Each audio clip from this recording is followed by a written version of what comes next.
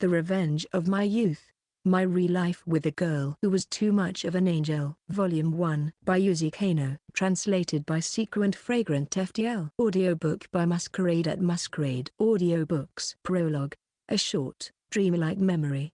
You're familiar with light novels, aren't you, Nihama-kun? Huh? Her voice in the library had startled me, a sweet melody I hadn't expected to hear. When I finally turned to face her, my breath hitched. She was breathtaking, flawless skin, hair that flowed like silk, and eyes that glittered with a brilliance that outshone any book's wisdom. A warmth rushed through me, a feeling completely new and unfamiliar. Just one glance from those radiant, star-like eyes, and I understood why the boys were always raving about her. She was easily the prettiest girl in school, and I knew, without a doubt, that any man would have been lucky to have her attention.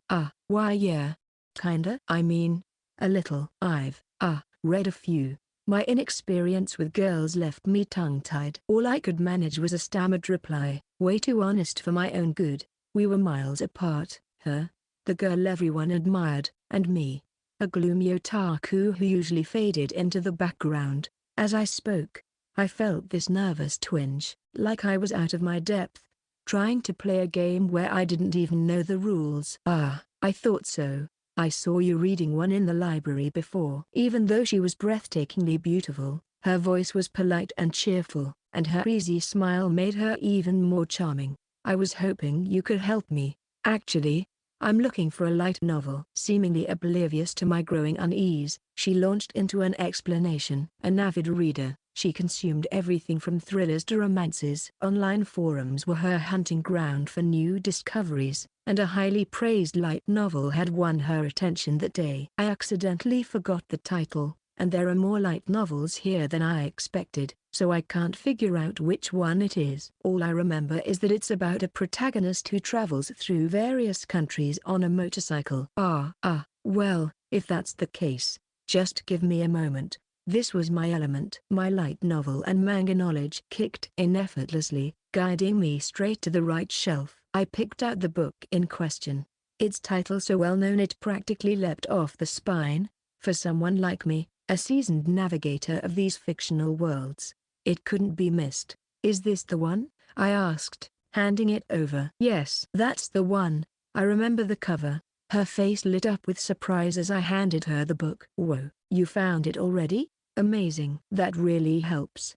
Thanks so much. The simple act of finding a book brought a radiant smile to her face. Her genuine gratitude washed over me, surprising and warming me in a way I wasn't used to. Given my inexperience with girls, it's surprising. Even the school's beauty reads light novels. Discovering that the girl in front of me shared my passion for something I loved felt incredibly exciting. It contradicted everything I assumed and ignited a powerful feeling of connection. Nihama-kun, you must read a lot of light novels, right? Do you have any recommendations? Well, a few. Her words caught me off guard, setting off a chorus of otaku alarms in my head. Typical, wasn't it? In an instant, my normally dormant brain kicked into overdrive, desperately scanning my mental library for a recommendation that might pique her interest. Eventually, I made up my mind and headed back to the light novel shelves. My otaku knowledge helped me pick out a few titles I hoped she'd like. Here are some of my personal favorites. These all look fantastic. There are so many great options, and I love the consistent vibe they seem to share. Figured you'd like these. They reminded me of that other book you were interested in. Realizing she wasn't well versed in light novels, I used my otaku instincts to select titles that felt closer to traditional novels, hoping to ease her into the genre. My choices seemed to hit the mark. Wait, did you pick these out specifically for me? That's so thoughtful. Thank you, I really appreciate it. The breathtakingly beautiful girl, to my surprise, bowed her head to me. This ended up being way better than I expected. I'm glad I asked. Even though we don't talk much, you seem like someone who really goes out of their way to help others. Nihama-kun. Her genuine gratitude touched me deeply. In high school, judgment comes easily. The popular ones are revered, and a quiet otaku like me is often met with a doubtful eye. Mistrust, but there was no trace of that in her eyes or voice. Her simple, Sincere thanks felt refreshingly different from the school's social norms and my own guarded mindset. I'm so glad you were here today, Nihama-kun. Thank you so much. The fading light of the sun gilded the library shelves, and for a brief, perfect moment, her smile shimmered with an ethereal beauty. It was as though all the goodness in her heart was distilled into that single, perfect moment, leaving me breathless with its simple power. As if a spring breeze blew directly into my heart, my eyes and soul were captivated. It became an eternal painting etched into my mind. Looking back, it seemed like a trivial moment. For her, it was nothing special, and she probably forgot about it soon after. Though it didn't lead to a deeper connection, for a withdrawn and apprehensive teen like myself, that moment was a ray of unexpected light in my otherwise dim adolescence. It was a memory as beautiful as a dream, one that time could never erase. Chapter 1, From Corporate Drone to Time Traveler. A dream, huh? The silence of the late night weighed heavy on me. I must have fallen asleep at my desk, exhaustion finally claiming me after too many overtime hours. My quiet mumbles echoed in the empty office, my suited figure swallowed by the vastness of the space. I dreamed of happier times, a moment from the past I couldn't have back, but the dream faded like a ghost, leaving me alone with the harshness of the present. How did my life end up like this? 12 years in the corporate world had worn me down. Tonight, like countless others, I faced unreasonable demands. My desk overflowed with documents, an impossible workload dumped on my shoulders. My boss's work was now piled on my desk, dumped on me with a last-minute order: get this done by tomorrow. Ha. Classic. Ever since I graduated, my life had been a corporate comedy routine, and the worst kind. The company, a textbook black company. Unpaid overtime, 0 days off, customers who treated me like I was their personal servant, and deadlines that feel like they were designed to push me to the brink. Just another glorious day at the office. Working hard in the belief that it would someday be rewarded. I've been duped by such foolish words of the company for 12 years now. Something inside me snapped. The bottled-up frustration I always kept hidden threatened to choke me, spilling out into the empty office as raw, unfiltered words. The pay is dreadfully low, and there's absolutely no chance for promotion. I'm just being used up. My spirit had broken, and my body had started to follow. Dizziness and aches plagued me, my hair rapidly turning white. Nightmares jolted me awake, a constant reminder of the stress I couldn't escape. I'd stayed at this miserable company because I was a coward. Plain and simple. Gloomy, dark, lazy. I've always hated challenges, always taken the path of least resistance. My self-criticism didn't end there. I was still a virgin. A bitter chuckle escaped my lips. Tears welled up, blurring my vision. This crushing despair wasn't new. It had been a shadow by my side ever since I started this job. No, even before that. School days held no happy memories either, just a trail of failures that left my whole life feeling utterly devoid of joy. No, as despair threatened to consume me, the memory of the girl I used to admire flickered to life, a fleeting glimpse. Yet it brought a surprising warmth. I pulled out my smartphone and zoomed in on an old class photo. There she was, the girl with long brown hair who seemed to embody beauty itself. Her smile in the photo radiated a pure and innocent joy. I greatly admired my classmate, Shijoin Haruka. She was beautiful, elegant, and above all, incredibly kind. We were classmates in high school, and my admiration for her grew quickly. As a fellow member of the library committee, she always spoke to me with warmth and friendliness. Moments spent talking to her were among my most precious memories. But happiness used to bloom whenever I thought of Haruka. Now, those memories were laced with despair. Why did fate have to be so cruel? The joy we shared felt poisoned, a constant reminder of everything that had been ripped away. It was like my heart had a capacity for joy, but was steadily drained over the past 12 years. Everything I held dear felt like it had been relentlessly stripped away. Why did it turn out like this? I knew the choices I'd made were wrong, but where had I gone astray? Could I have forged myself into someone stronger, someone who never stopped seeking the right way? High school was probably my last chance, I realized with a pang of regret. My final opportunity to break free, to shed the weight of my own gloom before adulthood hardened me. But during that crucial period, I hadn't grown out of being a gloomy nerd.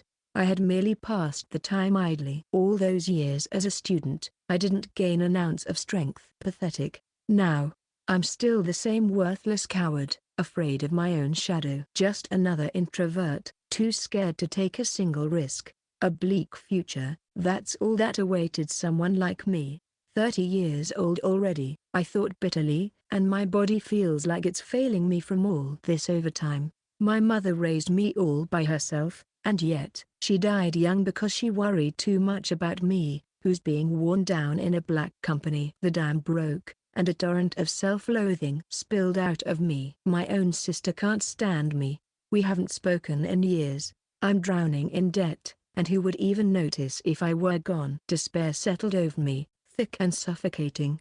This is it, isn't it? Rock's bottom. I'll never break free, just keep running from challenges, getting more and more pathetic with every passing year. Just take me back. I want to go back to those days. My voice, raw and broken with sobs, echoed in the emptiness of the office. If it's now, I understand how important that time was during those days. If you want something, you have to fight for it. I finally understood at this age. I wanted to start over from that time. My life, which was a failure. With this frantic regret surging in my chest, this time my life would be.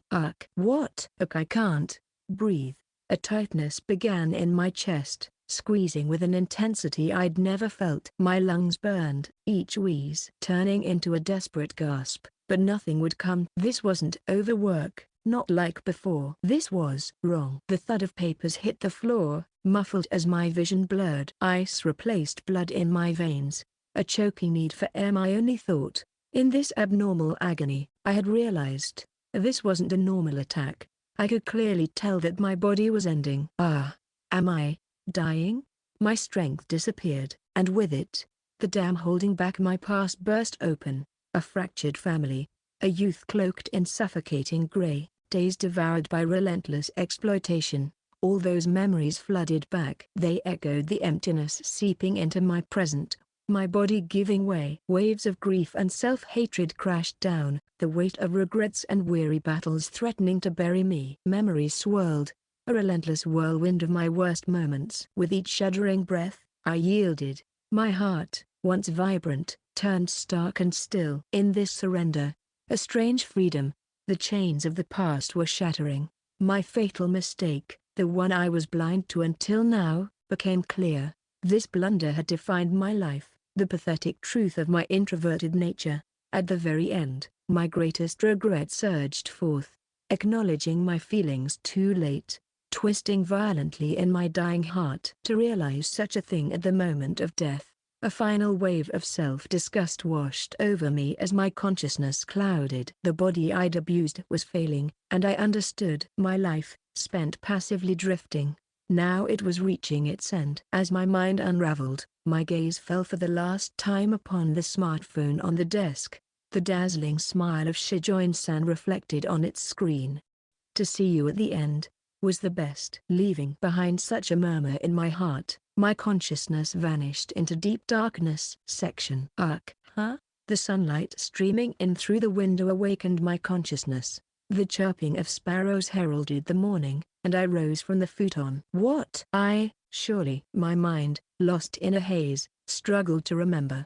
I was Shinichiro Nihama, a 30-year-old corporate drone at a black company. Yesterday, I was definitely working late into the night, crushed by an overwhelming workload. That's right. I think I had a severe heart attack. Remembering the pain and the sensation of life fading away, I fully awoke. I was convinced I was going to die, but as long as I was here, it seemed that I was alive. Then, was this some hospital? Where am I? As I looked around, it was clear this wasn't a hospital room. And it wasn't my apartment either. My parents' house? Could this be my room? Game and anime posters covered the walls, my once pristine study desk reduced to a mere storage space, and a bookshelf overflowing with manga and light novels. Without a doubt, this was my room from the time I was a student. No, wait. This can't be real. My voice, a raw whisper, broke the silence. What is this? This room was supposed to be erased from the world. Our family home was gone after my mother's passing. Yet here it was again. Was this a dream? No. Everything seemed too real. Even stranger. My body felt light and unbound, pulsed with a vitality I hadn't felt in years. What's happening, exactly? My puzzled gaze turned towards the window, and my mind went blank. The reflection wasn't of the weary 30-year-old me. What is this? My face. It took a moment to register the youthful appearance as my own. Too young. It looked like a kid's face, the one I was patting with my hands. There wasn't a single white hair in sight, and my skin, which was usually rough, felt impossibly smooth. I'd always been of average height, with features my sister, before things changed between us, generously called pretty good if you dressed well. And now, that exhaustion of my corporate life had vanished. I appeared refreshingly different. This youth, is it me from my high school days? This was too surreal, too bizarre to be real. The only logical explanation was that I was dreaming. But what if I wasn't?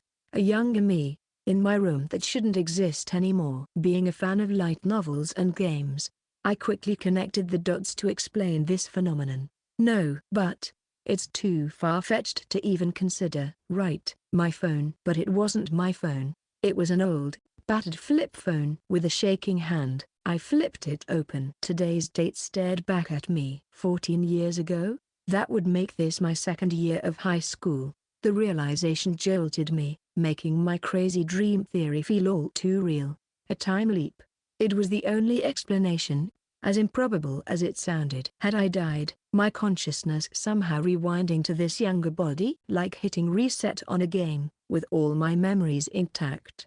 The idea was wild.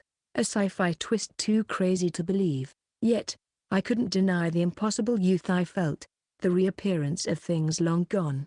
Nothing else added up. Stunned, I froze, overwhelmed by a situation that seemed like a delusion made real. The hypothesis I came up with was too absurd, exceeding the imagination of someone who had lost all hopes and dreams to a life of drudgery. As I stood lost, not knowing what to do, I heard a voice. Oh? I thought I heard some noise. But you're already up? You're up early today. The door clicked open, and there she was. A face etched with a warmth I thought lost forever. A rush of disbelief washed over me, stronger than any jolt from seeing my youthful appearance. Mum? What? Still half asleep, Shinichiro? A face, etched with a youth I barely remembered, called my name. It was a voice I was certain I'd never hear again, a living echo that defied all reason. My mother, taken from this world by worry caused by me, stood there impossible yet undeniable. Mum! I exclaimed, tears falling down my cheeks. Hey, what's wrong with you, crying like this at your age? Did you eat something strange? Clutching to my bewildered mother, I cried out loud. The tears, fueled by a whirlwind of emotions, continued to flow endlessly. Section. After dressing in the all-too-familiar high school uniform, I walked the route to school I used to take every day, reflecting on the miracle I had just experienced. To think I could see my mom again. After reuniting with my mother and crying my heart out, I eventually calmed down. To explain the tears, I told her they were brought on by a dream, one in which I was responsible for her death. Mom patted my head, trying to dispel my worries just like she did when I was a child. Don't let bad dreams linger, she chided gently. I almost cried again at the familiar comfort, but her voice sharpened. Stop sulking over a dream and hurry up to school, or you'll be late. So, I slipped on the school uniform hanging in my room, its everyday presence jarring against the unbelievable turn my life had taken. Leaving the house in a rush, I stood here now, uniform crisp, ready to embrace this impossible second chance at youth. Honestly, I'm still confused, but this has to be real, right? No matter how crazy it sounded, seeing my mother alive forced me to accept it. I was now living 14 years in the past.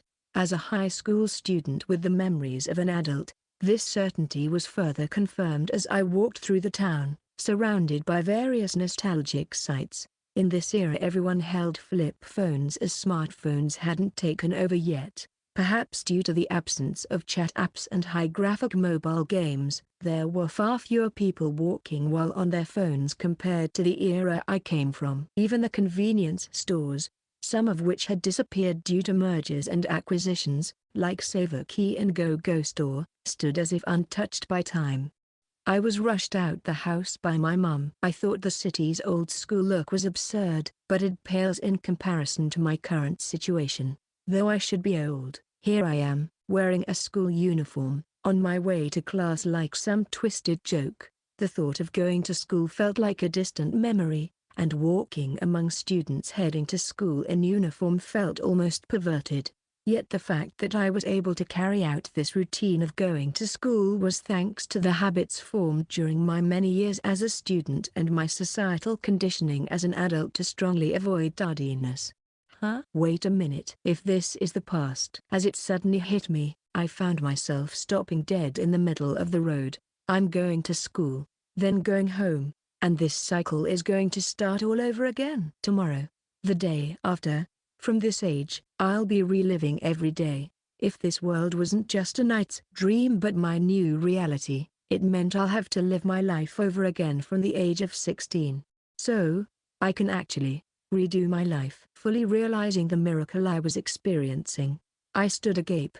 A second chance at life was precisely what I had desperately wished for just before my miserable end in the future. If I can really do this, the logic and reason behind this time leap eluded me, but returning to this era with the weight of regret burning in my heart, I knew my path.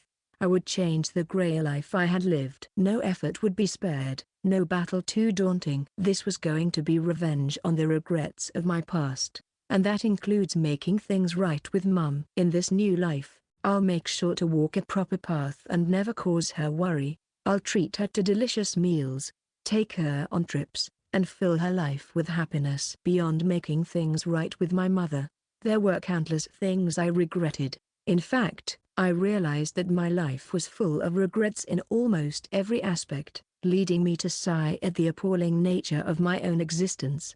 For starters, I firmly vowed never to enter the destructive black company that ruined my life as an employee. Wait, now that I think about it, at the very end of my previous life in the future, what I should perhaps call my past life, having died once, I remembered something important. Some critical mistake, something regrettable that I finally became aware of at my last moments. Yet, I could only recall that brief hint, and I couldn't remember what exactly it was that I realized about myself at the end. It felt like it was something of profound importance. Well, I'll remember it eventually. For now, it's back to school after 12 years. As I walked the route to school in my uniform, the cool, refreshing air of the early morning felt pleasant. The adult I had become seemed to fade away, and I felt as though I was returning to my high school self. I used to dread going to school, but now I'm actually looking forward to it. I feel motivated to do my best in studies, sports, everything. Having a future feels wonderful. Now, I could become anything. Now, I could go anywhere. Nihama-kun. Good morning. I turned around to the sound of a refreshing voice. There she was, the gem of my youth, the spitting image of how I remembered her. Meeting the girl of my dreams again after transcending time, felt as though my story, once destined to end in obscurity, was beginning anew. Chapter 2, The Second Start of Youth. Shijoin-san. A wave of nostalgia washed over me, vivid memories flickering before my eyes. I saw long, lustrous hair, shimmering with an otherworldly light, and eyes like pools of clearest sapphire. Her very presence was the embodiment of Yamato Nadeshiko, a paragon of Japanese femininity. Her smile, unmarred and genuine, mirrored the purity within. There she stood, Shijoin Haruka, the girl I had secretly admired throughout my high school years. Is something the matter? You seem awfully surprised. Shijoin-san spoke with the same gentle and refined manner I remembered, her actions tinged with grace. It was to be expected. After all, the Shijoin family was highly respected in the area, and her father, as president of a nationwide bookstore chain, held considerable influence. In this way, she was a true modern-day princess. No, I was just a bit distracted, I guess. Good morning, Shijoin-san. Good morning to you too, she replied with a bright, adorable smile. Despite her stunning looks and her family's wealth, Shijoin-san never acted superior. Instead, she showed kindness even to someone like me, a shadow dweller in the school's social hierarchy. With her breathtaking beauty and flawless figure, it was no wonder all the boys were enchanted by her. How can someone so wonderful face such a tragic future? Once a source of innocent admiration, her beauty now pained me, knowing her tragic fate from my previous life. After high school, Shijoin-san thrived. Her charm and brilliance attracted admirers, but they also kindled festering jealousy among some of her female colleagues. Her life became a relentless cycle of torment. Belongings disappeared, mistakes she didn't make became hers, poisonous rumors filled the air, and a crushing workload suffocated her. This was merely the surface of the abuse she endured. Since Shijoin-san was too kind to suspect their cruelty, she isolated herself with her work, unknowingly fueling her decline. Her family remained unaware, while her mental health spiraled downwards. Around the same time, her family's business fell into financial trouble, and the great Shijoin household faced ruin. Because she hid her pain, her family remained unaware of their daughter's suffering for far too long. In the end, overwhelmed with despair, Shijoin-san took her own life. The story of a major corporation's heiress filled the news, her tragic fate a stark reminder of life's cruelties. This news reached me during my own darkest days, and the weight of Shijoin-san's story pressed heavily on my heart. I was so shocked back then, I couldn't even eat. My interactions with Shijoin-san in my previous life were few and far between. Yet, against the grayness of my youth, those fleeting moments with her shone like stars, offering me slivers of joy, cherished memories that still bring warmth to my heart.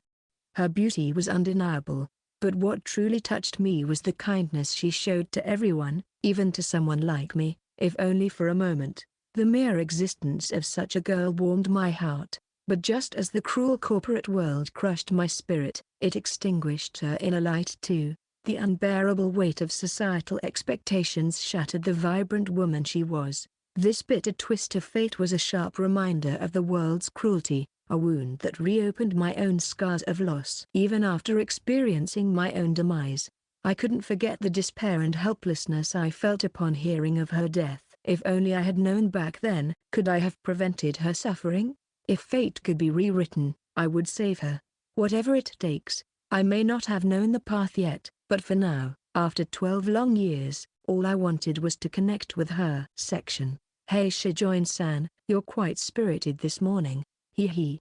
I was up late reading again last night. I may not look it, but getting out of bed was a battle today. But it was worth it. Look, I've got a volume 7 of The Zero's Errand Runner. She laughed, pulling out a light novel from a cotton bag that seemed to be borrowed from the library. It made me smile, remembering how she'd fallen in love with light novels and branched out into so many new genres, even action-packed battle and mystery stories. That volume is so exciting, especially the part where the protagonist, Genai, faces off against an army of 70,000 alone to protect his lord. Exactly.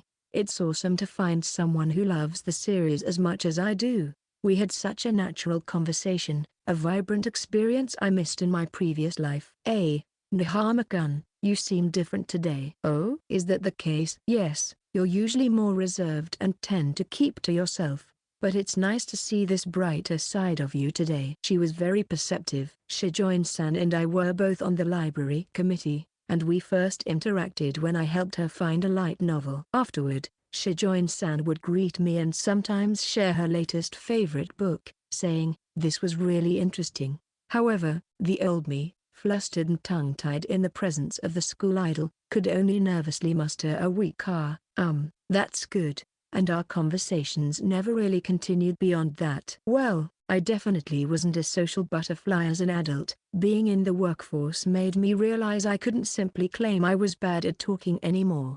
At work, whether facing a beautiful woman, a difficult customer, or a boss who had a tendency to overstep boundaries, I had no choice but to converse. Failing to do so would only bring more disdain and sarcasm my way, so I naturally acquired some degree of communication skills and manners. I decided to stop mumbling after seeing you, Shijoin-san. You're always so lively and easy to talk to. You inspired me to want to speak more clearly. Well, the truth was that I only fixed my quiet speech because I had a sports-obsessed boss who wouldn't stop scolding me about it. Me? That's kind of embarrassing to hear. My words, which could be taken as flattery, only made Shijoin-san blush and shyly look away.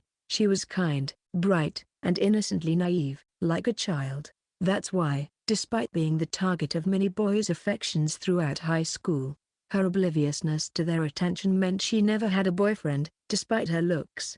Ah, are those the books you're returning to the library? They look heavy. Let me help you carry them. That seems like too much trouble, and I borrowed 10 books this time. It's fine, the school's right over there. Saying so, I quickly took the library bag filled with books from her hands. Wait, what was I doing? My mouth and hands moved on their own. But why? Shoot. This is a habit from work. At my workplace, there were several older women, and they could be quite annoying. Whenever they saw a man while carrying heavy items, they'd expect them to say, "Let me carry that for you," and get indignant if the offer wasn't made immediately. This repeated behavior caused me to develop a reflex of offering to carry heavy items for women. Thank you so much. Honestly, I borrowed too many books. My arms were starting to get a bit sore. This is a big help. Good. I wasn't seen as some weirdo forcing his kindness on her. Memories tend to soften with time, but I found that Shijoin-san's cuteness, brightness, and natural charm were just as vibrant as I recalled. And now, for the first time, our conversation flowed so smoothly, which made me feel incredibly happy. You know, it's not just how you talk. You seem so different from the Nihama-kun I knew from yesterday. Really? Do you think so? Yes. It's like you found your voice. There's a strength in the way you carry yourself now, which is wonderful. Wow, only Shijoin Haruka could deliver such a mind-scrambling line with that sweet smile. The destructive power. It was overwhelming. My heart felt like it was being squeezed. But if she sees me that way, maybe those 12 wasted years of my life weren't so meaningless after all. Thanks. Honestly, hearing that makes me really happy. You borrowed a lot of books, huh? Found any interesting ones? Yes. Each one was quite compelling. First off, the walk to school with Shijoin-san was wonderful. Our casual conversation felt so natural. Sure, some students seemed less than thrilled to see a geeky, introverted guy like me with a beauty like her, but I decided to live strongly and not let that bother me. The simple act of this school commute, something I couldn't imagine in my previous life, filled me with warmth thanks to my newfound resolve. Section. This is my classroom from back then. When I passed through the school gates and changed into my indoor shoes at the shoe cubby, I was hit with a strong wave of nostalgia. But after stepping into the classroom where I'd spent so much time, the feeling was even stronger. Desks, chairs, the blackboard, and this buzzing atmosphere. Yes, this was what my old classroom felt like. Then, Nihama-kun, let's do our best after school as well, Shinjoin-san said. Yeah, I managed to reply, though I couldn't immediately recall what she meant. What was I supposed to do after school? Right, the library committee work. That's right. The reason Shijoin-san and I even have any interactions is because we're both on the library committee, and it seems today is our turn for duty together. Well, I'll definitely go. But for now, I need to focus on the present. Now, where's my seat? Oh, here it is. Wow, these wood-look desks and chairs are so nostalgic. Honestly, I had no idea where my seat was, but luckily, I recognized it by the gym clothes bag hanging underneath. Sifting through the desk brought out textbooks and notebooks left inside, feeling like unearthing a time capsule, filled with intrigue and nostalgia. Wow, my old notebooks. Looking at them now, my notes were so sloppy. Lost in a wave of nostalgia, I barely registered the morning homeroom bell. Even after 12 years, my body responded to stand, bow with no hesitation. A testament to the ingrained habits from childhood. After the teacher's talk, a female student stepped up to the podium. She was a girl with medium-length hair and glasses. She was cute, but her expression was plain, making it hard to guess what she was thinking. Honestly, while I'm no better, It's true that she left a faint impression. Ah, what was her name again? Ka something? Hello everyone. I'm Kazumihara, and I've been appointed to the Cultural Festival Committee. If you have any ideas for events during the festival, please let me know ASAP. The deadline for proposal submissions is next week. Just a heads up, though, every year we get outlandish suggestions like a bikini cafe for girls or a campfire in the classroom. Just know that I'll be trashing all those. Kazumihara, the girl with glasses, spoke in a voice devoid of emotion. Her voice was monotone, and her expression remained blank as she returned to her seat. A cultural festival, huh? Guess it's that time of year already. Now that I think about it, our high school's cultural festival was indeed in spring. Honestly, I didn't have any strong memories from the last time, so I wasn't particularly attached. Well, it seems like it's still a while away. For now, getting used to high school life again is more important. I have to remember how to do all this school stuff. On my first day in this new life or second round of life, my head was filled with the many things I'd have to get used to again, so I ended up relegating the event announcement to the back of my mind. Plus, I had math class today. How do you solve differential and integral calculus again? Section. Nihama. You're possibly Jinji? It was during a break between classes that the male student who approached me turned out to be Jinji Yamahira, my only friend from high school. Like me, he was an otaku, but his short, neat appearance made him seem more like he belonged to a sports club. The reason he gave when I asked him was, if you dress like an otaku, you'll get bullied right away. This is my defensive strategy against that. We had gone out for drinks a few times even after graduation. What do you mean, possibly? Anyway, forget that. What's going on with you? What do you mean? Don't play dumb. It's about Shijoin-san. Why were you talking and walking to school with her this morning? It's nothing. I ran into Shijoin-san on the way to school, and she had her arms full of library books. I figured I'd help her carry them to the classroom. Huh? You're the one who gets shy and can't talk properly around cute girls, right? Since when did you start doing something straight out of a shoujo manga? Honestly, it wasn't a calculated move. More like muscle memory from my corporate slave days. Definitely wouldn't have caught high school me doing that. And why are you different? You're speaking so much more clearly, and that awkward aura you had is completely gone. Did you get ice-kai'd or something, then come back after a long, difficult journey? Close, but it was a time leap, not an isekai. You got it, Jinji. Believe it or not, I was stuck in another world until yesterday. 12 brutal years trapped in some horrific slave labor organization. Think early mornings, late nights, soul-crushing insults, and watching everyone around me crack under the pressure. Not exactly a walk in the park. Haha. That's terrible. Sounds like a dark isekai. Unfortunately, it's a dark reality. It might be a joke to you, still innocent, but this is a demonic abyss that exists even in this era. Jinji. But it's been a while since we've had such foolish conversations. I feel more and more like I've returned to those days.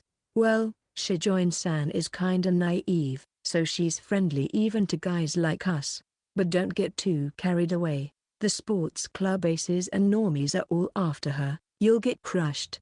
So the term normies already existed at this time. Sad, but us otaku types are at the bottom of the school hierarchy. Stand out a bit and attract the attention of the upper guys, and you could become a target for bullying. School hierarchy, the so-called school caste system. Yeah, that concept did exist. Now that I think about it, the idea of kids jockeying for position seems incredibly naive. Well, I suppose it continues as adults, doesn't it? People still compete over which university they attended or how much they earn. I'll be careful. Thanks for the heads up, Jinji.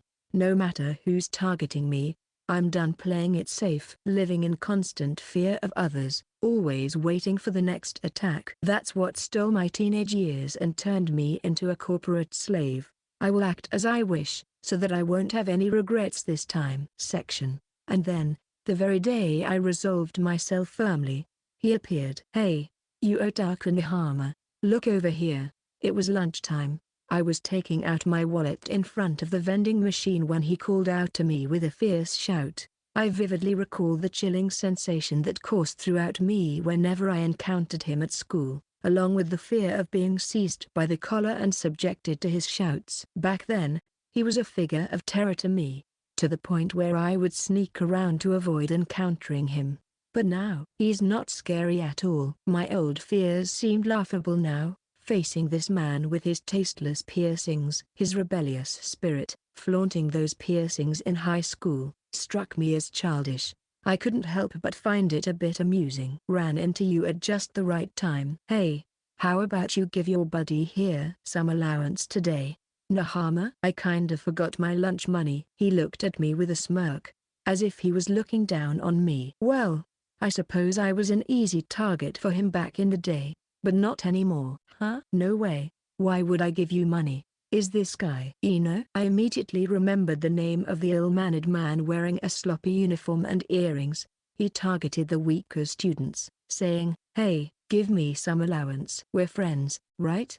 And if there was any sign of refusal, he'd threaten. You think you can defy me? Ino seemed genuinely surprised by my straightforward refusal. Don't mess with me. You think you're in a position to talk back like that? Talk smart and I'll beat you to a pulp. Shut up. Like I'm going to play along with your delinquent act. PL play? You really want to piss me off that bad, huh? It's an act, isn't it? You're just a fashion delinquent. You look the part but don't actually have the guts to get into real trouble by hitting someone. Indeed, looking back, I never actually heard any stories about Ino getting into fights or settling scores. He didn't defy teachers, and now that I think about it calmly, he doesn't seem like a real delinquent at all. You probably don't extort a large amount because it would cause problems, so you just leech small amounts of money off various weak students in rotation to avoid making a big deal out of it, right? No matter how tough you act, a petty guy like you isn't scary at all. No way. I'll kill you, you piece of shit. Acting all high and mighty, even though you're just a shitty otaku. Nahama, do you have any idea what's coming for you? True to form, Ino's face flushed red with anger, hitting the mark. He threatened with his usual loud voice, but I was no longer naive enough to be intimidated by such bluster. During my days as a corporate drone, my superiors had put me through all manner of hardships. This task should be yours to handle. Otherwise, your performance review will. You understand, right? Try to stand up to me. Starting tomorrow, your job will be endless sorting of supplies in the basement warehouse. No matter how many years pass, deny any facts of power harassment. If it comes to it, I can even make others testify that you were the main perpetrator of power harassment. Just remembering those moments sent a chill down my spine. In the small world of black companies, those in power held absolute control, and too often, I had to swallow my pride along with my tears. Compared to that, this guy has no control over me. He's just a kid. No matter how loud he yells, I'm not scared at all. So, what are you going to do? If you're going to hit me, do it quickly. What's wrong? Can't do it because people are gathering around from the commotion? Are you pretending to be tough while being scared of suspension or expulsion? You damn otaku, don't underestimate me. Ino reached out his hand towards me. If he had punched me as provoked, it would have been convenient for me, but his target was the wallet I was holding just before buying a drink. He snatched my wallet, which contained the 3,000 yen, $19.81, given by my mother. Ha! As a punishment for your cheeky mouth, I'll take your wallet today. Let's see. TCH. Just a mere 3,000 yen? Even the wallet of a loser otaku is pathetic. 3,000 yen? He acts like a child, throwing insults like that around. But don't think this is the end. Next time, I'll make sure to teach you a proper lesson. Ino's words stopped midway as he tried to leave, because I stretched out both arms and grabbed him by his collar. What the? Shut your fucking mouth. As I glared at Ino with anger and scorn, the cheap-looking delinquent seemed not to have expected any aggressive emotion from me and opened his eyes wide in surprise. You were trying to steal my money? The voice that slipped out of my mouth sounded colder than anything I'd ever heard myself say. You said just 3,000 yen and then tried to steal it, right? Ha. So what if I did? Don't fuck with me. I screamed at the top of my lungs, and both Ino and the students around us were shocked into silence. What's this just 3,000 yen crap? Do you have any idea how much effort it takes to earn that much? I was absolutely furious. Ino certainly had never earned money himself. He neither had any idea of the value of money, nor the gratitude for it. I couldn't contain my outrage towards this spoiled brat attempting to take the money that my mother earned through hard work, straining my arms to tendonitis from typing on a keyboard, bowing my head to crazy customers who shout insults. If I make even a single mistake, I'm called an idiot, a moron, told to go die, and so much more. Do you have any idea the kind of effort and sacrifice that goes into earning even a small amount of money? It's not just about the physical effort, it's about enduring harsh environments, dealing with difficult people, and sometimes swallowing your pride just to make ends meet. All of this, for what? Just so that someone like you can come along and thoughtlessly take it away as if it means nothing? The intensity in my voice seemed to have an effect, as Ino looked genuinely taken aback, his earlier bravado nowhere to be seen. It was one thing to deal with power dynamics in the workplace, where those in authority misuse their positions, but it was another when such behavior seeped into personal interactions, where respect and understanding should have prevailed. In the end, it was not just about the 3,000 yen, it was about recognizing the value behind the money, the hard work, and the sacrifices. It was about understanding that every action had its consequences, and respect and empathy towards that went a long way in creating a society where everyone could feel safe and valued. Listen up, money is something you finally get after going through hell, not some trashy object you can toy with. The audacity of a kid who knows nothing of this hardship, playing gangster and lightly stealing others' money, is a crime worthy of execution. It goes beyond the ignorance that can be excused. That's what money is about. It's something you finally get your hands on after going through all that crap. No matter how much you try to act like a delinquent, you're just a spoiled brat who's been coddled by his parents, provided with food, a warm bath every night, and a place to sleep. Try to steal the money my parents earned again, and I'll seriously kill you. Got it? Got it? Yeah, I have. Perhaps fueled by my anger at his dismissive attitude towards my money, Ino stammered a confused response. After releasing the fake delinquent's collar, he landed on his rear. I retrieved my wallet and left the spot. I was acutely aware of the intense attention I was drawing from those around me. Even though the confrontation ended there, I was left with a lot to think about regarding the value of hard-earned money and the importance of standing up for what's right, even in the face of intimidation or bullying. Chapter 3, After School with the Girl of My Dreams. I've really done it this time. After the afternoon classes, the hallway hummed with conversation as I walked, a wave of regret washing over me. The root of my turmoil? Undoubtedly, the incident with Ino during lunch break. Never in my life had I felt such fury, that kind of anger. I didn't even know I could shout like that. Even with that anger, a part of me saw this coming. This new chance at life made me see just how much Mom struggled raising us all after Dad died. Someone who'd never worked a day wanting to steal what little Mom could give me. It filled me with a blinding fury. Well, Ino is a small fry, so I doubt he'll try anything in retaliation. But it would be problematic if rumors of me getting into a fight with a delinquent started spreading. Well, it's better not to dwell on what's already past. Regardless, allowing my wallet to be stolen without any resistance was never an option. All right, time to switch gears. Now, I'm ready to dive into my library committee duties alongside Shijoin-san. With that decision, I pushed open the library door. Shijoin-san stood by the window, bathed in the soft glow of the setting sun. Her gaze drifted out at the after-school scene, her long brown hair swaying gently in the breeze. Stunning wasn't even the word.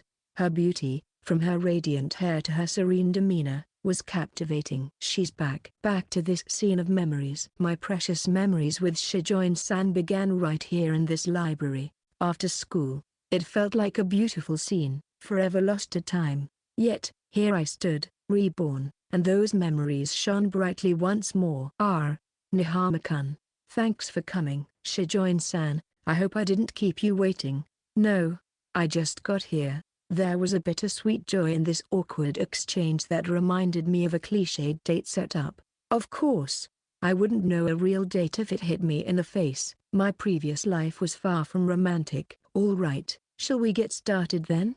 First up was sorting the books, right? Yes, we've got some new and exciting titles to add to the shelves. As Shijoin-san's bright voice kicked off our work, a wave of contentment washed over me. In my past life, I'd never have imagined chatting so easily with a beautiful girl. But now, with a newfound confidence, words flowed naturally between us.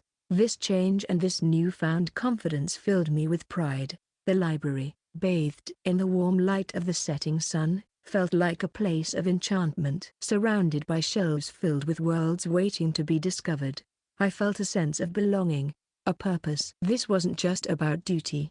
It was about sharing a love for stories and knowledge with someone special in this quiet sanctuary.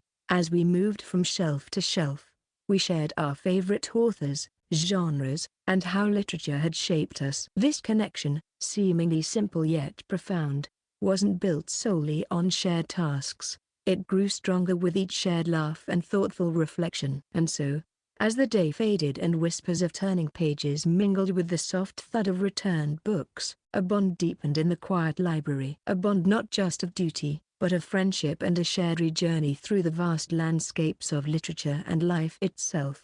In that moment, I realized that this, right here, was a chapter in my own story, one I would cherish. A story not of dramatic battles or high-stakes adventures, but of moments worth cherishing. A story where the echoes of past regrets were drowned out by the simple, yet profound, joy of shared experiences and newfound companionship.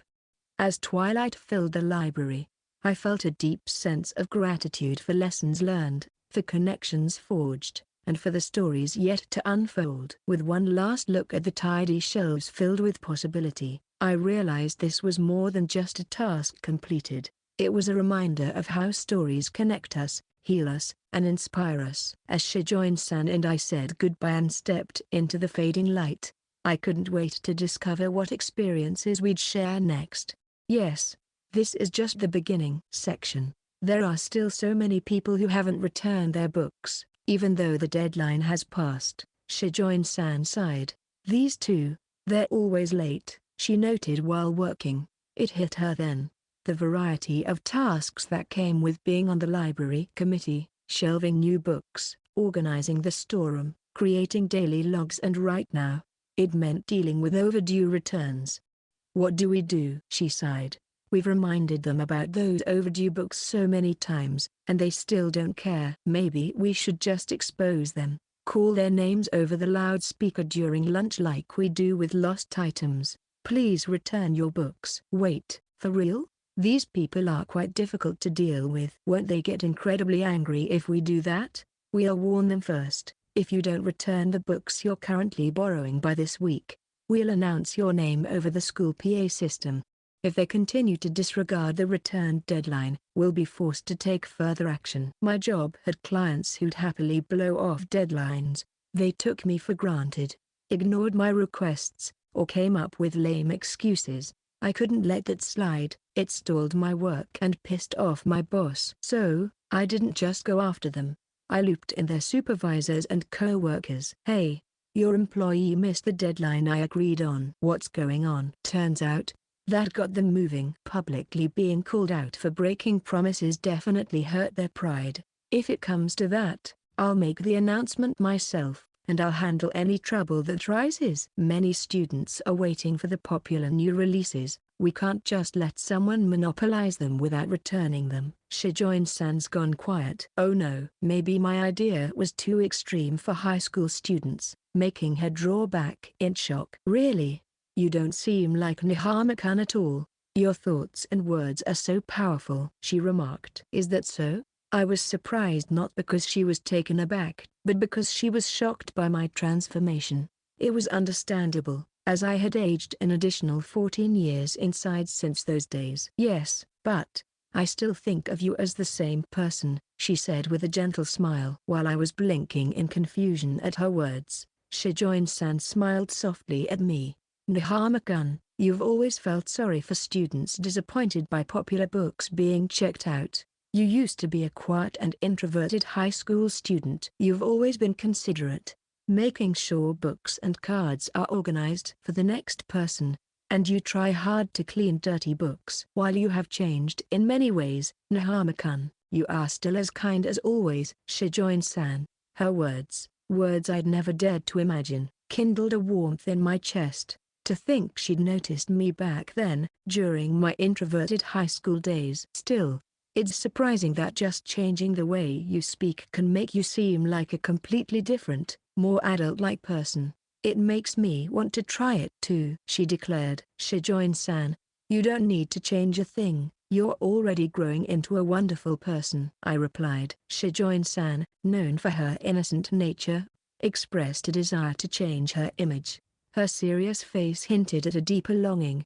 But what exactly did she want to change? Honestly, my parents still treat me like a child.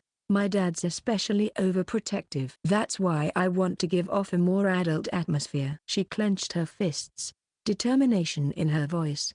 I couldn't help but smile wryly at Shijoin-san's longing for adulthood, so filled with honest ambition. It was truly endearing.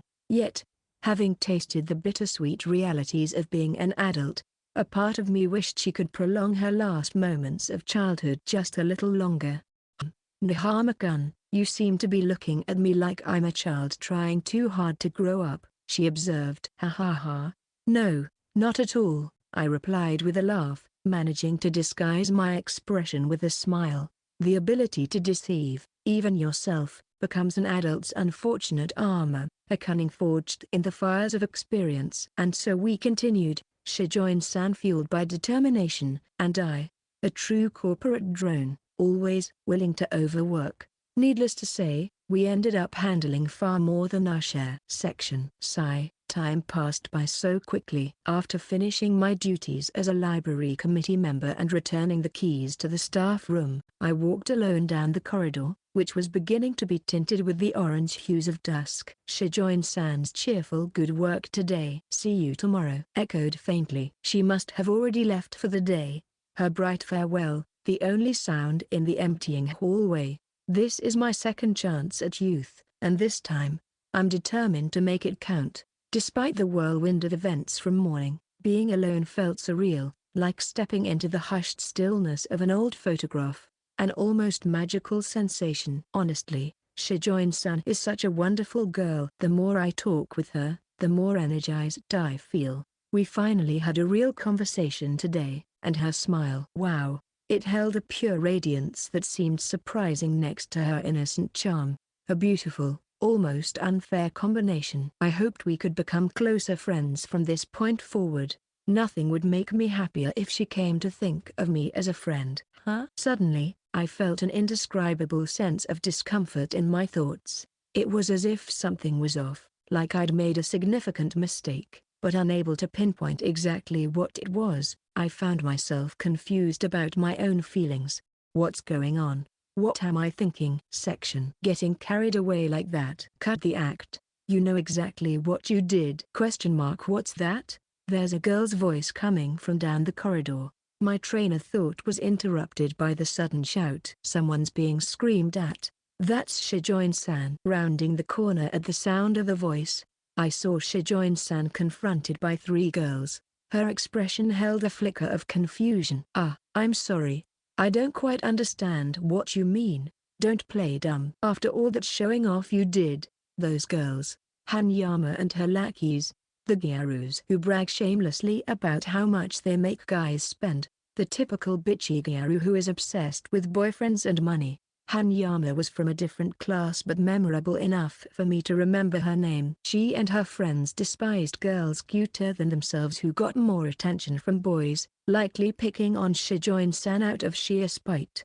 Shijoin-san probably just happened to pass by their classroom, and they took the chance to corner her when no one else was around. I'm sorry, but what exactly do you mean by getting carried away? That attitude right there is what I mean. acting all cutesy and flirting with guys every day. It's seriously annoying. Yeah, just like Machiko said, you're really getting carried away. Getting carried away is the perfect phrase for nitpicking. It's vague enough to create a sense of wrongdoing, making it seem like the other person's behavior is the problem, even if all you have is a personal dislike.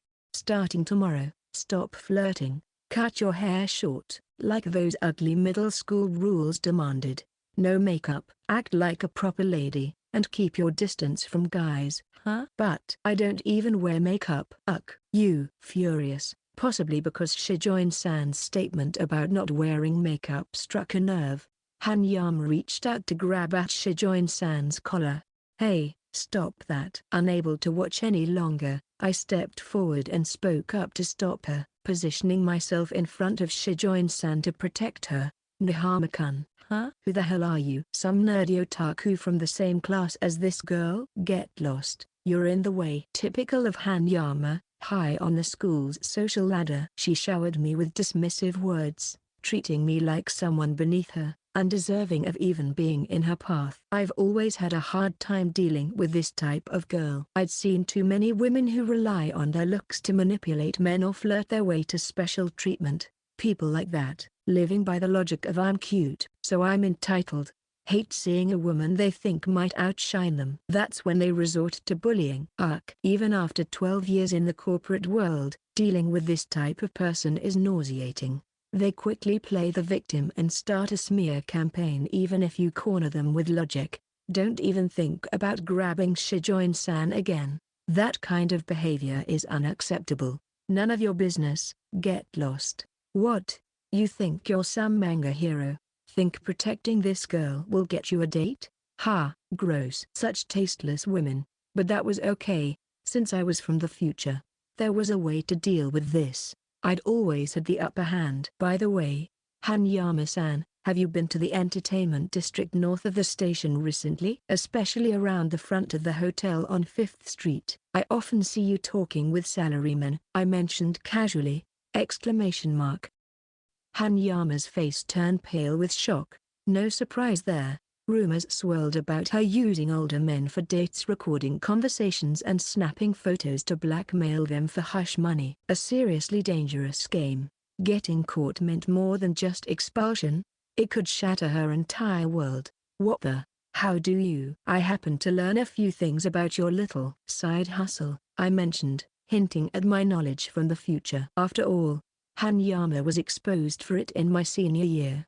Her expulsion made the news, and the whole scandal was the talk of the school for weeks. I still remembered the chaos it caused.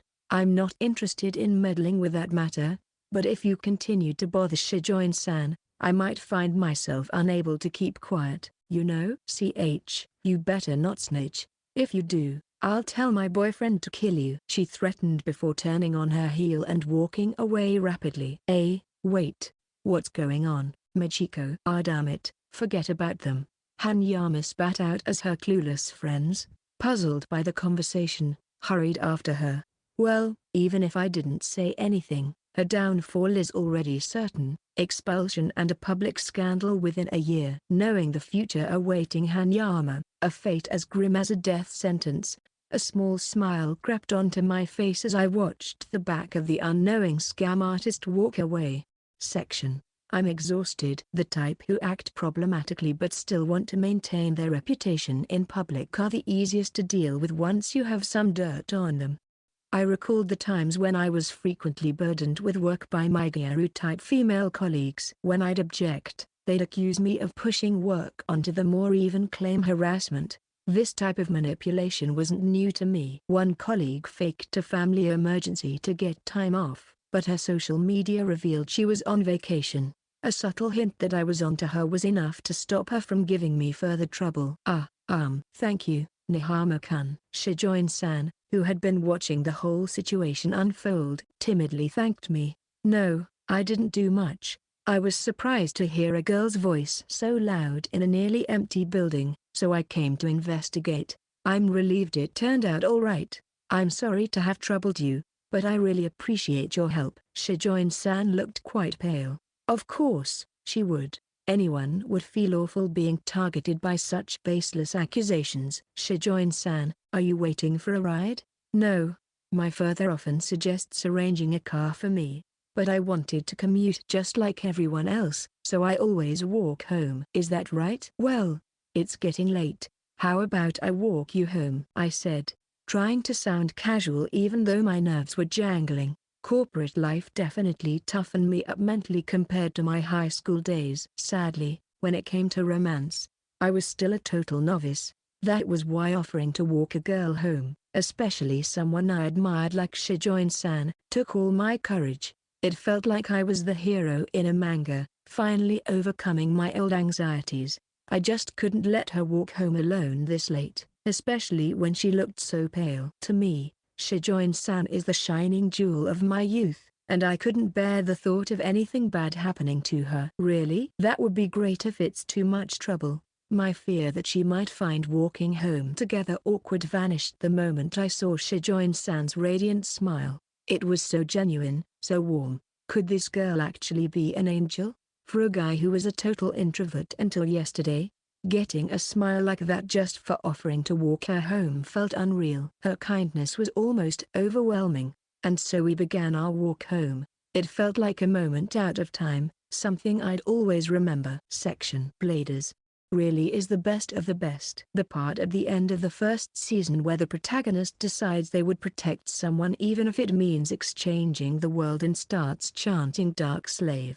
I just cried my eyes out. That scene is such a tearjerker. And right when you're catching your breath, they hit you with that wild plot twist. It totally blew my mind. Right? Exactly. Walking alone with a girl in the city. It reminded me of those business trips and after-work parties during my corporate days. But back then, I was terrible at talking to women, and my awkward attempts usually left a bad impression. Instead of coming off as friendly, people thought I was boring and untrustworthy. It even messed up teamwork later on. That was when I figured out a great plan. I love talking about my hobbies, like games and light novels. So, why not let the women do the same? I'd let them talk to their heart's content about whatever they're passionate about, pets, their favorite baseball team, or anything else. It generally put people in a good mood, and the best part? Since I only needed to nod along, there was no pressure to come up with something clever to say. And then, the protagonist, Shijoin-san, seemed genuinely happy. She talked excitedly, like she'd been waiting for a chance to discuss her favorite light novel scenes with someone. I didn't know her friend group well, but maybe there weren't many other girls around who shared her enthusiasm for light novels. It's nice to see you so happy. You seem to have cheered up. Yes, somehow talking about my favorite things has really lifted my spirits. She was absolutely right. Tormentors like that were a blight. They thrived on hurting people. If you wasted your time on them, ignoring what brought you joy, they completely wear you out, like they did to my former colleagues. Thanks so much for helping me out earlier. Honestly, this isn't the first time this has happened, and I still don't know how to deal with it. Wait a second, are you saying you've been through this before? Yes, ever since I was in first grade. It's always been the girls, and they always say the same things like you are getting ahead of yourself or you are an eyesore. Since first grade, there were already girls who said such things from the young age of 6. Women are scary. Honestly, I don't understand what they want from me, but I can sense they really dislike me. It feels scary. I'm truly grateful that you came along. Shijoin-san looked up at me with wide, vulnerable eyes. It was incredibly endearing, and I had to fight the urge to just melt right there. However, I see. So the reason she's targeted is incomprehensible. That makes sense given that she isn't the type to feel intense jealousy towards others. Maybe, for your sake, it'd be helpful if you understood why someone like Hanyama might target you. You know why? Please tell me. If I'm doing something wrong, I want to fix it. Shijoin-san said, her eyes filled with hope. All right. The truth is, you're beautiful and kind. That's why they target you, I said honestly. What? They're just jealous. Not everyone is as beautiful and kind as you, and that bothers some people. No, what are you talking about? I'm not like that. Honestly, you're truly beautiful. It's really important that you recognize that. I told her sincerely. I wanted to build Shijoin-san's self-awareness. If she understood her beauty, maybe she'd stop blaming herself for the bullying. I hated seeing her needlessly question her own worth. Shijoin-san, please understand. You're not to blame here. Let's say it together. I am not at fault. I am not at fault. But is that really true? What if I'm doing something wrong without even realizing it? No, you can't keep thinking like that. It's not true. Repeat after me, 10 times. I am not at fault. She sighed. Seriously? Do I have to? Shijoin-san was bewildered, but due to her honest nature, she began to repeat I am not at fault. This was absolutely necessary. My firm tone was born from the desperate hope to change Shijoin-san's self-punishing thought pattern. The ones who get crushed in black companies are always the serious and kind ones. They take on unreasonable work, get scolded by others, and think it's my fault, accumulating stress until they break. That kind of thinking would likely lead to Shijoin-san's downfall again in the future. Because she couldn't see the bullying for what it was, ugly jealousy, she became overwhelmed and broke. Unable to recognize the injustice, she wasn't able to escape or ask for help. To prevent such a future, changing her thought process was essential. I am not at fault. I am not at fault. From now on, if someone like Hanyama tries to get to you, just remember, I am not at fault. Bullies like that won't admit they're jealous, so they'll say things like you are getting too full of yourself because it's an easy excuse. A hint of doubt crossed Shijoin-san's face. Is that true? She whispered. It definitely is. When someone lashes out because they're jealous or just feeling negative, it's pointless to try and change yourself to appease them. The important thing is to learn to ignore them. Are you okay? A curious look flickered across Shijoin-san's face, her eyes fixed on me. No. It's just. You looked so serious. I really appreciate it, but why are you so concerned about me? Of course I'm concerned. I don't want to see you getting hurt, Shijoin-san. Eh? In that moment, the memory of Shijoin-san's tragic future flashed through my mind. Driven to prevent it from happening again, I was consumed by the need to avert any potential harm. My own embarrassment faded, replaced by an obliviousness to Shijoin-san's wide eyes and startled gasp. Nihama-kun. Yes? When you said that others might be jealous of me because of my looks, are you just saying that to comfort me, or do you really think so? No, I meant it. Honestly, I was surprised by how beautiful you were when I first saw you! Exclamation mark. My head, heated up from the moment, spun out these embarrassingly honest words, but they truly reflected my feelings. Hearing this, Shijoin-san blushed deeply and looked down silently. In hindsight, it should have been obvious that my words would have embarrassed anyone, not just Shijoin-san, but at the time, I could only tilt my head in confusion. Of course, Shijoin-san's house is huge. Escorting Shijoin-san to her suburban home, I stood before a mansion plucked straight from a manga. Its manicured garden, complete with a fountain, statues, and flower beds overflowing with vibrant blooms, left a bitter taste of social disparity in my mouth. Wow, maintaining all this must cost a fortune. Nihama-kun, thank you so much for today. It means a lot that you walked me all the way home. Now that I think about it, you've been helping me out all day. No, it wasn't much, really. I enjoyed the walk, and the conversation too. Shijoin-san bowed deeply.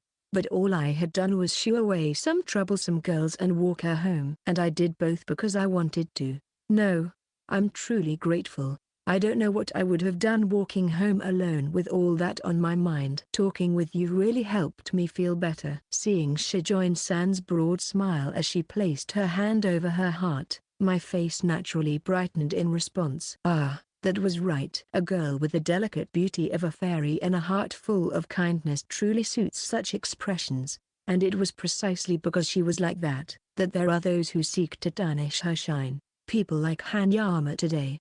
They likely didn't even see themselves as wrong. They twist their jealousy into excuses, claiming she's getting too full of herself, cheating, or simply annoying. It was incredibly frustrating to witness. So, if you ever have a hard time like today, I found myself speaking before I could even think. Please let me know. I'll always listen to your worries, and I'll do whatever I can to help. Offering my help wasn't about trying to look cool. It was more like the concern I'd felt for a colleague on the verge of breaking under the strain of excessive work. However, I quickly realized how pretentious my words must have sounded in the moment, and my face turned red. No, this isn't right. I got carried away with my concern. It's only today that Shijoin-san and I have really talked. Isn't this too forward? But that was truly how I felt. I genuinely wanted to be there for Shijoin-san in any way possible. Well then, I should be heading back home now. See you around, Shijoin-san, I said, trying to cover my embarrassment as I hurriedly took my leave. Nahama-kun. Her voice reached me from behind. Well, I know I've said it many times, but thank you so much. See you tomorrow. Don't worry about it. See you tomorrow. As I walked away, Shijoin-san called out loudly, and I responded with a voice stronger than I was able to muster in the past. Thus, our time together came to an end, and I made my way back to my own house.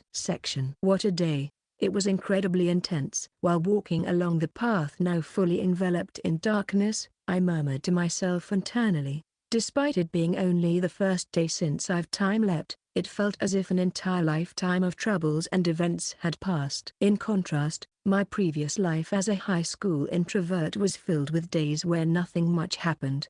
No, that's not right. This isn't just a replay of those days. The environment hasn't changed. The only difference is inside me. Though it was only my mental strength, experience, and memory that had been strengthened, the effect it had on my school life was incredible, even surprising myself. And, if there was a particularly notable difference, it was that I was able to have so many interactions with a girl like Shijoin-san. Never would I have imagined having such interactions on the first day. The many expressions shown by Shijoin-san throughout the day flashed through my mind. The most memorable thing, undoubtedly, was her smile. It shone like a cloudless, clear sky. That smile could never be lost. I found myself pondering what I could have done to protect it. Specifically, it might be better to teach her how to deal with problematic people just like we did earlier. It might have seemed simple, but this kind of straightforward approach could be really effective for her. She didn't need to become an expert at shutting out everything unreasonable. The important thing was for her to find ways to cope, so she didn't get so overwhelmed that it resulted in thoughts of suicide. And for that, I need to be in a position where I can talk casually with Shijoin-san, right? Shijoin-san and I laughed a lot today. From the outside, we probably looked like close friends, but the truth was different. She was so genuinely friendly and open. It was easy to mistake her kindness for something more. Her charm came from a place of innocent enthusiasm, though she treated everyone that way. But, with today's events, we've formed some connection. As long as it's not a bother, I'll try to stay close to her from now on. The other guys might be annoying, but I couldn't care less. The moment I decided that, a warmth began bubbling up from deep within my chest. A flame ignited, spreading throughout, elevating my spirits. What? Why am I getting so excited? My own feelings surprised me, leaving me a bit bewildered. Yet, I couldn't deny the lightness in my mood, the warmth that spread through me. Of course, I was thrilled to be closer to Shijoin-san. She had always been so inspiring. But I needed to calm down, and stop getting carried away. Even as I tried to reason with myself, that scene flashed through my mind. My final moments in that office, the words "a fatal mistake" echoing with a chilling mystery. Why am I thinking about that now? What exactly was it? What am I overlooking? The absurdity of it all struck me in those dying moments, a bitter wave of regret washing over me. But what had come next? For what had my fading heart cried out in its final beats? What's with this muddled feeling? Oh, I'm already home? As I continued my night walk, lost in thought, I arrived at my house before I knew it. It should have taken some time, but my high school body, healthier and more resilient than a 30-year-old's, felt minimal fatigue, leaving me with no real sense of having walked a long distance. My house. Not the family home, but my home, the way I used to call it back then. I hadn't had the chance to calmly observe it this morning, immediately after the time leap. But just looking at the exterior of the house where I had spent more than half my life stirred something deep within my chest. I'm home. A lifetime seemed to have passed since I last spoke those words, since I last crossed this threshold into the home that was destroyed after my mother passed away. The door hinges whispered a familiar squeak, childhood scars etched themselves into the walls, and the hardwood floors echoed underfoot, fragments of a time both lost and workingly present. Really? This was the house we lived in as a family. While walking through the hallway with a feeling of tightness in my chest, I suddenly noticed that the lights in the living room were on. Huh?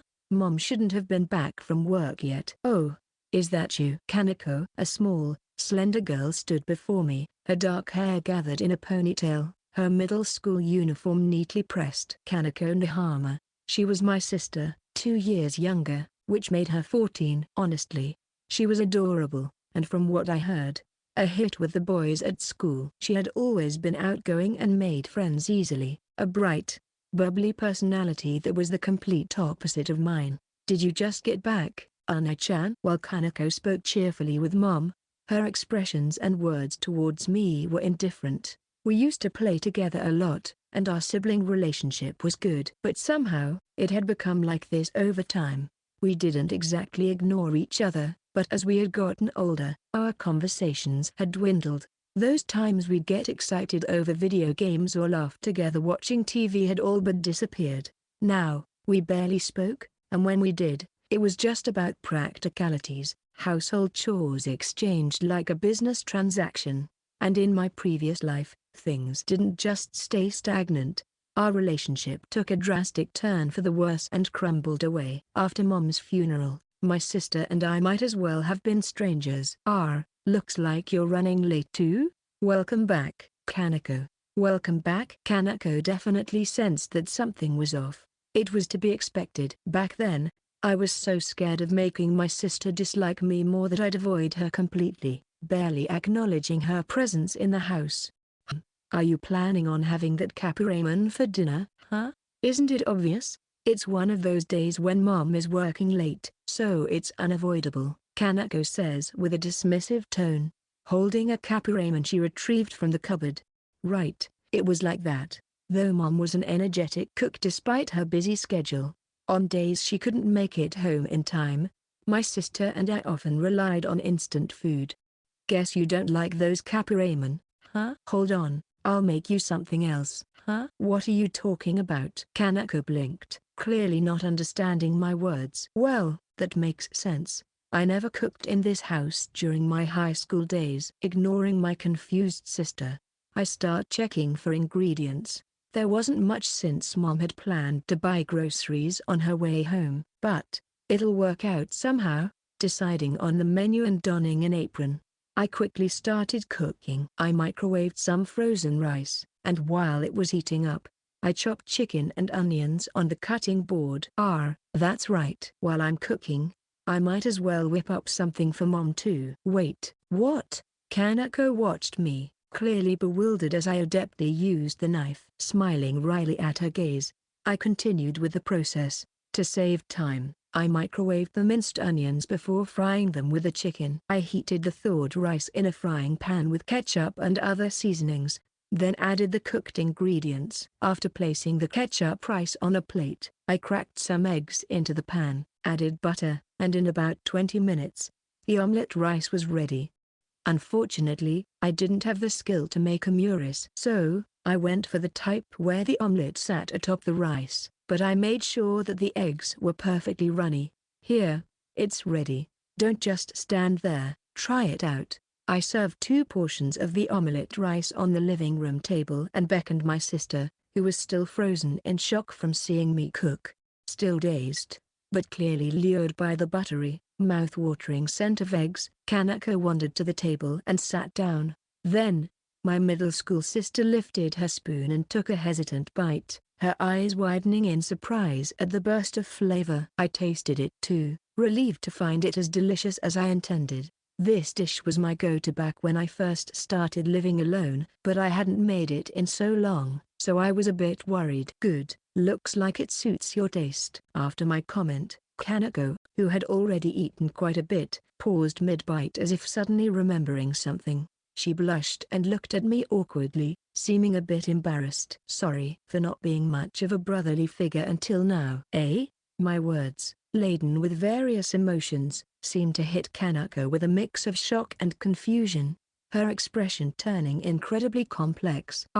Right. Suddenly hearing me say such things would naturally evoke that kind of reaction. But Kaneko, I'm planning not just to reclaim my life at school but also at home. I won't leave you out of it. I can't make up for everything, but how about I start handling meals around here? At least when mom's busy. Oh, and if there's anything you're craving, just let me know. Eh? My declaration came with a smile, one far removed from the introverted otaku she knew. Kaneko froze, utterly bewildered. Confusion flickered in her eyes, leaving her completely at a loss for words. Interlude, whispers of Haruka Shijoin. Sigh. Seated deeply on the bed in my room, Haruka Shijoin, let my thoughts wander. Nihama-kun really took me by surprise today. I always knew he was a good person. He was considerate of library patrons and even kindly taught me about light novels when I asked. Since he usually spoke so little, I thought he might be the quiet type, but today, Nihama-kun was so vibrant and assertive, his transformation was truly surprising. He really helped me a lot today. When Hanyama and the others confronted me, that old, familiar fear washed over me, making me tremble. The girls who used to torment me always gave me those spiteful looks. Never knowing why filled me with dread. So, Nihama-kun stepping in to help brought a wave of genuine relief. And on days when I was hassled like that, I would often wonder, what did I do to them? This carried a heavy weight on my heart, as if I had swallowed lead. But today was different. My heart feels so light. Nihama-kun wouldn't let the conversation get heavy, always reminding me I hadn't done anything wrong. He was so focused on protecting me from the sadness that wanted to drag me down. His real worry for me, his warmth, it touched me deeply. While he might have seemed like a completely different person now, he was as kind as ever. Today, I felt so weightless, I could fly. The normal ache in my chest was uncharacteristically absent. It was all thanks to him. Thank you, Nihama-kun. With my hand gently on my heart, now free from suffering, I expressed my heartfelt gratitude. Chapter 4, Climbing the School Caste Ladder. It's already been 2 weeks. Time flies, doesn't it? As the school day unfolded amidst a hum of activity, I found myself lost in silent thought within the bustling classroom. The initial night in this new future had been particularly daunting. I was terrified that upon waking, this unbelievable return to a younger version of myself would prove to be nothing but a dream. Instead of ending, however, the dream clung to me as the next day began. And so, my days fell into a familiar rhythm, a cycle between school and home. 2 weeks now having passed. Hey, Nihama-kun, great job with the announcement about the overdue library books yesterday. Shijoin-san's voice sounded the same as always, yet somewhere along the way, it had become more than just a voice. Now, it made my heart beat slightly. My second high school life had begun, and if I were to pinpoint the most significant change from my first time around, it would undoubtedly be my increased interactions with Shijoin-san. Thank you for your help, Shijoin-san. It was quite a sight to see those underestimating our warnings run to return their books after the broadcast. Talk about effective. That definitely got their attention, didn't it? Responding to me, Shijoin-san showed a cheerfully lively smile. That night we walked home together. I made a decision. I would befriend Shijoin-san, determined to change this future for the better. Step by step, I started engaging in more conversations with her. Of course, I had planned to keep my distance if it seemed like I was bothering her, but her smiles were always so welcoming, and it wasn't long before she went out of her way to converse with me. I had thought she still regarded me as just that guy from the library committee. But after walking home together that time, did I manage to elevate myself to a nice person in her eyes? Regardless, it was indeed a pleasant development for me. There was a quiet comfort in observing the ever-changing moods of the girl I admired, like watching the subtle way plants soak in the gentle sunlight. Well, as expected, the gaze of the boys was quite harsh. Our class was mostly made up of friendly people, but still, there were a few who seemed to give me the "why are you getting so familiar with Shijoin-san, huh?" looks. But this time around, I was unfazed by such things. I'd already learned that obsessing over the opinions of others only limits your own life. By the way, have you noticed how everyone seems to be talking about the cultural festival lately? It seems as if Shijoin-san is interested in this stuff. Huh. I never knew that. It was like I had just discovered a whole new side to Shijoin-san that I never knew existed, and it made me so happy. But I'm a bit anxious. Isn't everyone in the class starting to disagree too much? Even casual conversations revealed the chaos, clashing ideas for the festival booths, complaints from the unmotivated, and the overzealous chatter of those pushing too hard.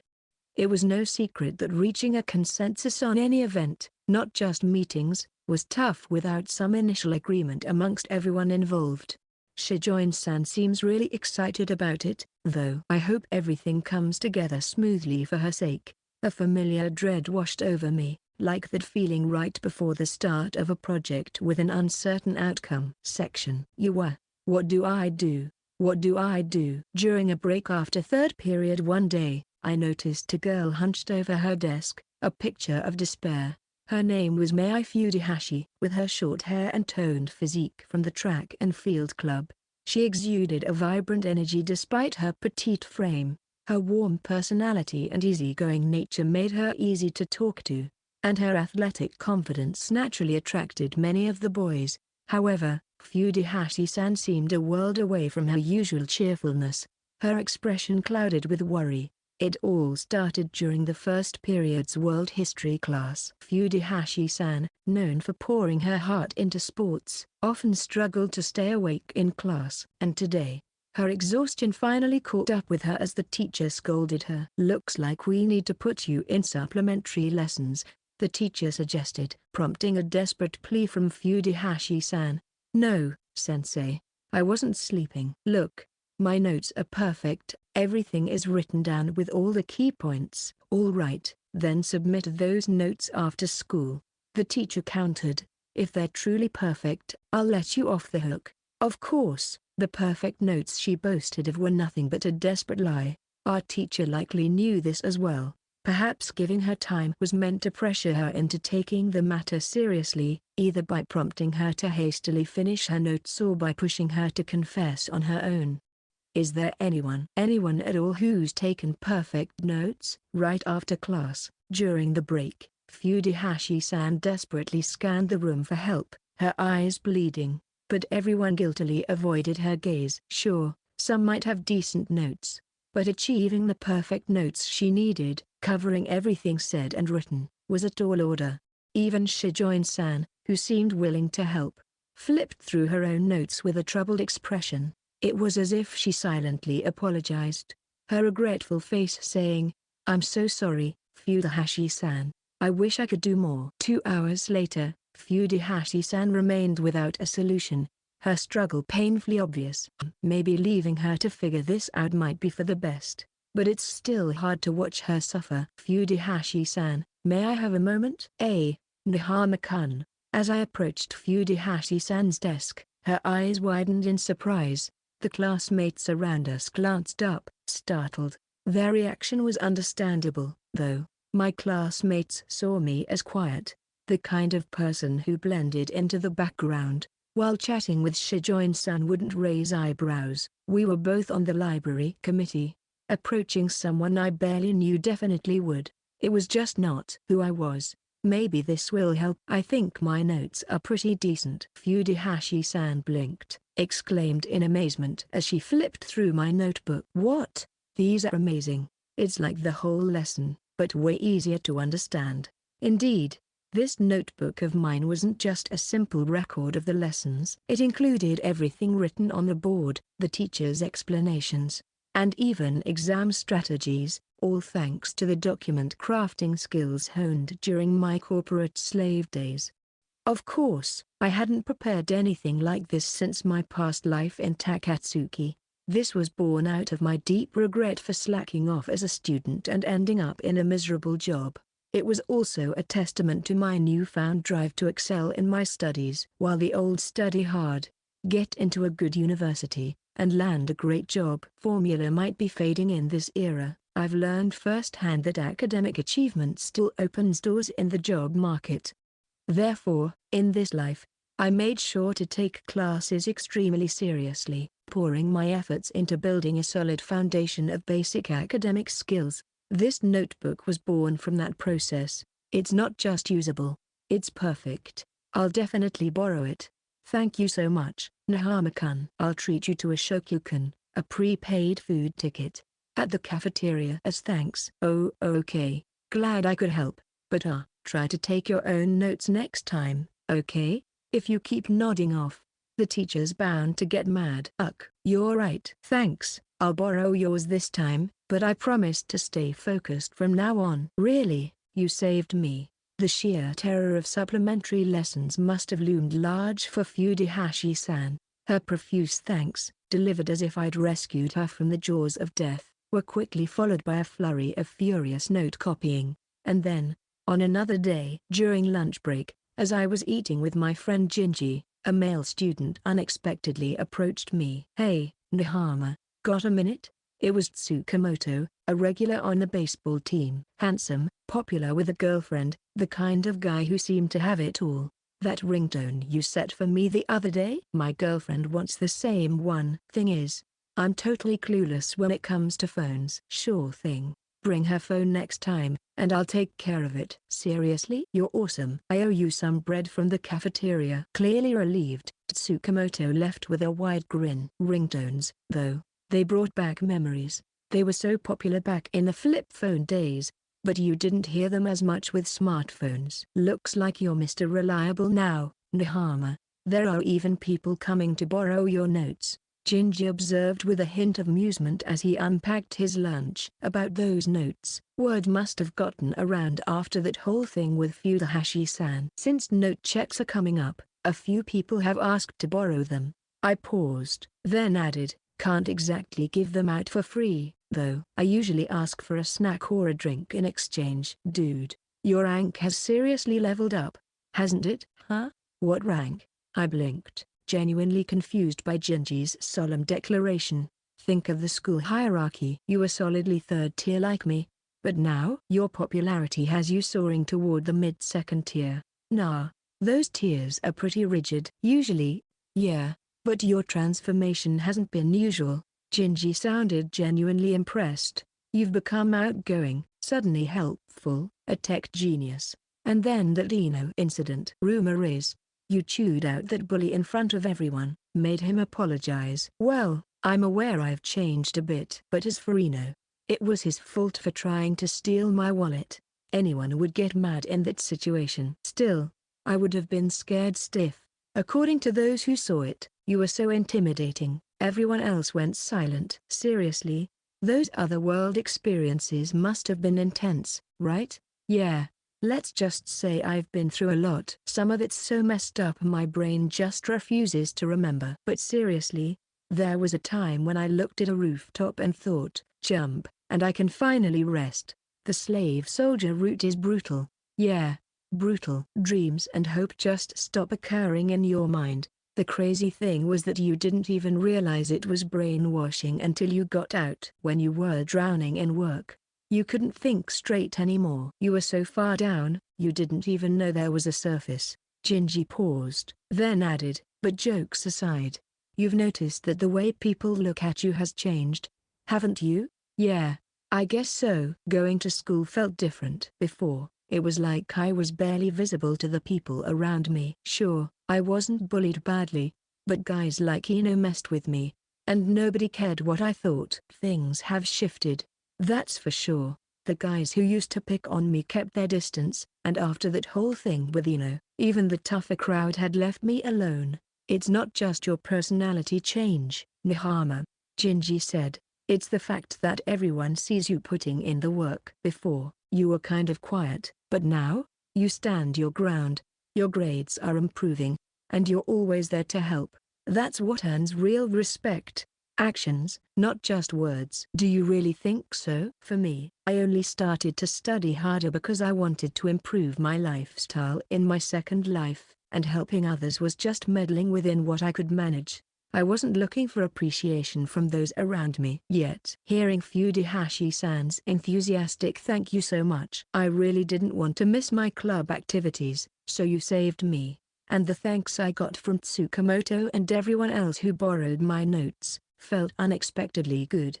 Having been a loner for 30 years, I wasn't good at making friends, but in this life, forming connections that I didn't have in my previous life wasn't bad at all.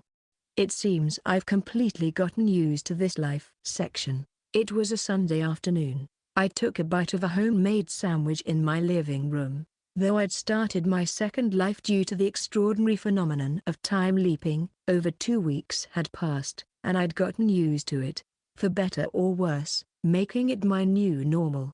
And I feel like I'm getting younger in spirit as well. Maybe it was the physical youth pulling my thoughts along, but my emotional swings had grown, and my vibe was getting closer to that of a high schooler. I found myself laughing heartily with Gingy over silly conversations, and my emotional sensitivity had increased, as I was easily moved to tears or touched by manga and novels.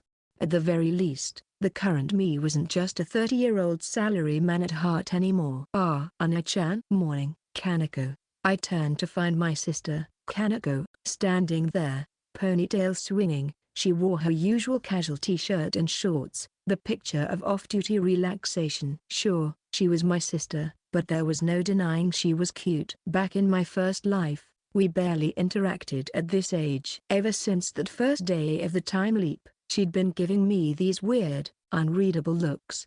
Had lunch yet? I made sandwiches, so dig in. Tea's coming right up. I headed into the kitchen to make tea, leaving my sister to her silent thoughts. Even an expensive tea could taste amazing with just a few simple tricks. Warm the cup with hot water, then let the tea leaves jump to release their beautiful color and aroma. Here's your tea. What's with that troubled look? Didn't it taste good? I returned to the living room to find Kaneko devouring her sandwich, but even with her enthusiastic eating, there was a strange, puzzled expression on her face. It's strange, she said. Strange? Had I messed up a flavor? Was the mustard butter too strong in the egg sandwich? Or maybe too much spice in the onion bacon one? It's not the sandwiches. It's you, Ana-chan.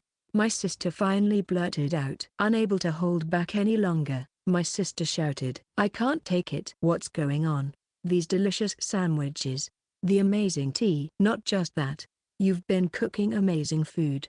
Meat and potatoes, curry, hamburgers. I don't get it. Kaneko finally let loose a barrage of questions, her confusion spilling over. It was clear she'd been holding this in for a while. Well, I just thought I'd try my hand at cooking a bit, I replied. Back when I first lived alone, I would cook to stay healthy.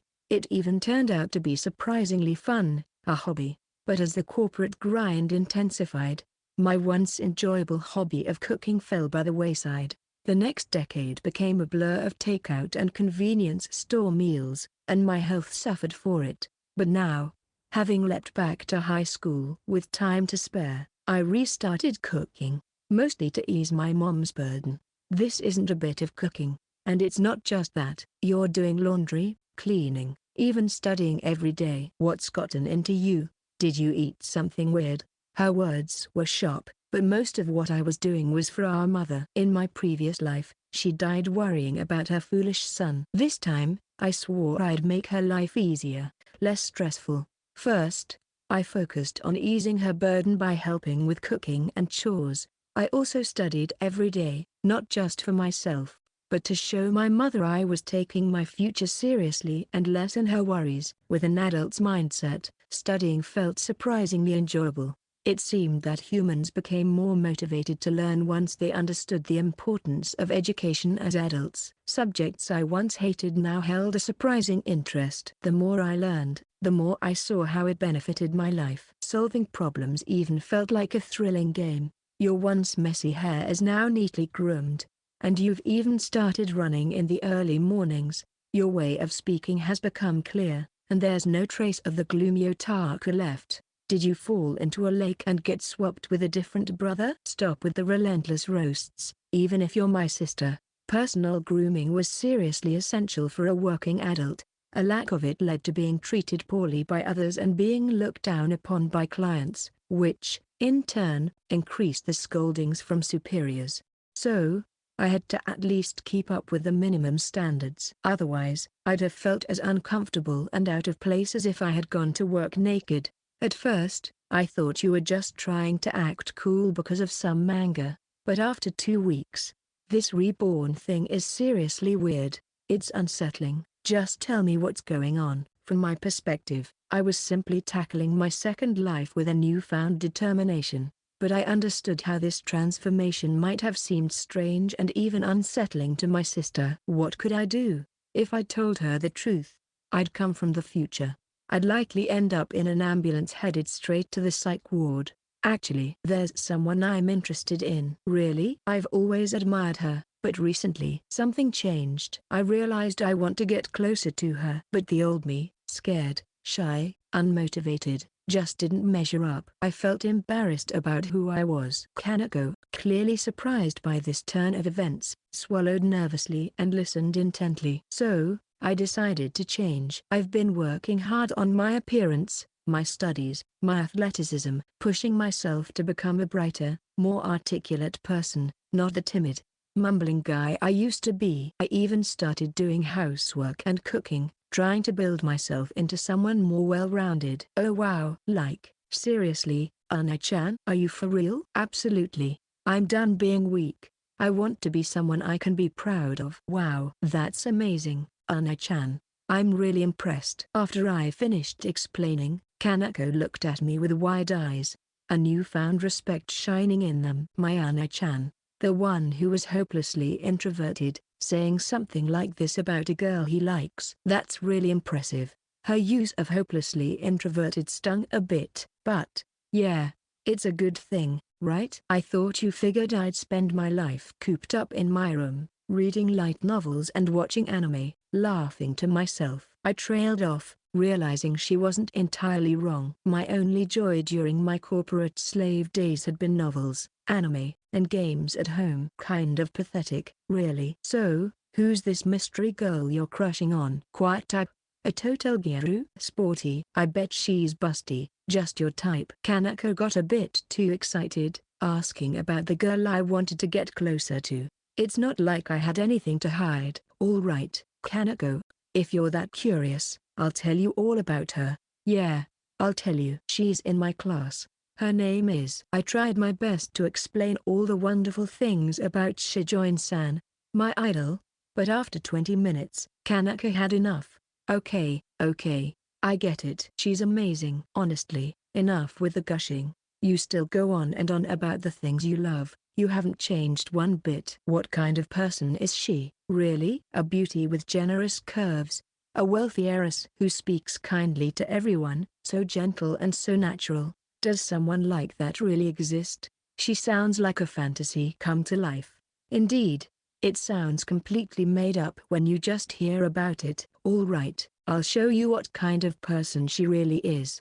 My sister doubted Shijoin-san was even a real person. Reluctantly, I returned to my room and grabbed a class photo, one I'd taken on my smartphone in my previous life. I'd stared at it right before dying, just as I was about to return to the past. Wow, she's actually real. And wow, she's gorgeous, and look at those really big, and that innocent smile. I know, she's incredible. That's Shijoin-san. You look so proud. Seriously though, she's like a princess. Isn't she a little out of your league to be your girlfriend? Girlfriend? Where did you get that idea? Wait, what? What are you talking about, Ana-chan? Confused by her bizarre comment, Kaneko's eyes widened as if my words were totally baffling. You want to be Shijoin-san's boyfriend and get all lovey-dovey, right? That's why you've suddenly started putting in so much effort, isn't it? No, while I get why you might assume that, it's not like that. I admire Shijoin-san, she's someone I look up to. It's a different kind of feeling. She's been a guiding light for me since my previous life, a cherished memory from my youth, and aside from my family, she is the most precious person to me. But that was why I didn't think I had the right to stand next to her. Shijoin-san is like an idol I wholeheartedly adore. Her smiles bring me immense joy, and every conversation makes my heart race with an almost overwhelming excitement. But those feelings don't stem from a desire for possession. You just want to get close to her, then? Yes, I want to build a friendship with her. I've always admired her from afar, but lately, after talking to her, I've realized how much I'd like to know her better. Huh? Her reaction flipped from disbelief to supportive enthusiasm so quickly I was left totally confused. Ana-chan, you've finally moved up the food chain from plankton, but you're still pretty lost around girls, huh? Luckily for you, I know a thing or two about making friends. Let me give you some pointers. That is a bit surprising. Don't get me wrong, I appreciate the sentiment. But are you sure you want to help someone as clueless as me? Kanako had always been popular and effortlessly social, and natural at making connections from a young age. She probably had insights on approaching girls that I couldn't even dream of. Okay, so about this friend thing. There's definitely more to it than meets the eye. But you know yourself best, and ultimately the best way to figure out your true feelings is probably by getting closer to Shijoin-san. After all, Kanako added, her voice softening a touch, even though she's incredible, it is a bit surprising she doesn't have a boyfriend. Still, things could get a little tricky if she already has someone special, even if you're just aiming to be better friends, right? Kanako, regaining her composure, cleared her throat and glanced at Shijoin-san's photo. Well, actually, on that front, you're in luck. Shijoin-san doesn't have a boyfriend. No matter who it is, getting close to Shijoin-san would definitely make you some enemies, but I'm ready to handle them all. Really? You'd expect someone as beautiful as her to be constantly fielding confessions, wouldn't you? Ana-chan, seriously. You're so out of touch sometimes. Caught up in the moment, Kanako seemed unusually excited, perhaps even a bit moved. It's natural to think that, but Shijoin-san's situation is a bit different. The school idol is too attractive, so naturally, many boys are after her. However, because there are so many, she ends up belonging to no one. It seems that if anyone tries to confess, they get sabotaged by others, and she's too oblivious to notice the affection directed at her. That's creepy. Why not just let people who want to confess do so? Creating some unspoken agreement to sabotage anyone who tries is just creepy. Yeah, it's a stupid unspoken agreement. It's not so much that everyone adheres to it. It's more like no one can break that atmosphere of no one daring to make a move. But if even trying to be friends means you'll be sabotaged by those cowardly guys? That's right. But that doesn't matter. If you get close to Shijoin-san, you'll naturally attract resentment from many guys. I'm already getting those kinds of looks to some extent, but the delicate, easily intimidated me no longer exists. I've vowed to protect Shijoin-san's future. I'm ready to fight whatever and whoever it takes to fulfill that mission. Regardless of how many enemies I make by getting closer, I won't give up. I'm ready to face them all. That's the spirit. Ana-chan. Seeing my resolve, Kanako's eyes sparkled with excitement, maybe even a hint of pride. The goal might be just to be friends, but I've gained a new respect for you, brother. Despite being such a coward before, you're willing to make enemies all around just to be friends with a certain girl. Her spirited declaration, albeit for a seemingly modest goal, underscored a profound determination. Despite the oddity of aiming simply for friendship with such fervor, it was clear that my commitment to changing my relationship with Shijoin-san, against all odds, had genuinely inspired Kanako. She'd always been a ray of sunshine. Her natural cuteness and bubbly personality drew people in. She was the complete opposite of me, her gloomy and uninteresting brother. In our previous life, as we grew older, our talks grew less frequent, and we drifted further apart. It's awesome that you're putting in this much effort for someone. I'm behind you all the way. Kanako called my efforts awesome. Her support was genuine. It felt like a piece of myself, long lost, had suddenly come back. Swallowing hard against the tears welling up, I kept it together. I had to be her strong older brother after all. And now, I'm dying to know, How did you fall for this super beauty? What's the story? What's with that evil smirk? Seriously, something big must have happened to change the ultimate introvert. You? This much? Spill the details. I'm dying to know. Before I knew it, Kaneko wore a mischievous grin I hadn't seen in years. All right, big brother. It's story time. Don't worry. I'm totally on your side, so go on. Spill those embarrassing details and give me something entertaining. As we joked back and forth, the afternoon flew by. The distance that once separated us was gone. Kaneko, who seemed to have hated my guts in our past life, now smiled easily within my reach. It felt like we were kids again, sharing those precious moments I held so dear. Section. Look at that, ranked 10th. Pretty impressive for only having 3 weeks of study since coming back. The midterm results were plastered across the crowded hallway. I felt a sense of satisfaction looking at the results. Hey, wait a minute. What's going on? Nahama, you made it into the top 10 of the midterm exams. Yeah, I did study quite a bit. It felt good to dive into textbooks again. High school studies had that satisfying part where the harder you worked, the better your results. You're acting all casual. What happened to my below-average study buddy? Traitor. Gingy's playful complaints bounced in the noisy hallway, a mix of cheers and sighs. Looks like someone had a rough exam. I don't remember forming a below-average alliance with you, Gingy. This time, I just happened to feel like studying more. Damn it. Quit acting all cool like some unbeatable protagonist, saying this isn't a big deal. Now I'm definitely going to get yelled at by my mum thanks to this. As Gingy and I joked around like this, a voice cut through our laughter. Wow, amazing. You're so smart, Nahama-kun. I had no idea you were such a good student. Shijoin-san. Before I knew it, Shijoin-san had come up next to me, her eyes sparkling as she looked at me. It was a pleasant surprise, but her remark caused a stir around us, and we soon found ourselves the center of an uneasy attention. Well, I guess I was on a roll this time. I'm quite proud of myself, I admitted. No, it's really very amazing. Actually, my rank was quite low, far below the posting order. Disappointment weighed on her, evident in the way her shoulders drooped. Hey, what's going on? Why is Shijoin-san all over you? Gingy's hushed whisper held a note of confusion. Caught in the spotlight, I deflected his question. There's something I'd like to ask you, said Shijoin-san.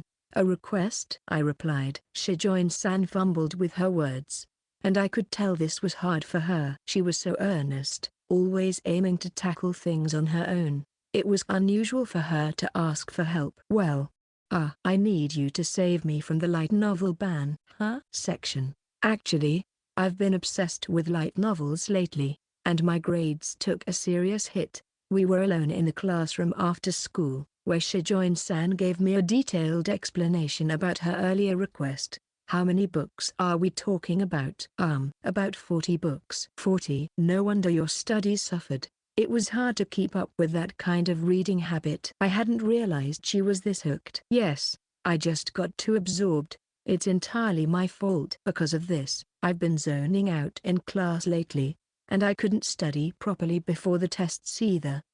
It's so embarrassing. I wish I could just crawl into a hole. Shijoin-san, usually the picture of composure, was unusually flustered. Despite the situation, there was something undeniably charming about seeing her so worked up. And then my dad got furious. If your next test scores aren't above average, those manga-like novels are off limits for a while, he said. I see. So that's what the light novel ban is about.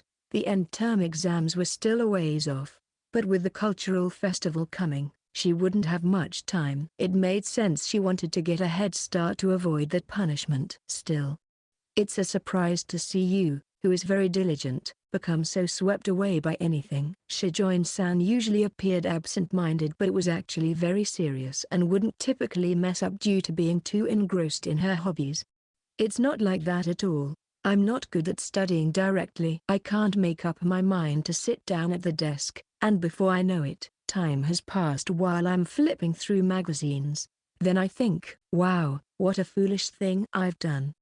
She admitted, her voice tinged with self-loathing. Is that so? Yes. It's true. Some people might misunderstand and think I can do anything. But I'm far from that ideal person.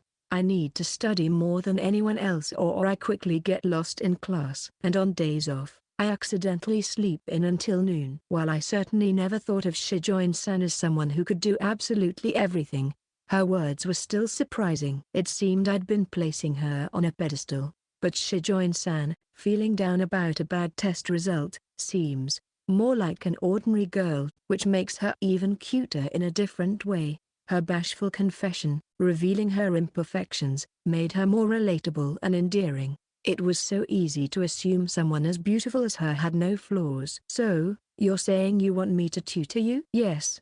Exactly. I know it's a bit embarrassing to ask for such a reason, but I'm swallowing my pride to ask for your help. No need to bow. I'll teach you as much as you need if I can be of help. Really? That's awesome. Thanks for being willing to help, even with my silly request. When I agreed, Shijoin-san's face lit up with relief. Don't look so purely happy. It's too cute. But why me? There are smarter guys out there. Anyone would jump at the chance to teach you, Shijoin-san. Eh? Well, sure. There are other students with good grades, but it might be awkward for them if someone they don't know well suddenly asks for tutoring. It seemed Shijoin-san still doesn't fully recognize her own appeal. How could anyone not be thrilled to be asked by her? Besides, I'd feel uncomfortable studying with someone I barely know. In that sense, Nahama-kun, you're the smartest boy I'm close with, and you make me feel at ease. My heart pounded when she called me the smartest boy she was close with. She probably meant it innocently, but to me, someone who admired her, those words were incredibly touching. I'm happy to hear that. Shall we get started then? I tried my best to sound casual, hiding the excitement bubbling within. Yes, please, sensei. PFFT.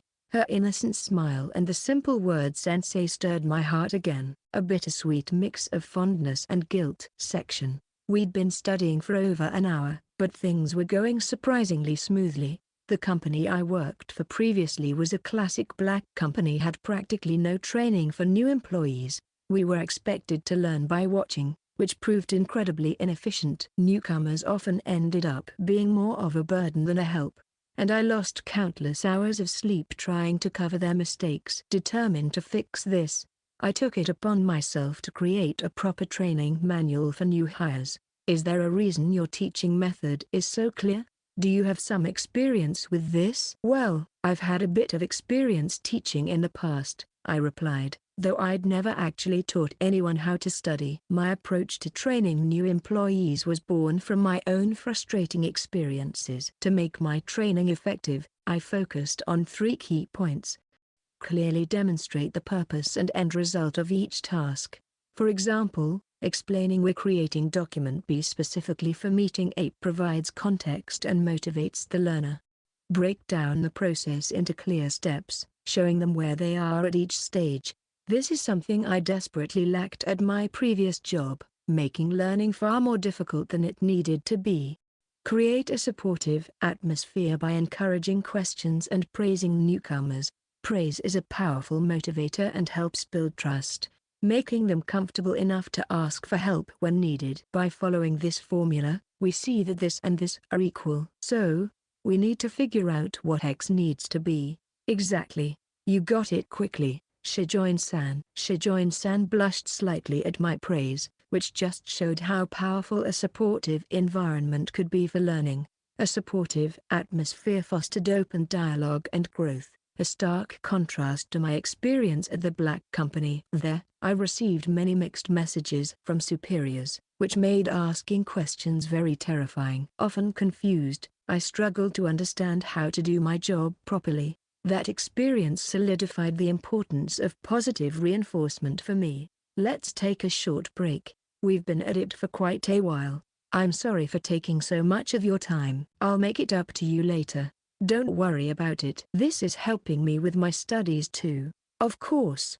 My main goal was to protect Shijoin-san's future and grow closer to her, but I genuinely enjoyed these study sessions as well.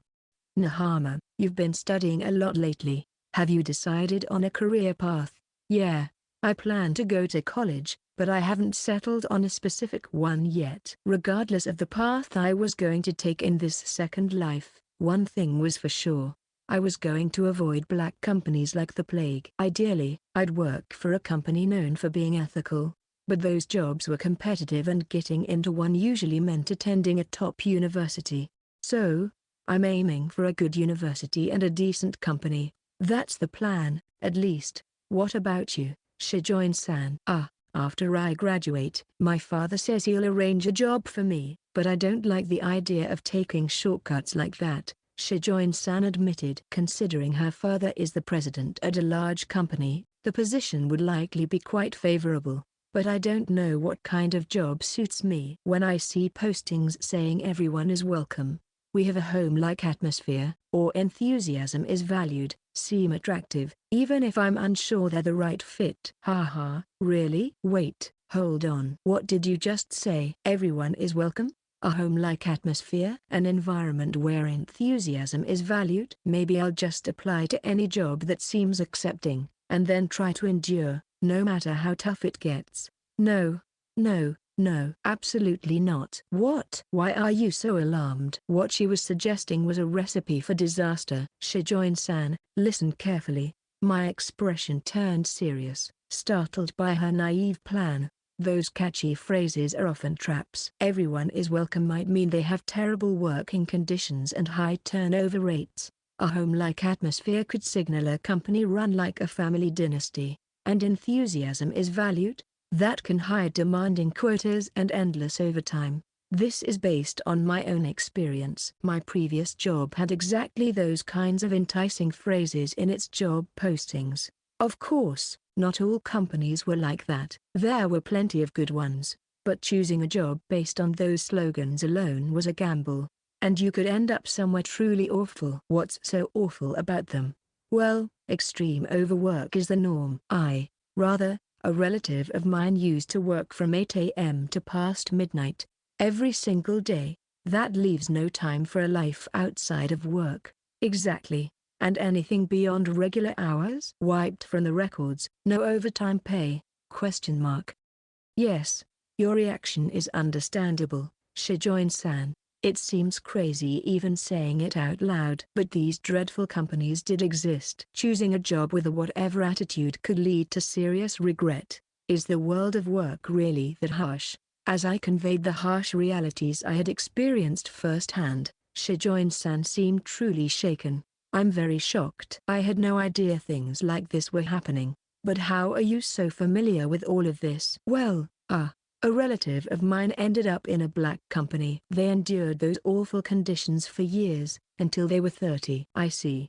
That's how it is. I've heard the term black company before, but what you're describing goes beyond anything I imagined. They sound truly awful. Yeah, they're practically inhumane. As I recounted these horrors, grim memories flooded back. The verbal abuse, character assassination, unpaid overtime, superiors taking credit while blaming subordinates for failures. There were only 2 or 3 days off a month. And even those were interrupted by work calls. Busy periods turned into sleepless weeks spent at the office, and collapsing from exhaustion only led to accusations of being weak. And let's not forget those essays praising the president's book. Wait, this isn't some story from wartime, is it? Sadly, no. This is the reality of some modern-day jobs in Japan. It sounds like a post-apocalyptic workplace, devoid of basic rights, where daily exhaustion numbs intelligent people, turning them into unaware shells of themselves. So, thinking anywhere will do could land me in a place worse than a prison. Exactly. And if you try to endure no matter how tough it gets in a place like that, it will break your spirit. The thought of Shijoin-san, with her vibrant personality, ending up like that was I had to prevent it at all costs. My relative kept talking about their experience, and it terrified me. That's why I started taking my future seriously and became more determined with my studies. I need to study harder too. Shijoin-san trembled as I described the grim reality of black companies. Good, maybe this would scare her away from a disastrous career path. It's amazing that you could change so much just from hearing those stories. Nahama-kun. Honestly, I want to learn from you. No, I'm not amazing. Not at all. I was just someone on my second go-round, painfully aware that things didn't always work out. Even in my previous high school life, I felt vague anxieties about the future, but I ignored them. I was foolishly optimistic that everything would be fine, without effort. The price for that foolishness was 12 years as a corporate drone, and the same could easily happen to Shijoin-san. I care about her, and I want to share this knowledge so she doesn't have to experience that kind of hardship. I wish there was a more natural way to have conversations like this. Of course, just waiting wouldn't change anything. Even if an opportunity arises, someone passive couldn't seize it. You had to take action to gain anything, a simple truth I only understood after facing death. There was nothing praiseworthy about realizing what should have been obvious. No, it is commendable, Shijoin-san replied, her voice soft as if she saw right through my self-criticism. I think everyone knows, even adults, that we should strive for our best selves, but it's hard. It takes so much effort to stay focused on anything. She smiled gently, her words blooming like a spring flower. That's why I think it's really cool that you've started taking action, Nahama-kun. Her straightforward praise struck me unexpectedly. Her genuine kindness seeped in, stirring something deep within. What is this feeling? Her natural affection, so freely given, was overwhelming. Yet, something felt wrong. Joy and a sense of warmth pushed against a barrier, as if a dark part of me resisted this surge of emotion, creating a bizarre dissonance. Are you okay, Nihama-kun? Oh, it's nothing. As Shijoin-san looked at me, her guard down, my cheeks flushed. I feared my emotions might crash like a poorly coded program. It's nothing. Let's finish our break and move on to chemistry. Sure. I'm looking forward to it, sensei. We resumed studying, her cheerful smile leading the way. I tried to remain composed as her tutor, but my heart wouldn't settle, and the lingering warmth on my face was hard to ignore. Chapter 5, The Corporate Drones Presentation. I'm really looking forward to the cultural festival. You can already sense the excitement in the air, can't you? Though exams might be in the distant future, our after-school study sessions were in full swing. During a break, Shijoin-san brought up the festival, her eyes sparkling. Yeah, the cultural festival is going to be amazing. The energy around here is already so contagious. The cultural festival. Those words stirred up familiar feelings, but not exactly happy ones. My past festivals were spent tagging along with Jinji, grabbing food, and watching groups of friends and couples having a blast. Not exactly my idea of fun. You're really into the cultural festival, huh, Shijoin-san? Yes. I love festivals of any kind. Her enthusiasm was infectious, almost childlike. It was surprisingly sweet. When I was younger, I didn't attend many festivals.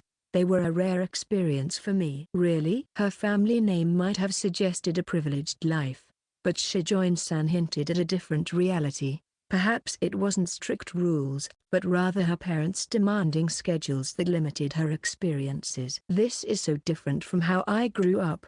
The cultural festival makes the whole school feel connected, buzzing with activity, everyone making something incredible together. Isn't that just the most exciting thing?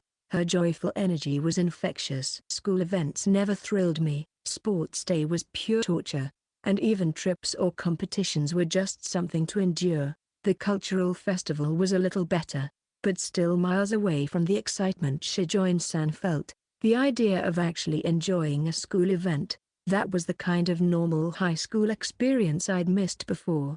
You know, I think I'm starting to get excited for the festival. Suddenly, I feel like putting real effort into it. That's great. Who knows what our class will create, but let's do our best together. And just like that, I was swept up in the cultural festival spirit, ready to give it my all this time around. Little did I know, the festival would soon demand my attention in ways I couldn't possibly imagine. Section. Let's go all out. We gotta make this flashy and fun. Let's ditch the usual and make this something unforgettable. Enough already. Just like I've been saying, let's drop this and move on. Why do you always have to make everything a mess? Voices clashed in the classroom as the cultural festival booth debate raged on. It might have looked like a spirited discussion, but the reality was pure chaos. How long are we going to debate this? It's been almost a week already. At first, everyone was optimistic. We'd pick a booth, nail down the details, easy. But no, the arguments dragged on and on. The root of the problem? Two of my classmates were yelling at each other. Come on, anything's fine, but let's make it exciting. Something that'll really stand out. Akasaki, the loudmouth who loved spectacles but hated actual planning, was only adding to the confusion. We've been down this road. No food stalls, no haunted house. Let's go with an exhibition, keep it simple. Who wants to bother with all that prep work? Norota, ever the champion of the easy route, was digging in against anything that sounded like effort. Let's respect everyone's opinions. This is a class effort, so let's have an open discussion and see where everyone's coming from. Kazumihara, our well-meaning but flustered class rep, aimed for harmony but couldn't guide us to a decision. We'd narrowed down some booth ideas, but their back and forth was an endless loop. It's like the saying, a meeting is a dance. Much is said but nothing moves forward. Their differing views were one thing, but the longer the debate dragged on, the more it spiraled into outright conflict. This triggered flashbacks to company meetings in my previous life, where discussions often devolved into stubbornly pushing personal agendas rather than listening to others' perspectives. Once people think compromise is the same as defeat, that's when good discussions turn nasty. Normally, a mediator was usually needed in these situations, but sadly, Kazumihara's pleas for a proper discussion weren't enough to actually control the debate. This is ridiculous.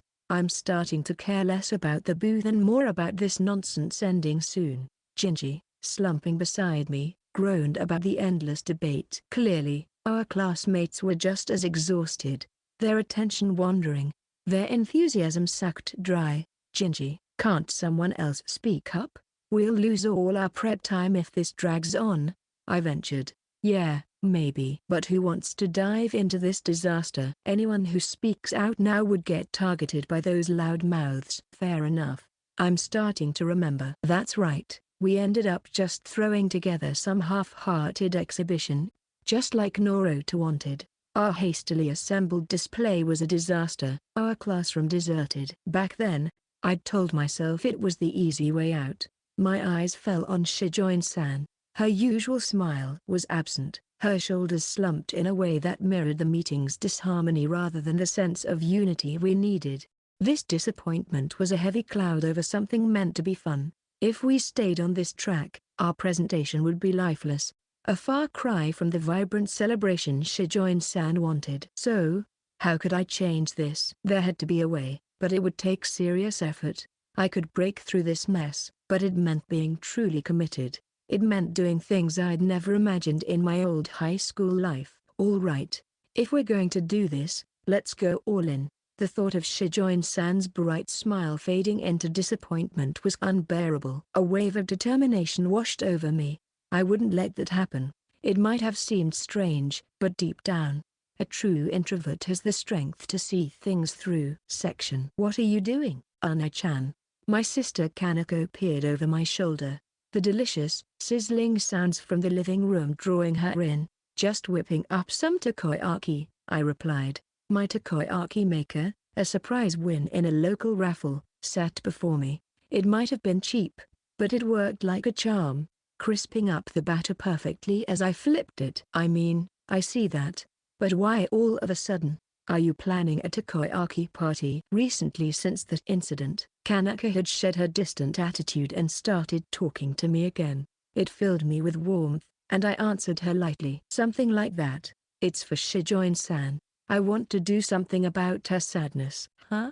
Do you think takoyaki is a cure for sadness? That's a new one. Does Shijoin-san always perk up after eating fried food? Don't make fun of her. You're the one dodging the question. And don't you think you lose a few brain cells whenever Shijoin-san is around? What was she talking about? That couldn't be true, though maybe I did think a little less clearly around Shijoin-san. Hang on, I've got a call. The number on my old flip phone was familiar. Hello. Yes, this is Nihama. Thank you for your time. Kaneko looked on, with a puzzled expression on her face. What was that all about? Kaneko's eyes widened in surprise as I started the call. Thank you so much for the quote. So, about the price. Oh, I see. I'm afraid we might have to go with another company if that's the case. Yes, absolutely. There was something strangely nostalgic about business negotiations. Well then, maybe if you could adjust the pricing a little, we could work something out. Oh, you can? That's fantastic. I'll get back to you soon to finalize everything. Thank you so much. Goodbye. I hung up, snapping my flip phone shut. There's something satisfying about the old school design, even if it's a bit outdated. Okay, that's settled. What's with the shocked look, Kaneko? What's with you? Where did that super cringy, salaryman talk come from? Oh, I hadn't even noticed. But I'd totally slipped into my old corporate mode for that call. Guess some habits die hard. But, despite being crinny, that frank and rhythmic manner of speaking did make negotiations smoother. Well, I was talking to a vendor. They came at me with that whole corporate spiel, so I figured I'd give it a try. Your weird behavior lately isn't exactly new. Weird behavior, huh? Fair point, but, anyway, what's next on the agenda, Una-chan? You're scheming something for Shijoin-san, right? Kaneko's eyes suddenly sparkled with excitement. It seemed she was thoroughly enjoying my antics. Listen, I'm not your personal source of entertainment, you know? Ahahaha. But come on. Scaring off that wannabe thug. Chasing away those Gyaru girls pestering Shijoin-san. How could I not laugh? I've become your biggest fan, Una-chan. Seeing Kaneko giggling with such glee made me sigh. As the older brother, I guess I had to roll with it. After all, well, it's not like I'm trying to keep it a secret. Here's what I'm thinking. As I laid out my plan, Kaneko erupted in laughter once more. Ahahaha. You're serious? That's amazing. And everything is prepared already? You're so determined. It's hilarious. Una-chan, you've outdone yourself. I'm officially president of your fan club. Hey, stop laughing so hard. I'm trying to be serious here. Ahaha, sorry, but you've got to admit. Kaneko looked at me, and for a moment, her happiness seemed to mirror my own. The old you would never have done something like this. I've heard all about your passion before. But to go to all this trouble, it must be because of someone special, right? Someone who really changed you. Her words struck a chord. This change in me. It was all because of someone. It wasn't just about a big gesture. It was about how Shijoin-san had changed the way I lived, the way I showed my feelings. You know, my sister said, her expression thoughtful, even though I'm popular and guys are always hitting on me, I've never felt that I want to be with this person forever thing. Finding someone who really gets you, a friend or something more, that's super rare. Okay, I get that you're popular and all, but you're already this wise about love in middle school? I can't even keep up. That's why you've got to go for it, Una-chan. Someone you feel that strongly about wanting to help might not come around again. Yeah, you're right. She was absolutely right. Whether it's friendships or something more, connections that made you feel this way didn't come along every day. I might never find something this precious ever again. Yes, Shijoin Haruka is something like a miracle to me. What exactly is she to me, though? Dream girl. My idol. The gem of my youth. Each description seemed to fit. Yet none of them felt fully right. There was something more to Shijoin-san, something I couldn't quite put my finger on. Hey, Una-chan? Earth to Una-chan. You're gonna burn those takoyaki. Oh, sorry. I was just lost in thought. I snapped back to reality, flipping the perfectly brown takoyaki. Right, whatever it was, it can wait. Tomorrow. I'm all in. Time to make this happen. Yeah, that's the way. I was a bit freaked out by your intense plan, but I know you'll make it happen. Absolutely, I've got this in the bag. That evening, we threw a surprise takoyaki party at home. Mom, returning from work, was shocked to see Kaneko and me getting along so well. When I announced, let's eat a ton of takoyaki tonight, I'll cook up a storm, she almost cried tears of joy. And so, the Nihama family shared a warm, laughter-filled evening, a moment of connection that felt precious. And still, the cultural festival discussions remained in a hopeless deadlock. I can't take this anymore. If you're so set on ditching the exhibit, fine. But don't count on the rest of us to pitch in with your new idea. That's not how we should approach this. The cultural festival is a group project. Please, let's work together to figure this out. Yeah. Let's ditch the predictable stuff and do something that wows the crowd. Norota, always avoiding conflict. Kazumihara, desperately pleading for compromise. And Akasaki, bursting with boisterous but vague enthusiasm. Business as usual. A hush descended as I rose. All eyes were on me. This was different. A daring move away from my usual fade into the background existence. Whispers buzzed, but I ignored them, walking to the front of the room, clutching the box that held my meticulously laid out plan. Nahama, what's happening? Akasaki's normally booming voice held a bewildered note. Nahama-kun. There was a note of surprise in Shijoin-san's voice, laced with a hint of concern. The container's weight in my hands was comforting, a solid reminder of my decision. As I stood there, facing my classmates, the magnitude of the moment hit me. This was more than changing a project, it was me breaking free from a self-imposed obscurity. Listen up everyone. My voice rang clear, cutting through the remaining confusion. We're spinning our wheels, frustrated and going nowhere. I've felt it too, but it's time for a change. Time for something we'll be proud of, not just something easy. I paused, watching a spark of interest flicker across even the most indifferent faces. Let's do something different, something this school's never seen before. I have a plan, a way to make Abu the one everyone remembers. A wave of anticipation swept the room as I revealed the box's contents. Shock gave way to excitement, and as I explained my idea, how we'd all work together, create something amazing, the doubt turned into enthusiasm. By the time I finished, the classroom was electric, not with resignation, but with possibility. Ideas bounced around, not focused on my proposal itself, but on how to make it even better. Watching this transformation, a swell of pride rose within me. I wasn't the invisible observer anymore.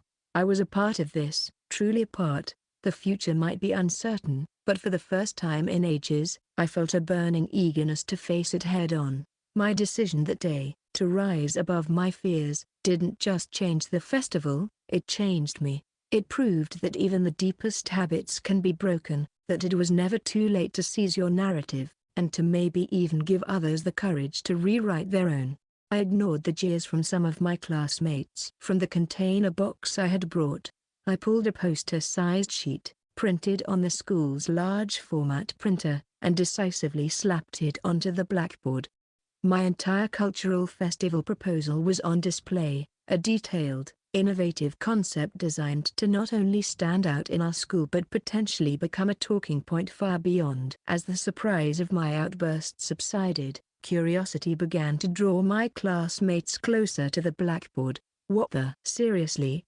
Nahama? This actually looks kinda cool. My proposal was meticulously planned, visually clear, and outlined in concise bullet points. It captured the essence of what I believed could transform our dispirited class into the highlight of the festival. Sure, it was ambitious, but with cooperation, it was achievable. I scanned the document, and the room began to hum. Even the loudest critics murmured, their dismissals shifting into hesitant interest. I seized the opportunity. Listen, we're trapped in a cycle, going nowhere. I know there's doubt about doing something this big, but do we want another forgettable festival, or do we want to create something truly memorable? The class fell silent. The previous cacophony of complaints momentarily paused as they considered my words. It's a risk. Yeah, it'll take work, creativity, compromise, but the payoff, it could be huge. For the festival, and for us as a class. We can do something amazing here, together. The once divided groups blurred as my classmates considered the possibilities. Even Akasaki, Noroda, and Kazumihara, who had initially been among the loudest critics, began discussing parts of the proposal in hushed tones. Their engagement spurred me on. This isn't about my idea, it's about breaking this stalemate. Let's vote, not on my proposal itself, but on whether we're willing to explore it. If it's a no, I'll back off. But if it's a yes, then let's make it work together. I stepped back, giving them the space to decide. The room crackled with a new energy, focused not on idle chatter, but on the potential of the proposal. As the discussion continued, It became evident that while the path forward held challenges, a powerful force was driving us. The desire for a cultural festival experience that would leave a lasting, positive mark on our class. By the time we put it to a vote, the result was overwhelmingly in favor of exploring the proposal further. Even the skeptics saw the spark of something special. As my classmates rallied behind the idea, I felt an internal shift. I'd pushed past my comfort zone, fought for change, and sparked a collective desire for more. The real power, I realized, wasn't just in the festival itself, it was in the courage we found, daring ourselves, daring each other, to break free from complacency and strive for something truly meaningful.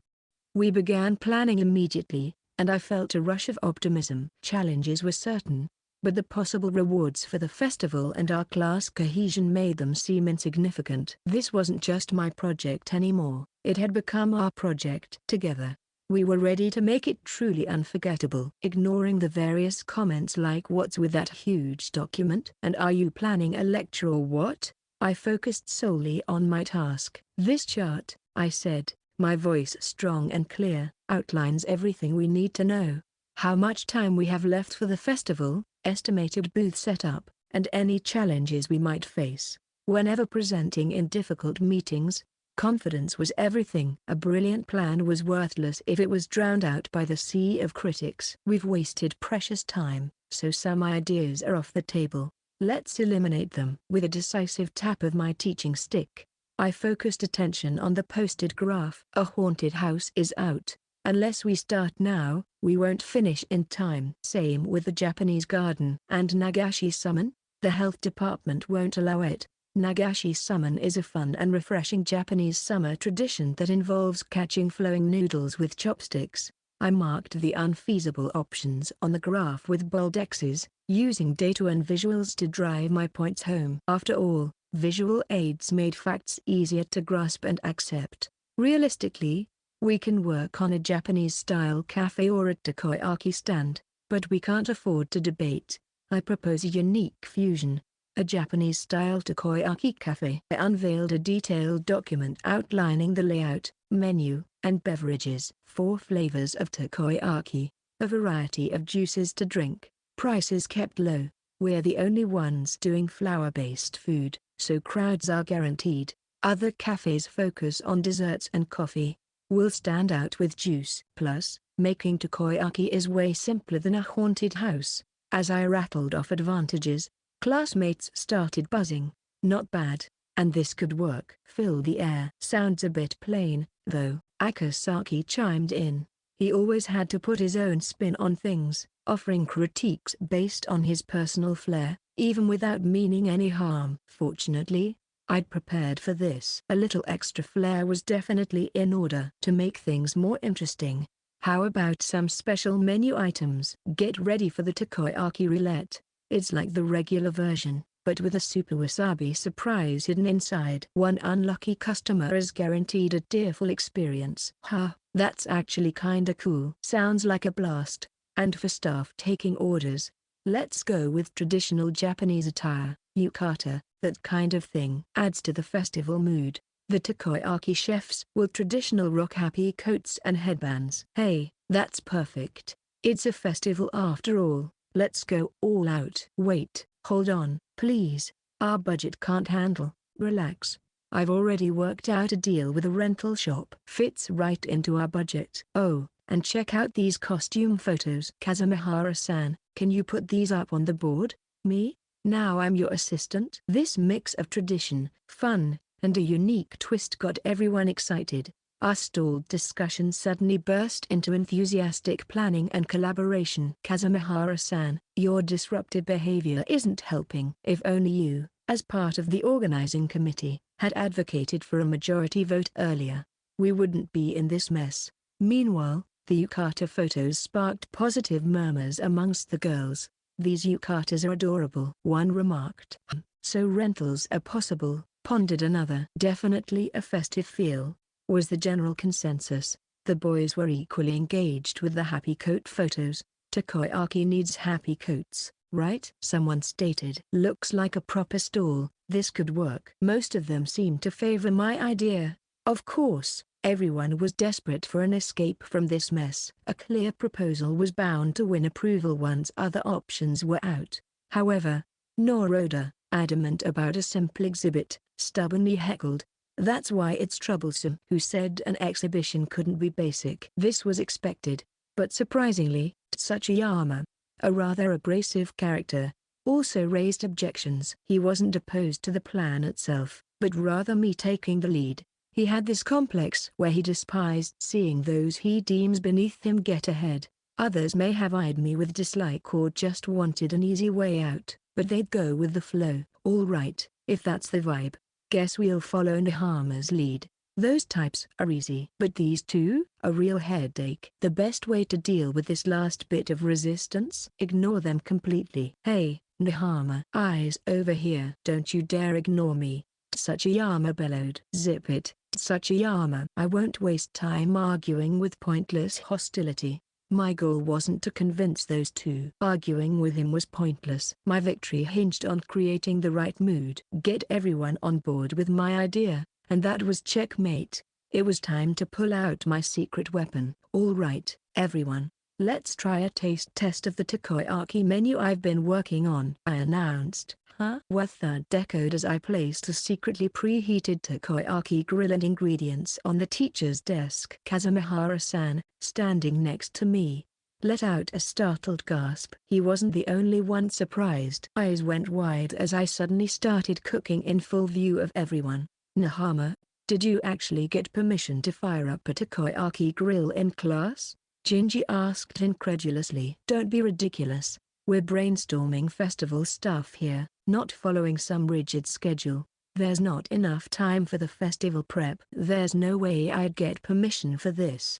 It's totally off the books, I replied. What? Jinji practically screeched. He was clearly shocked by my blatant rule breaking. Even with the teacher gone, the takoyaki sizzled and danced on the grill as they began turning golden and crisp outside and fluffy on the inside. My practice paid off as a mouth-watering aroma spread through the air. That smells delicious. I'm starting to get hungry. There's just something about the smell of food before lunch that really hits different, isn't there? Indeed. They were all astounded by my actions, but the sound of the batter cooking and the sauce's aroma must have made their stomachs growl, right? All right, they're ready. Come on, don't be shy, come and eat. This is part of my presentation for the proposal. After all, everyone's gaze locked onto the freshly made takoyaki. I could almost hear the gulps from across the room. Yet, perhaps hesitant to be the first, no one seemed willing to rise from their seat. Damn. Things were going so well, but why was the atmosphere so tense now? What should I do? If everyone just came to eat, my goal would have been within reach. But how was I to get them to move from their seats? Just as desperation threatened to consume me. Yes, I'll eat. I want to try Nahama's takoyaki. Shijoin-san, my saving grace, stood up energetically with the brightest of smiles. It was like a ray of sunshine cutting through the clouds. Perfect timing. Nice. Shijoin-san, whether she was being supportive or simply couldn't resist any longer, I didn't care. I was immensely grateful. This was exactly the boost I needed. Here you go. Be careful. It's hot. Yes. Ahaha. You even put green nori and bonito flakes on top. I handed Shijoin-san the takoyaki wrapped in paper, right there at the podium. And there she was, Shijoin Haruka, unabashedly savoring the takoyaki under the watchful eyes of the entire class. Her enthusiasm infectious. Yum. This is so good. The regular octopus is perfect, but the tuna pairs so well with the batter, and that cheese and bacon one? So rich and delicious. Shijoin-san with a genuinely delightful smile, devoured the takoyaki, completely entering food report mode. And then, seeing her delicious enjoyment, the rest of the hungry, healthy high school students couldn't hold back any longer. Wow, that looks delicious. I'm gonna get some too. Me too. Hey, no cutting in line. I'm hungry too. Wait, if everyone's eating, I want some too. Seeing Shijoin-san dig in, our classmates surged towards the podium in search of takoyaki.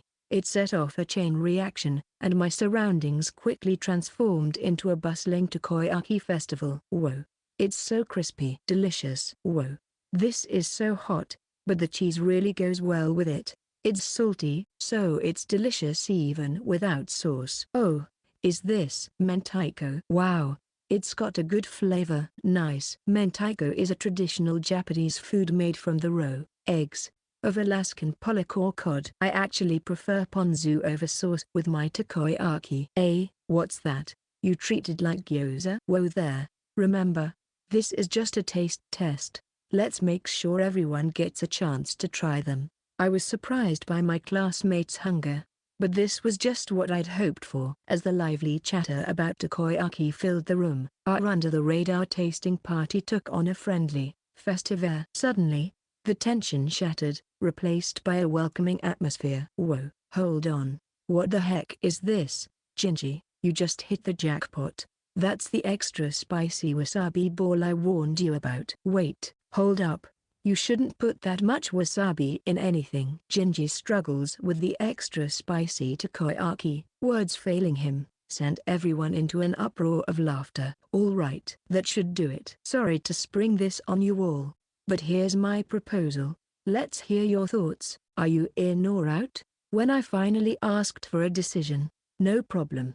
I'm in. Sounds fun. Let's do it. Why not? The old way wasn't working anyway. Huff, huff. It's decent. Come on. It's definitely good. I strongly agree. As expected, most of the class was on board. I spotted Sachiyama and Noroda sulking, but the decision was clear. They could only grit their teeth. The tide had already turned. Well, they won't be able to get a word in edgewise in this atmosphere. Meetings and presentations were all about manipulating the flow, highlighting the flaws of other plans, pushing the merits of your own, maybe tossing in a tasty sample, and boom, those few opposers became the odd ones out. So, Kazumihara-san, apologies for the surprise proposal, but it seems like I have the support of the room. Why yes. The result of our discussion is that we'll go with Nihama-kun's Japanese-style takoyaki cafe. Time is short, so let's take 10 minutes and then dive into the details. Kazumihara-san declared, finally done with her takoyaki, and the meandering meeting concluded. Honestly, Kazumihara-san, you're the moderator, but you practically inhaled those samples yourself. Section. During the 10-minute break, the cold, damp spot on my shirt was all I could focus on. I blamed that on the drafty corridor window. It seems I broke into a slight sweat during that presentation. Presentations always left me feeling drained. Even back in my corporate life, I hated being the center of attention. All those eyes staring felt like pinpricks, making my stomach churn. But still, to think that I, of all people, would stand in front of the whole class, passionately arguing my point amidst heckles. Something like that would have been impossible in my high school days in my previous life. Guess things turned out all right in the end.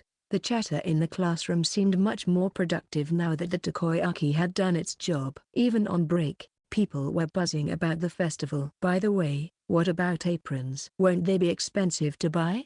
Couldn't we use the ones we made in home economics class? What about the takoyaki sauce? Are we sticking with otafuku? Otafuku's okonomiyaki sauce is a sweet and savory condiment from the popular Japanese seasoning company Otafuku Foods Company. It's got to be bulldog, right? Bulldog sauce is a popular Japanese brand of savory brown sauce known for its use on tonkatsu breaded and deep-fried pork cutlet. Whoa. Are you trying to start a war by leaving out Kagom? Kagom Company is known for making tomato-based products like sauces, juices, ketchup, etc. Nihama-kun, the ingredients you got were great, but don't you think we need more variety? Fujihashi-san, weren't you the spicy cheese takoyaki expert back in home economics? The chatter was now lively, full of genuine excitement. The atmosphere had completely changed. This was the energy Shijoin-san was hoping for. Nihama-kun. There you are. I turned to see Shijoin-san beside me. Her voice was bright, the earlier worries completely gone. Seeing her so happy and energetic washed away my own tiredness. It made me happy too, knowing I helped ease her concerns. A kind girl like her deserved to smile. My heart felt lighter seeing her this way. The way you took control in the meeting just now was really, really amazing. I never thought you had something like that planned. Absolutely wonderful. Now our class can finally move forward. And it's all thanks to you. Nah, you're giving me too much credit. Everyone was just exhausted. They were ready to jump on just about anything. I tried to downplay it to an excited Shijoin-san, but it took more than just a suggestion to win over a divided class. There were rivals and people looking for the easy way out. They were all my enemies. It took a bit of a show to sway the crowd, overwhelming them, catching them off guard with a tasting before they could find something to oppose. But, how did you come up with the proposal and everything so fast? Just a while ago, you didn't seem interested in the festival at all. Honestly, I rushed to prepare everything, including the proposal, just 2 days ago. Only 2 days? You must have worked so hard. Your proposal was amazing. But what made you so determined, especially when you weren't that excited before? That's because Shijoin-san's question left me flustered. It was the same reason I'd given my sister earlier. Yet, confessing it directly to Shijoin-san felt impossibly embarrassing. My face burned, my heart pounding. Where did all the confidence from that presentation go? I wanted our cultural festival to be fun for everyone. I finally choked out. Go on.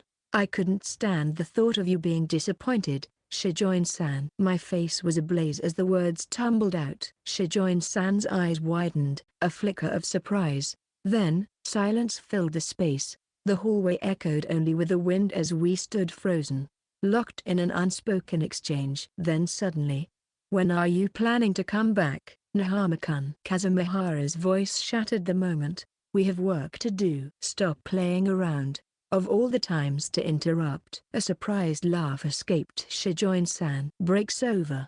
Let's go back. I'm determined to make your plan a success. Why yeah, let's go. I hurried back to class, trying to hide my flushed cheeks, but as I walked, I heard a gentle voice. Thank you, Nahama-kun. Shijoin-san's words, filled with sincere gratitude, resonated deeply within me. Chapter 6. Those with ability are loaded with work. During a break in the detailed planning session for the school festival's events, Kazumihara-san suddenly spoke to me. Look, that meeting was a disaster, and you really saved the day, she admitted. In hindsight, I was just yelling let's discuss this, without actually getting anything done. Her gratitude seemed genuine, and I sensed she was honestly reflecting on her actions. But her stoic exterior made it hard to read her true feelings. Well, I can't really disagree. I hesitated, knowing the whole thing had been a mess. Frankly, it was a miracle we resolved anything. Meetings without clear leadership are doomed. I felt like we'd never make a decision. Don't act like you weren't part of the problem, I teased. We hadn't interacted much, but it seemed like Kazumihara-san had a surprisingly relaxed side. Fair point, she chuckled. But seriously, thank you. When you jumped on stage and took charge, I honestly thought you'd lost it. Turns out, you had a plan. I felt my face flush. Don't give me that much credit. Her tone earlier in the meeting had been much more agitated. Was that her way of handling the pressure? Anyway, enough about that, she said, her expression shifting. Let's get down to business. Uh-oh. This pattern is something I've experienced many times before. It's that familiar setup. The self-bashing, then the ego-stroking. I can practically taste the words on my tongue, the ones I know are coming. I have a little favor to ask. Oh no. No, no. I saw this coming a mile away. Section. So, we've officially decided. Nahama-kun, you're now the advisor to the executive committee. Let's give him a round of applause. Kazumihara-san's announcement was met with scattered applause from the class. Shijoin-san was the only one beaming, her clapping practically a standing ovation, though her enthusiasm was appreciated. It was a touch embarrassing. All Kazumihara-san had asked was for me to help as the committee's organizer. I definitely wasn't thrilled about the role. My lack of ability as a moderator was shameful, and I regret causing Nahama-kun such trouble. However, It's simply unacceptable to exclude the person who planned everything and prepared the documents from the center of the discussion, she said, leaving me no room to argue. Indeed, not involving the project initiator in the preparations was about as bad as creating a sequel to a game without the original development team. Well, I always intended to see this through to the end. Now that I'm officially involved, I might as well give it my all. I had never been in such a position during my school days, but as a corporate drone, I had been thrust into the role of project leader before. From that experience, I knew, first, we need a goal, something to aim for. We had seriously messed up with all those pointless meetings, and now we were in a tight spot. Keeping everyone motivated was going to be tough. I tried to come up with a plan we could manage, but if we got sidetracked, it was over. This project needed full commitment, or we might end up looking like total losers. Since I'm here to assist Kazumihara-san, I hope you'll support me. And first things first, if we're doing this, I say we aim for first place. Wait, first place in sales? Kazumihara-san looked startled.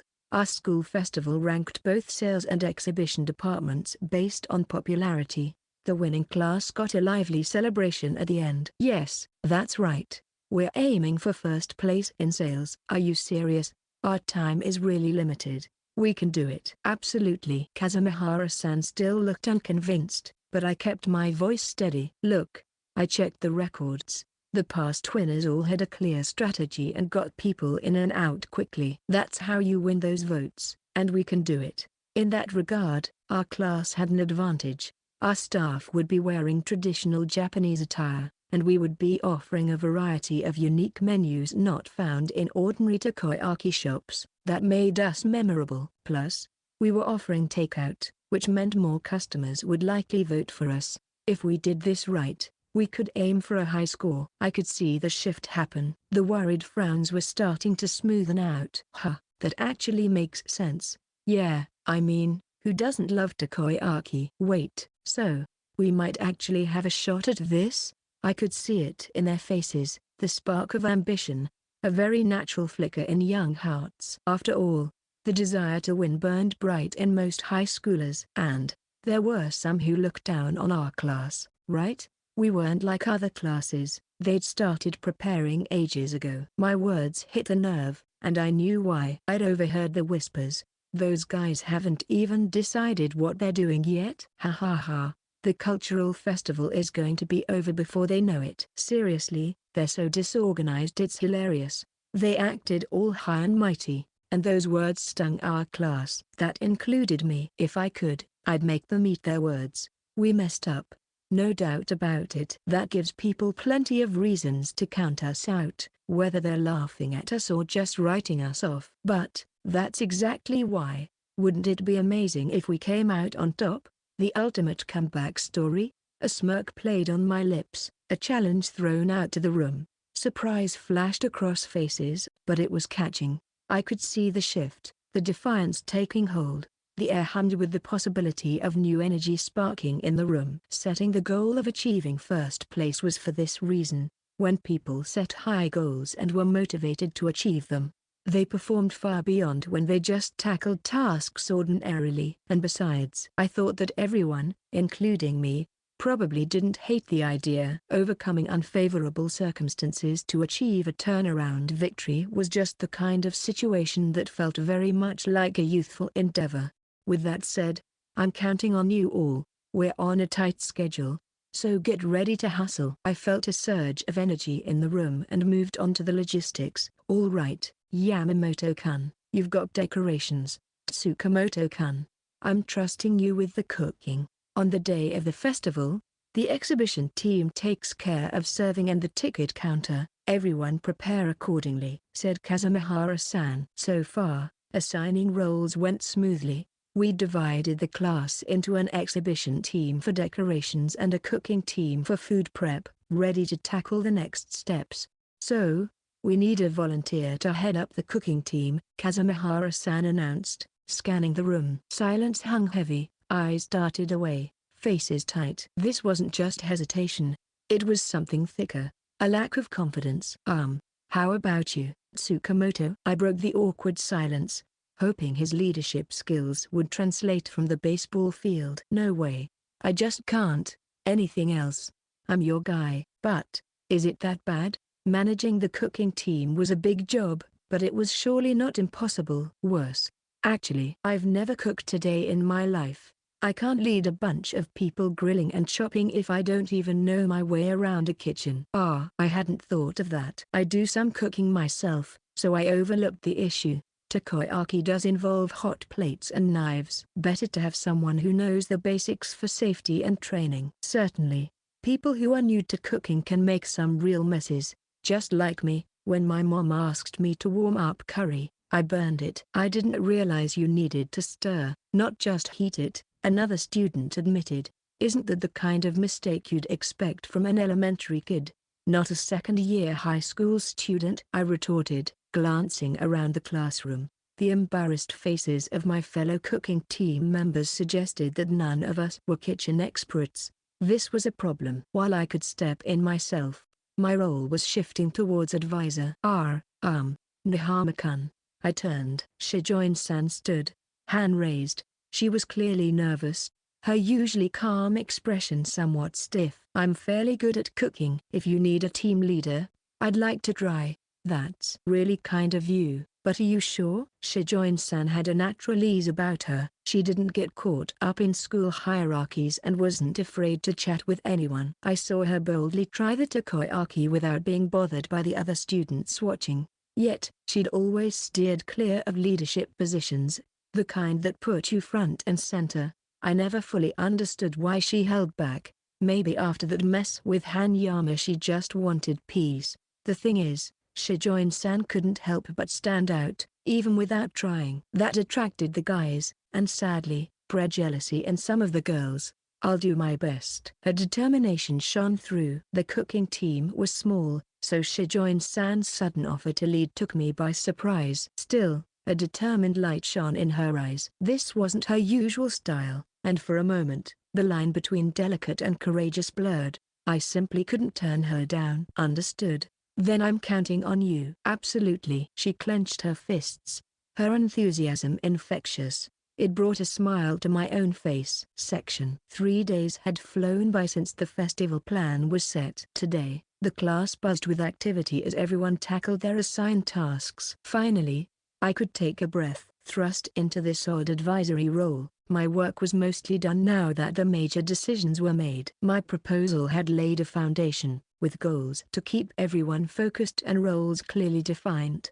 Just when I thought my duties were limited to helping out, our budget is in serious trouble. What? I nearly shouted. Kazumihara-san always sounded so calm, even when dropping a bombshell. Hadn't I painstakingly calculated the budget? Slashed the cost on costumes. We should have been fine. Actually, the decoration team has put in an additional budget request, and it's pretty hefty. Please take a look at this form first. What is this? They want to buy way too much stuff, don't they? I flipped through the request form and saw a huge list of interior items, cushions, accessories, wallpaper. If we bought all of this, our budget wouldn't survive. And what's with this big piece of wood with no size listed? This looks like something an elementary kid would order. Well, about that, it seems like the decoration team is arguing over this ambitious budget request. We'll have to talk to them directly. Kazumihara-san pointed towards them, and I saw the decoration team split into two groups, fiercely debating in a corner of the classroom. It looked a little messy, but as the person in charge of the money, I couldn't just ignore them, so I headed their direction. That's why I need your help. Yes, it's more work, but it's a fantastic idea we all came up with. If we do it right, it'll really transform the shop. Fujihashi-san faced opposition from a group of 4 members who disagreed with her plan. No way, I'm happy to do the original plan, but all these extras are unnecessary work. We don't need to go crazy, just doing the bare minimum is fine. I see. So that was the situation. Akasaki, can I talk to you for a second? I need to understand what's happening. Hey, Akasaki, could you fill me in on what's going on here? I asked, pulling him aside from Fujihashi-san's group. Huh? Oh, Nihama and Kazumihara, you've got to help. We have this awesome decoration idea, but some people are being lazy and fighting it. Akasaki seemed oblivious to the fact that he was partially to blame for the ongoing chaos. An interesting idea? What is it? Take a look at this. It costs a bit extra, but it'll give the place a real Japanese vibe. Let's see. Oh, this is pretty impressive, right? The decoration plan Akasaki proudly showed off was actually well designed. It created a unified Japanese atmosphere throughout the space, cleverly hiding out-of-place elements like shelves and desks to complete the illusion. See? Isn't it amazing? I'm going to make this huge sign myself. That's why I need a piece of wood about the size of a person. So that was what the big piece of wood was for. At least write the size on the form. Kazumihara-san, Nahama-kun.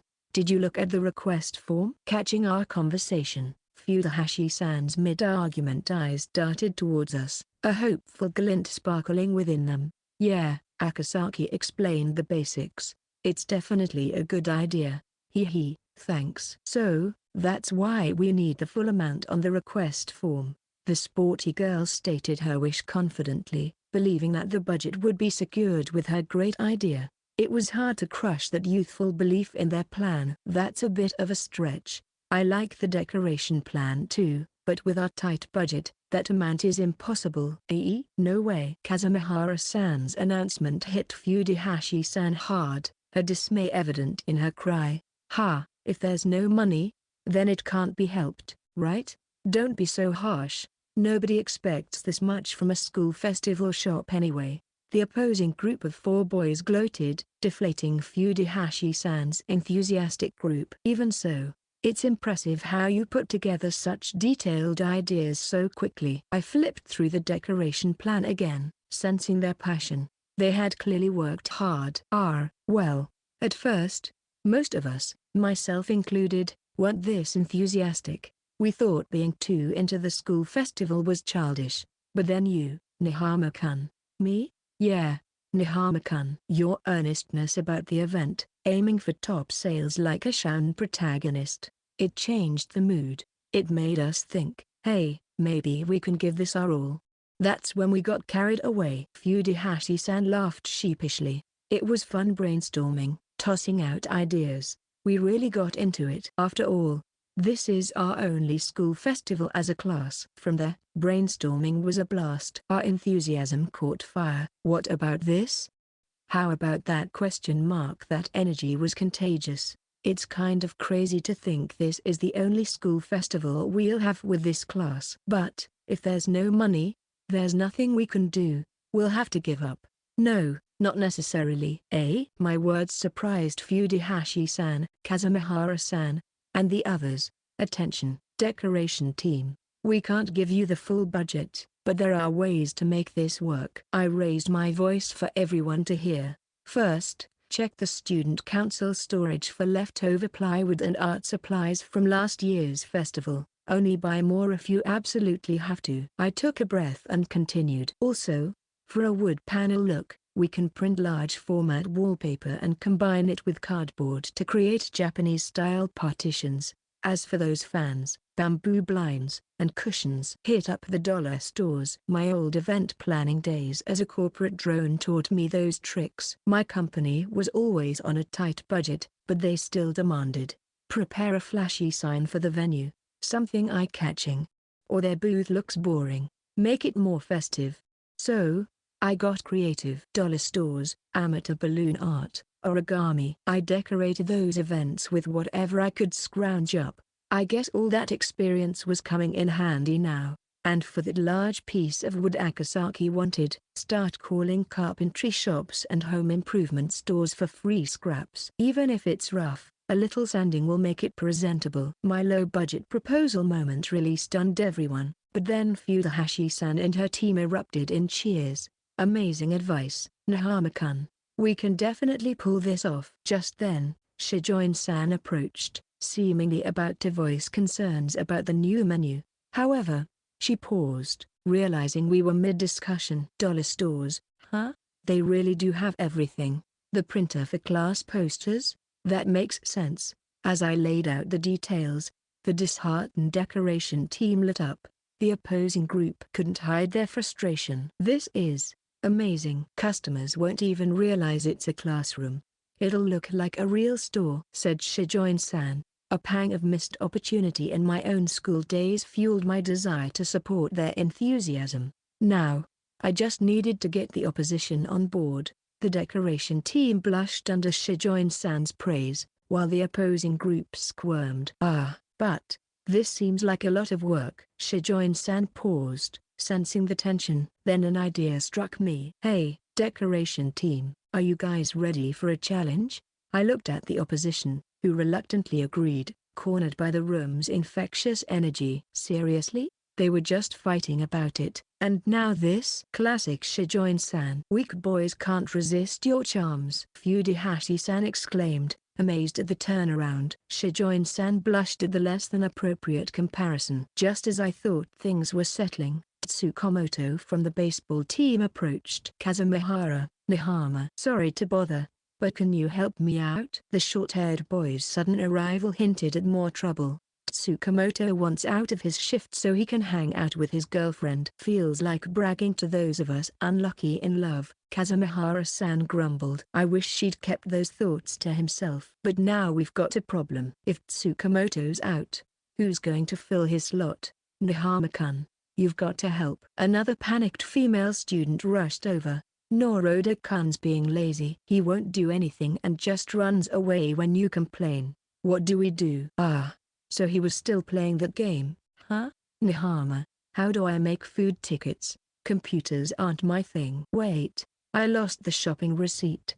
The problems piled up faster than I could solve them. This felt like a nightmare flashback to my past life. Signs of a collapsing project. Everyone was rushing, saying no time, but the rush only created more chaos. I thought we'd be smooth sailing after deciding on the event, especially with Shijoin-san excited.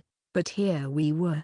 Well, there was no choice but to go all out. It was time for the old corporate drone in me to see this through.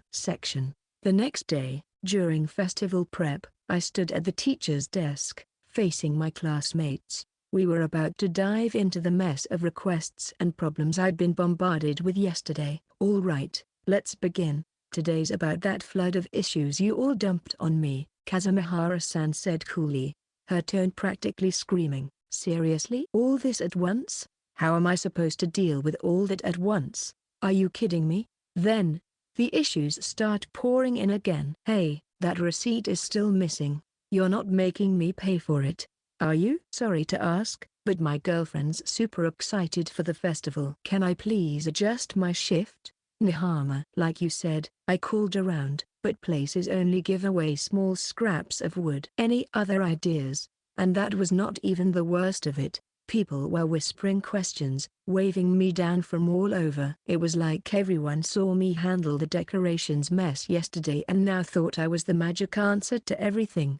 But that doesn't mean everyone should come at me all at once. Am I supposed to be Shotoku Tahishi or something? Prince Shotoku Tahishi is a revered figure in Japanese history, a regent with a strong influence. He's credited with promoting Buddhism and adopting elements of Chinese culture that shaped Japan's government and society. Over time, his legacy became more legend than reality, solidifying him as a symbol of wisdom and virtue. This is getting us nowhere. Their questions are valid, so I can't just ignore them, Kazumihara-san sighed. Yeah, it's exactly because everyone's working hard and fast that these little hiccups are popping up all over. The roar of voices during cultural festival prep made it impossible to have a proper conversation. On stage, the two of us were forced to whisper, frustrated by the lack of focus. Indeed, a bit more preparation time would have been ideal. Kazumihara-san sighed, her voice colored with the regret of hindsight. Such a waste to spend so much time just deciding on the program. So, what's the plan now?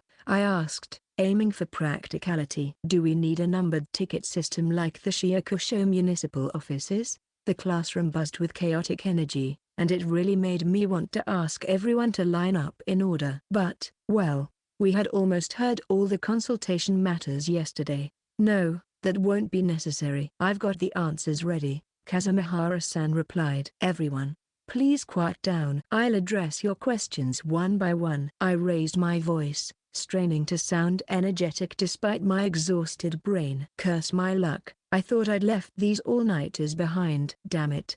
I thought such overtime tasks were a thing of my past life, not this one. Before we start, Noroda, since you're not busy, you're on photography duty. Huh? But why me? Noroda's protest faded under the weight of his classmates' disapproving stares. In a class focused on teamwork, his reluctance stood out. Your photos will be a key part of documenting this event. Do a good job, take plenty of clear pictures, and capture the highlights. We're all counting on you, so no pressure. But blurry photos mean a class full of upset students.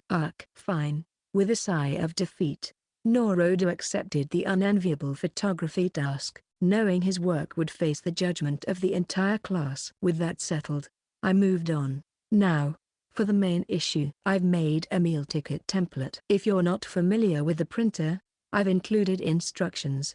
Those truly lost with technology, ask Yamahira Jinji from the computer club. Wait, Nihama. You're dumping that on me? Choose the materials wisely. Ask if you need help. You're good with this stuff, right Jinji? Guess I don't have a choice. Jinji sighed. Sorry, Jinji. We were the resident computer whizzes in this class. It might have been a pain for us introverts, but I'm counting on you. Next, anyone who lost their receipts, submit whatever you have. If you're completely out of luck, do your best to remember what you bought and how much it cost, then write that down. We'll work with it this time, but please try to avoid this in the future. After all, in the real world, lost receipts can mean paying out of pocket. Akasaki's eyes lit up. An idea to combine smaller pieces of wood to ensure safety. As I continued fielding requests, I emphasized the tough reality. Not every wish could be granted. Some had to be firmly denied to keep things manageable.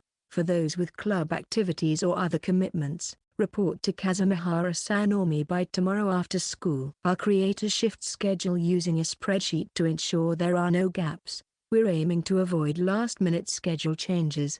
It was crucial that no one sprung any sudden changes on us. Adjusting shifts at the last minute was a nightmare for anyone trying to manage a schedule. Also, I've put together a manual for the store system. It includes the layout of the classroom, the ticket and payment system, the order-taking process, how to handle receipts, and more. If you're in trouble, check it first. After explaining, I looked around the classroom to find that the once noisy classmates are now staring at me in stunned silence, their expressions a mix of shock and awe. What's with these reactions? Despite their slow start, they began to pass around the employee manual for our Japanese-style takoyaki cafe. With each page turned, their astonishment grew. What's with this insanely detailed manual? It covers everything from repeating orders back to customers, to handling money, to dealing with disturbances. Kazumihara-san, beside me, sounded incredulous. It's just a manual based on the plan from the proposal stage, made user-friendly. I created it because the service and cashier teams were having trouble with these aspects. You were this thorough from the planning stage? Of course, it's standard to anticipate potential issues and solidify plans from the beginning. Otherwise, you'd get bombarded with criticisms like, this part is flawed. This isn't thought through. Such a hole-filled plan can't possibly be accepted. You useless piece of shit. Nobody's going to bombard you with harsh criticisms. Kazumihara-san reassured me. Honestly, Nihama-kun, what do you think of our class? Well, I didn't necessarily think the class would go that far, but I'd become accustomed to ensuring thorough preparation to avoid any issues. After all, I spent 12 years amidst a twisted group, not as a particularly talented employee but as someone who made it a habit to consider various factors and prepare thoroughly to avoid being scolded. All right. I think that addresses most questions. If you have anything else, please speak up now. I surveyed the classroom. Silence. Everyone remained silent, engrossed in the manuals I'd distributed. What's going on? They seemed utterly taken aback by something. Hey, Nihama-kun. Tsukamoto broke the silence with a hint of hesitation. I'd already adjusted his shift for his festival date. You know. You're incredible. Incredible? What do you mean? His unexpected praise caught me off guard. I mean, we dumped a mountain of requests and worries on you, right? And you addressed them all in just one day. That's not something just anyone can do. Yeah, same here, Fujihashi-san agreed. Yesterday, you faced those impossible tasks head-on, and still found ways to make everything else work. That took some serious thinking. Is this really about me? This manual is unbelievable. More detailed than anything I've seen at my part-time job, and so easy to understand. Your proposal was impressive, Nahama-kun, but I didn't realize how reliable you truly are, another classmate added. One by one, more voices joined in, and I struggled to process it. Me being praised by my classmates. This was a foreign experience. All through school, elementary, middle, and high, I'd felt invisible. I was not an academic or athletic star, instead was just the guy who shrank from confrontation, as noticeable as a speck of dust. Laughter, indifference, maybe a bit of scorn. That was familiar, but a scenario where I was the focus of praise? I never imagined such a thing. So, this is what my second life brings. Unexpected events, huh? I noticed Shijoin-san in the back of the room, a wide grin on her face. She puffed out her chest triumphantly, as if to say, "See? I told you so." Her expression was like mine when an obscure manga I loved started to get online recognition. Haha, well, I didn't expect this. I managed a slightly bashful acknowledgement. Thank you, everyone, but seriously, this manual, the level of detail, you really made this in one day? Really? Thanks, but it's almost too much. Like, bordering on obsessive. Their gratitude mixed with slight bewilderment was both amusing and weirdly flattering, proof of how far I could take my dedication. It's like, amazing but also kind of scary, you know? Hey, don't change the subject just when things were getting good. Was there a need to spoil the moment? If you're going to praise me, go all in, I shouted, facing my classmates. Their expressions, once full of admiration, now held a hint of alarm. Chapter 7.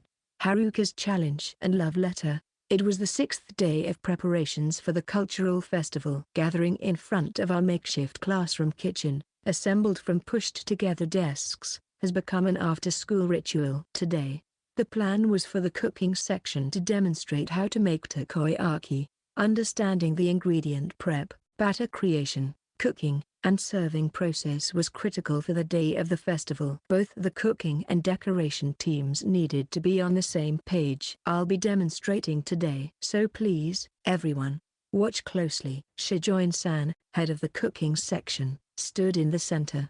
Her uniform was covered with a white apron, and her long hair was tied back. She looked the part of a home cook, and many of the boys were visibly smitten. Yet, beneath her demure appearance, she was incredibly nervous. I almost felt sorry for her. Clearly, being the center of attention isn't her strong suit. Normally, Shijoin-san could chat warmly with anyone, regardless of whether it was their first meeting or if they were boys. Her genuine kindness shone through, but perhaps fearing backlash from some girls, she'd avoided the spotlight since childhood. Leading or managing simply wasn't in her skill set. Shijoin-san, if you're too nervous, would you like me to take over? Sweating with tension, she'd lost her usual gentle smile. I whispered, not wanting to embarrass her amidst the growing restlessness of the group. No, thank you. I need to face this challenge. It's how I'll grow. Though her voice trembled, Shijoin stood firm in her apron. Behind that delicate exterior, I sensed a newfound determination, so unlike the Shijoin-san I knew. Why she'd embarked on this self-improvement quest, I couldn't say, but dousing her newfound spirit would be cruel. As cultural festival committee advisor, I stood beside Shijoin-san and sensed the tremble in her voice, the subtle quiver in her frame. Her whole body radiated stiffness. All right, then do your best. And if you fail? If I fail? Shijoin said timidly. Smile and say, that's how not to do it. PFFT. Perhaps my joke struck a chord. Shijoin-san burst into laughter, her body relaxing at last. Honestly, it wasn't a joke. I truly believed that with Shijoin-san's charm, anything could be smoothed over. Thanks, Nahama-kun. Then, I'll give it a try. The tension had vanished, replaced with newfound energy brimming with confidence. She placed the boiled octopus on the cutting board, knife in hand. But I don't have a clue on how Shijoin-san's cooking skills are. Being a popular girl from a wealthy family didn't guarantee kitchen prowess. Our classmates gathered around seemed to share my worry, faces tinged with doubt. Oh? But, as if to blow away the surrounding tension, Shijoin-san's knife moved with precision. The movements, reflective of her earnest personality, were meticulous, and the octopus was cut into remarkably even pieces. As the crowd shifted from doubt to admiration, Shijoin-san mixed the batter, then carefully oiled the hot takoyaki pan with a wad of paper towel. She had understood the importance of that step, preventing the batter from sticking. Next came the octopus and tempura scraps, sizzling as the takoyaki cooked. Her timing was perfect, resulting in a beautifully browned finish, topped with green seaweed, bonito flakes, and sauce. And done. She presented the finished takoyaki on a paper plate, basking in the crowd's applause. Flushed slightly from the attention, Shijoin-san looked genuinely pleased. Wiping away some sweat, she wore a triumphant smile, radiating pure satisfaction. Great job, Shijoin-san. A perfect demonstration. As the organizer, I was incredibly impressed with that demonstration. Shijoin-san's precision and care would be invaluable for our less experienced team members. Oh, I somehow pulled it off. Speaking of which, Nahama-kun, you came up with this booth idea. Would you mind being our official taste tester? Ah, sure. I can do that. The other guys were shooting jealous looks my way as I agreed to try Shijoin-san's takoyaki. It made sense though. I did come up with the idea for the booth, and no one was objecting. Thank you so much. Here, try this one. The whole class gasped the second Shijoin-san said that. Of course they did. Instead of giving me a plate, she brought a takoyaki on a toothpick right up to my mouth. In other words, it was the so-called open wide situation. Wait, no way. I mean, I'm super happy. But doing this in front of everyone is way too embarrassing. Shijoin-san, with her sweet smile, probably meant nothing by it. She didn't understand what the fuss was about. It was probably just like sharing candy with a friend. It's so embarrassing, but I would never refuse the taste test and hurt Shijoin-san's feelings. Plus, the happiness definitely outweighs the embarrassment. It took everything I had to accept that takoyaki from Shijoin-san under everyone's gaze. Sure, it was tasty, but honestly, my brain was short-circuiting. A girl feeding you her homemade food? Not something my life had prepared me for. So basically all I could taste was sheer panic. Yeah, the batter's cooked through. It's good. Phew, glad to hear it. It's still a bit weird having people outside my family try my cooking. I managed to reply despite my burning face, and Shijoin-san smiled back happily. The other guys were throwing mixed glances my way, some impressed, some ready to murder me. Everyone knew Shijoin-san was super friendly, and this was just her being her. But that didn't stop the jealousy. But more than that, my attention was on Shijoin-san. She looked so relieved after the demo, and seeing her make a little victory pose in her apron was adorable. Watching her happy made me happy too, despite the embarrassment. Section. Sigh. Things are finally starting to calm down. Before class started, I leaned back in my worn-out body and watched the room buzz with activity. It had been non-stop cultural festival prep lately. As the preparation period winded down, both the decoration and cooking teams were making great progress. Even those who started out reluctant were getting on board now, and lots of people were hashing out the final details. The day before, I had been surprised to see 4 boys in the classroom, hard at work with the wallpaper. The same guys had grumbled this is too much trouble when Fujihashi-san proposed decorations, lacking any motivation. Had Shijoin-san charmed them into changing their tune?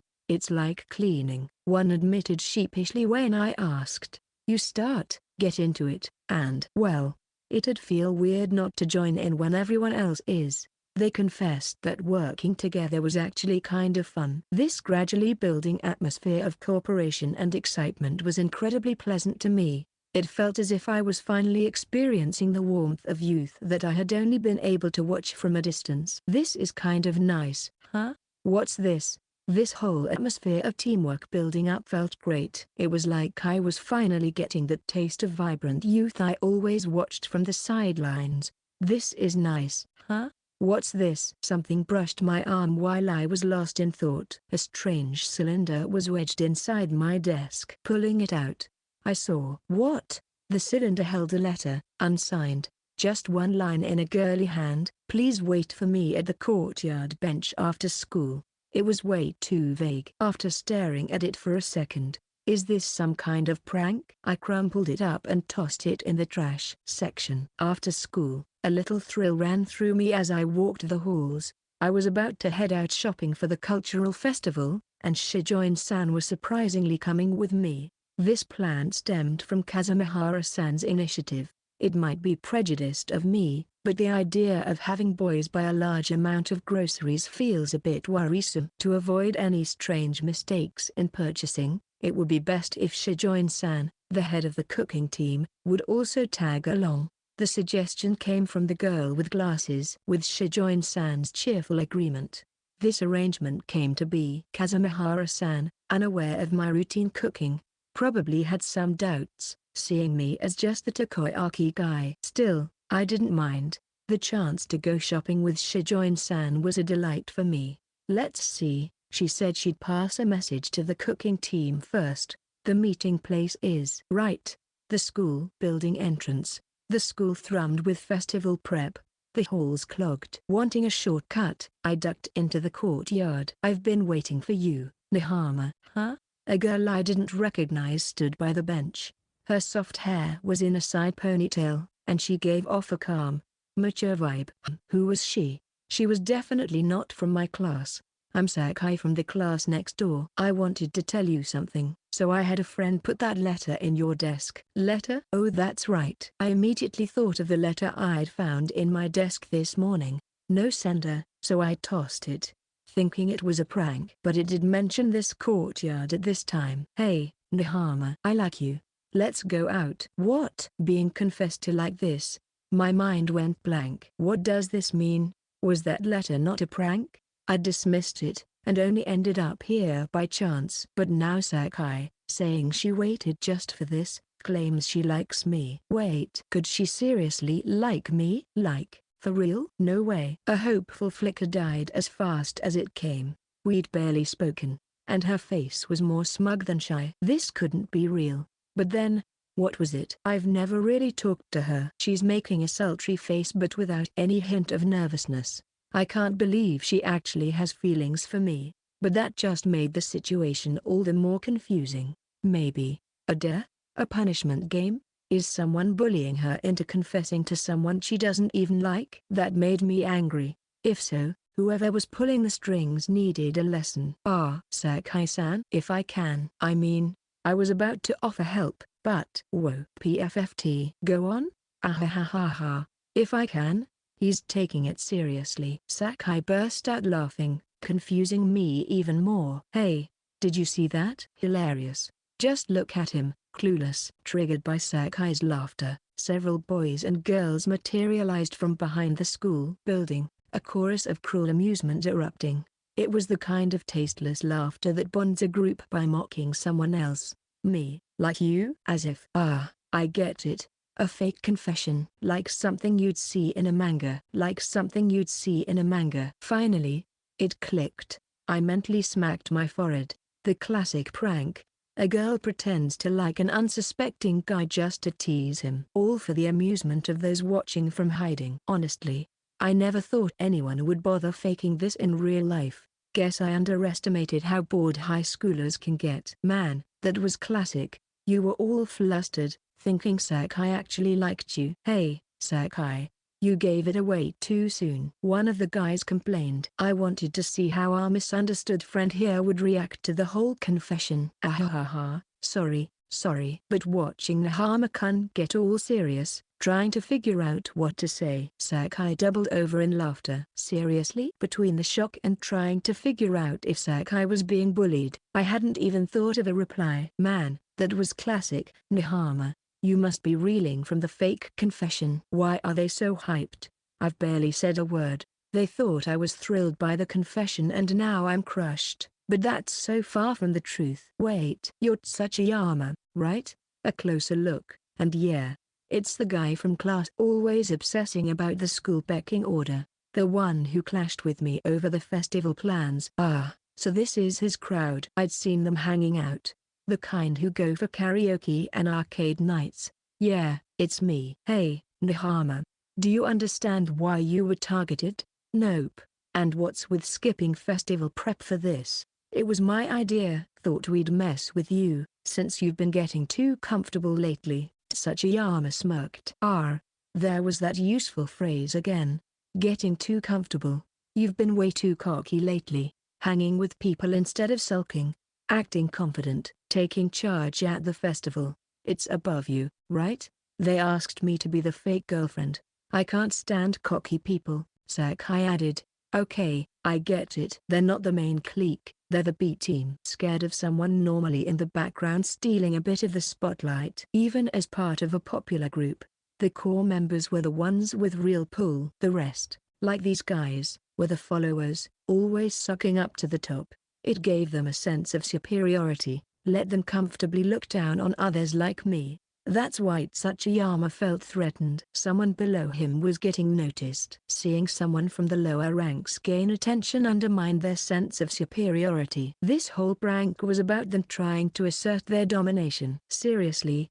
Did you think a super cute girl like me would fall for someone like you? Hey, don't be too hard on him. Unlike us, always surrounded by awesome girls, this poor otaku probably hasn't even spoken to one. Yeah, classic gloomy otaku. Forever alone. No way he's ever getting a girlfriend. Not like us cool kids. Nihama-kun. There you are. A warm, cheerful voice cut through the noise, like a balm on my tired brain. There was no mistaking it. Shijoin-san, her hair swaying as she hurried towards me. Finally, there you are. You didn't come to our meeting place, so I went looking for you. Sorry about that. I was so excited for our shopping trip. Talking more about that new light novel. Every second with you is precious, Nihama-kun. She couldn't contain her enthusiasm, even adding a slightly annoyed pout. Adorable, like a puppy trying to look stern. Shijoin-san? Why are you with Nihama? Wait, you walked home together? The sudden arrival of the school beauty left my tormentors frozen in shock. Huh? Oh, Tsuchiyama-kun, right? And the others? Shijoin-san tilted her head. What brings you all here? Well, before Shijoin-san, Tsuchiyama and the other boys were reduced to stammering messes, their usual confidence shattered by her beauty. If it's nothing, we'll be leaving. We've got plans to enjoy our time together. Spending time together after school. Enjoy it. How? Shijoin-san's innocent words fueled more misunderstandings. Of course, we were just shopping, and the enjoyment was probably about discussing novels on the way. But to Tsuchiyama and the others, it sounded like a date. They stood there gaping, like their souls had been sucked out. Well, that's that. Let's go. There was no point dragging this out, and Shijoin-san was clearly excited. This can't be. Why? How? Sakai's voice trailed behind us. You're supposed to be below. How dare you be with someone above? Her tone wasn't just annoyed, it was venomous. Her voice wasn't just simple irritation but sounded almost cursed. Damn it all. Why? Tsuchiyama joined her, spewing bitterness. Why try to stand out? Know your place. Otaku like you should be cowering from cool people like us. Their outburst was almost comical. Shijoin-san had simply turned the tables. It wasn't hard to guess what was eating at them. Obsessing over school rankings. Honestly, it's childish. School hierarchies mean nothing in the grand scheme of things. But when you were trapped in it, it felt like your entire world, like nothing else mattered. Is maintaining your position that stressful? Do you need to look down on others and feel superior to get by? Maybe I hit too close to home, because Sakai and Tsuchiyama's whole group went silent, looking like they'd swallowed something foul. Tops and bottoms, I started, doesn't obsessing over that just leave you exhausted? Meanwhile, those you call below are having fun, enjoying time with real friends. Tsuchiyama and the others didn't answer. I didn't say more. With Shijoin-san beside me, baffled by this whole status nonsense, I quickly left the scene. What did Sachiyama-kun and those others want? Nahama-kun, Shijoin-san asked as we walked toward the school gate. Actually, that girl, Sakai. She told me she liked me. Wow. Shijoin-san froze, clearly shocked. It wasn't real, just a dumb prank, to laugh at me for believing in a fake confession. What? That's cruel. That's not a joke, that's being a terrible person. Her usual calm deserted her. Shijoin-san's voice held righteous anger. It's okay. Especially since you showed up, Shijoin-san. Why would my being there matter? Well, they think you're, like, top tier, unreachable to the rest of us. Huh? As expected, Shijoin-san seemed baffled by the whole social ranking thing. So, are you alright, Nahama-kun? If someone did that to me, I'd be scared, upset all day. I'm fine. Honestly, if this was high school me from a past life, I might have been a sobbing mess. Now, I just felt sorry for them. I hoped that someday they would look back on this and focus on enjoying their youth, not on these petty power games. Alright, let's go shopping, Shijoin-san. Or there might not be anyone left in the classroom when we get back. My half-joking comment made Shijoin-san pick up the pace, her concern genuine. I couldn't help but smile at her earnestness as we headed for the school exit section. Okay, that should be it. We even stuck to the budget. Walking beside Shijoin-san, I mentally checked if we'd forgotten anything. Our paper bags bulged with plates, cornstarch, bonito flakes, everything for the festival. Yes, we managed to buy everything so cheaply. It had been my first time going to a wholesale supermarket, and I was amazed by the volume of products they had. It was so much fun. Definitely. It feels a bit rebellious, doesn't it? Shopping in our uniforms, then heading back to school. Right? It's like breaking the rules a little bit. Exactly. On the way to the wholesale supermarket, we'd been deep in a light novel discussion, at Shijoin-san's request, but once inside, the focus naturally shifted to the festival. It sounds like the decorations are going well too. Fujihashi-san was getting emotional. She said I worked so hard on this. It's heartbreaking to tear it down after one day, and kept making Noroda take pictures. Ahaha, she really said that. Speaking of, it's surprising how into it Noroda-kun is now. He hated the festival at first, but lately, he's all about those photos. Yeah, and it's thanks to everyone's reaction. I explained to Shijoin-san. Noroda usually slacked off, so leaving him with the photography was a risk. At first, he did the bare minimum. So, I picked some of his better shots, made a little album for everyone. That got them excited, seeing their hard work captured. Then came the requests. Can you get a shot of this? That feedback changed Noroda's attitude completely. He found a purpose. That's incredible. You've handled problems, managed people, now even motivation. Nahama-kun, it's not a big deal. If Noroda truly hated it, nothing would have worked. I gave him a push, but his own motivation did the work. I wasn't doing anything special. Years of being used by others taught me what I needed to function. A place to feel valued, some positive feedback. That was all it took. If anything's incredible, it's the cooking team. Suddenly, everyone's a master chef. And those new menu ideas, even on a budget. Absolutely. Their progress is amazing. That new red bean flavor took a lot of trial and error. Shijoin-san's face beamed with pride for her team. From the start, it was clear she was nervous about leading. But after that successful demo, a switch flipped. Seeing her guide everyone with such focus, I knew it was more than gaining confidence. All those requests for new recipes? It was Shijoin-san who organized the taste test to decide which to adopt. But why?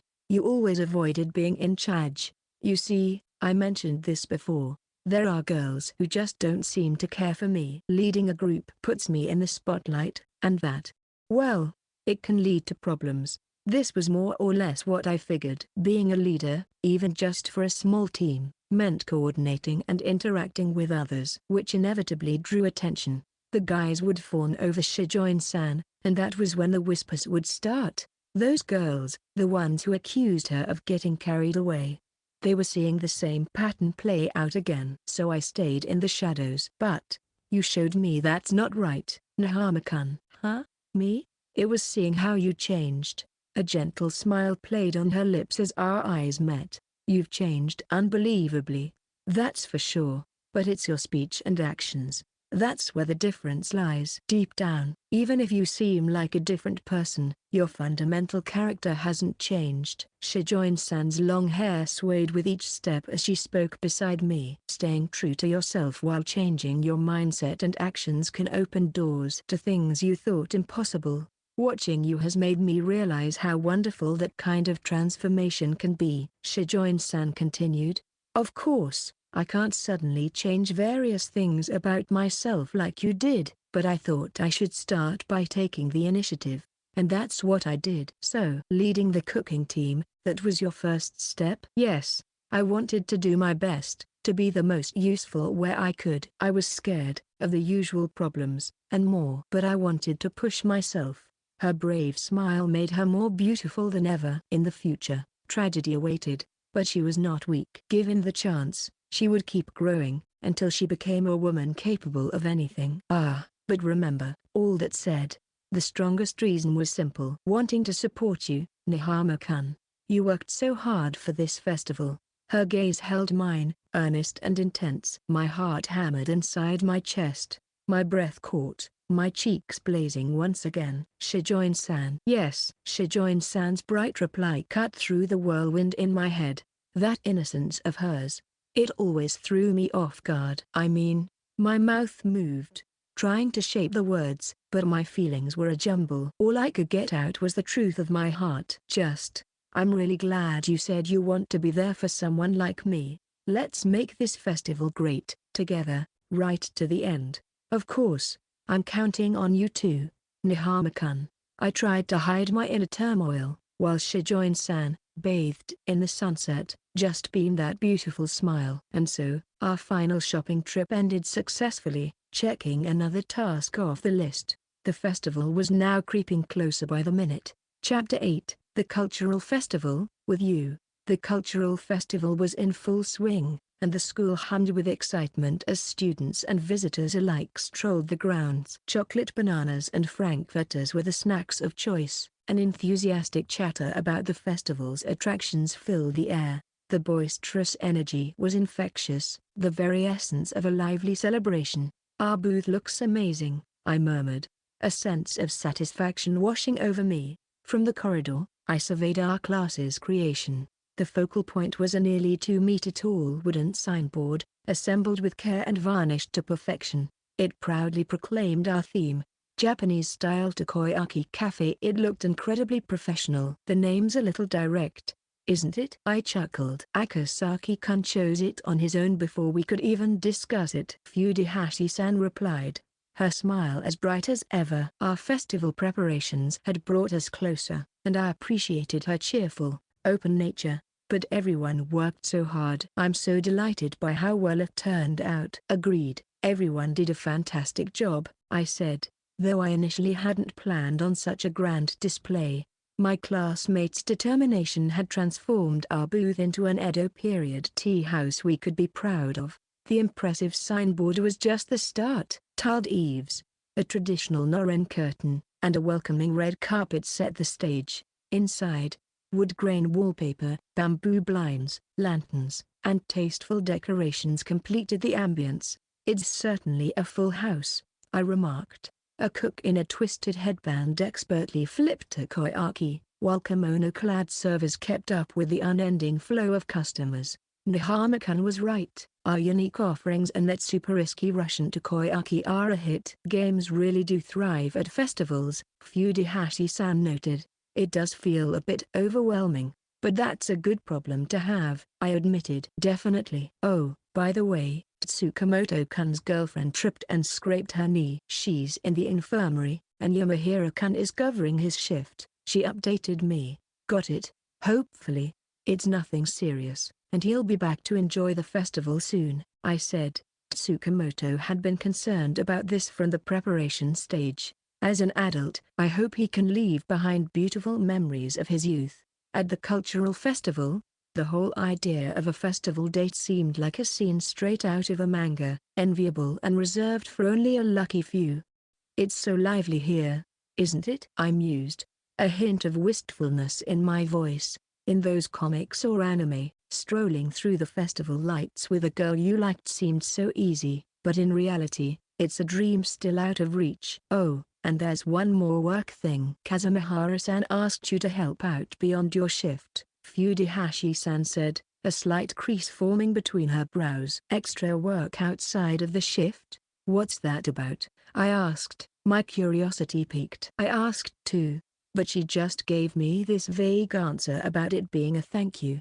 Anyway, she wants you to meet another classmate in the entrance hall for details, she explained. Well, that's cryptic. I guess I'll head down, I said, more confused than ever. Sounds important, she replied, a hint of amusement in her voice. With no choice but to go, I thanked Fujihashi-san and made my way downstairs. What in the world could this be? Section. As I entered the brightly lit hall, a familiar voice echoed, Nahama-kun. Over here. Shijoin-san? I froze, my voice barely above a whisper. There she stood, an image of pure grace in her yukata, the pale pink fabric, adorned with a delicate cherry blossom pattern, emphasized her youthfulness. A striking navy and white obi, patterned with night cherry blossoms, hugged her waist. Her long black hair swept into a loose bun, revealing the delicate line of her neck. A single glass beaded hairpin, shaped like wisteria flowers, nestled just above her ear, adding a touch of elegance to the whole picture. She was breathtaking. A rush of emotion surged through me, so intense that tears welled up in my eyes. Fufu. My mother insisted I wear this yukata from her collection when I told her about the festival. Do you like it? She asked, a playful smile on her lips. It's beautiful, I breathed. But before I could stop them, the words tumbled out. You're too beautiful. Huh? The realization of my blunder hit me like a wave, and the blood drained from my face. Oh no, I let her loveliness short-circuit my brain. Thank you, she stammered, her cheeks warming. Shijoin-san's face, already flushed from the attention, bloomed an even deeper shade of pink at my unintentional cheesiness. I'm sorry, Shijoin-san. Even your embarrassment is adorable. So, I was told to come for some classwork, I said, trying to shift the focus. But you're involved too, Shijoin-san? Yes. We're supposed to carry these placards and promote the Takoyaki Cafe. She held up her sign. A simple advertisement for Class 2C's Japanese-style Takoyaki Cafe. 5 flavors, takeout available. So that's why the crowd was so big earlier. Shijoin-san standing here with that sign. It was no wonder as to why everyone was drawn to her. Her beauty was a magnet for attention. It was classic advertising. Use a beautiful face, and the product sells itself. Promote together. Just the two of us? Yes. We're supposed to walk around the school, even pop into classrooms where things are happening and make our pitch. But wait. Shijoin-san and I, wandering the festival, checking out booths, isn't that kind of like a date? Oh, and Kazumihara-san asked me to give this to you. Shijoin-san handed me a folded letter. What? With a pounding heart, I unfolded it. Did you meet up with Shijoin-san? Yes, as you guessed. It's a festival date. A thank you for saving our class project from disaster. Forget the promotion, just enjoy yourselves. Wait, what the heck is this? I thought you two seemed close lately, even more so after seeing you at the study meeting. I don't know how things stand between you, but if you're giving off those vibes, a little date push might work, right? And that shopping trip, also my meddling. Were our study sessions being watched? And that shopping trip was staged like this too? So consider work my gift to you. Take your time and have fun. As an executive committee member, I might be mediocre, but as a Cupid, aren't I brilliant? The letter ended there. What was this Cupid nonsense? We were not even dating. 1,000 things raced through my mind, but underneath it all, honestly, I'm so happy. A wave of warmth washed over me. My heart beat like a drum against my ribs. I can walk through the cultural festival side by side with Shijoin-san in a different outfit than usual. We can enjoy the hustle and bustle of this festival together. Just thinking about it fills my heart with joy. And then, it hit me. The warmth in my chest wasn't just simple joy. My heart pounded with an intensity I hadn't felt before. For a moment, the strangeness of my own feelings surprised me. but then they faded amidst the rush of excitement, and I simply smiled. "Kazumihara-san, you're a force of nature," I chuckled. "With you in charge, things always get done. Which is a huge relief. It means I can keep playing my quiet advisor role. At least mostly. I still wouldn't say no to a little less responsibility on this project." "By the way, what did Kazumihara-san's letter say?" "I was told not to peek." Yes. It said we should bring in as many guests as possible. Even range other exhibits with our signs. But remember, we have to act like guests so we don't look suspicious." "I see, that's an important job indeed. I'll do my best too." Shijoin-san took my words at face value, her eyes brightening with anticipation. "Ah, that innocence. Then let's get started. I want to see the other exhibits and definitely try the yakisoba." Her enthusiasm was contagious, her smile dazzling as she clutched the sign. The festive buzz faded into the background. All I could see was her. "Yes, let's make the most of it." Together, we set off, using the placards as an excuse to simply savor the festival. Oh, this day would probably become unforgettable, unlike any other day I had before. Section 5 Baseball-sized balls were our weapons against students dressed as red bodysuits, loincloths, and horned masks. The catch? These actually dodged. Damn it, hit them. Trying to look good for Shijoin-san, I hurled the balls with all the strength of my morning runs, but the masked Oni twisted and danced, barely breaking a sweat. "Hey, you with the sign, you missed all 5, you're out." "Wow, this is harder than it looks. Do they even want to give out prizes?" The girl announcing the results couldn't hide her amusement. Even confined to a small circle, these were masters of evasion. Who were they? Underneath those masks. "My turn. Watch me avenge you, Nihama-kun." "You're really into this, Shijoin-san." Despite her elegant yukata, Shijoin-san bubbled with a childlike eagerness to win. Shijoin-san was handed the ball from the receptionist, a determined moo escaping her lips as she readied herself to throw. Taking aim, she launched the ball with all her might. "Uh-oh, this isn't good." The ball's way over the Oni's head. "What? Nope, way too high." Even before she released the throw, Shijoin-san knew it was a miss. But then, in a surprising move, the masked Oni did the unexpected. He jumped. With a satisfying thud, Shijoin-san's ball smacked him right in the face. A hit. The yukata-clad senpai scores on the first try. What was? Did he dive into that? The announcer's bewildered voice drew a crowd. The Oni silently crossed his arms and looked away, a huff escaping his mask. "This guy dodging everything I threw.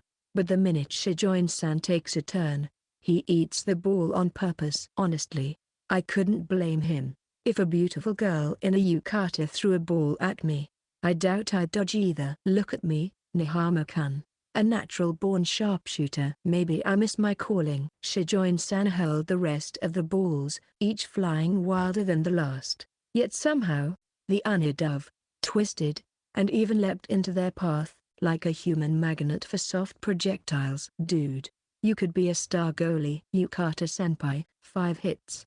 Come on. Oni, stop going easy on her just because she's pretty." "We're running out of prizes." The announcer, exasperated, charged in and grabbed the Oni by the shoulders. A hilarious scuffle ensued. Section. Shijoin-san laughed heartily. "That was so much fun." "Festival games are the best, aren't they?" She bubbled over with excitement, her words spilling out in a rush. Ever since we started our promotional tour of the classes, her energy had been infectious. It's adorable seeing her act like a happy kid. Like a puppy let off the leash. At Water Play World, she was obsessed with scooping up those wobbly water yo-yos. During the quiz show, she buzzed in with lightning speed, determined to win. And then there was the cardboard sculpture exhibit. Nihama-kun. "Look." A Valve rave.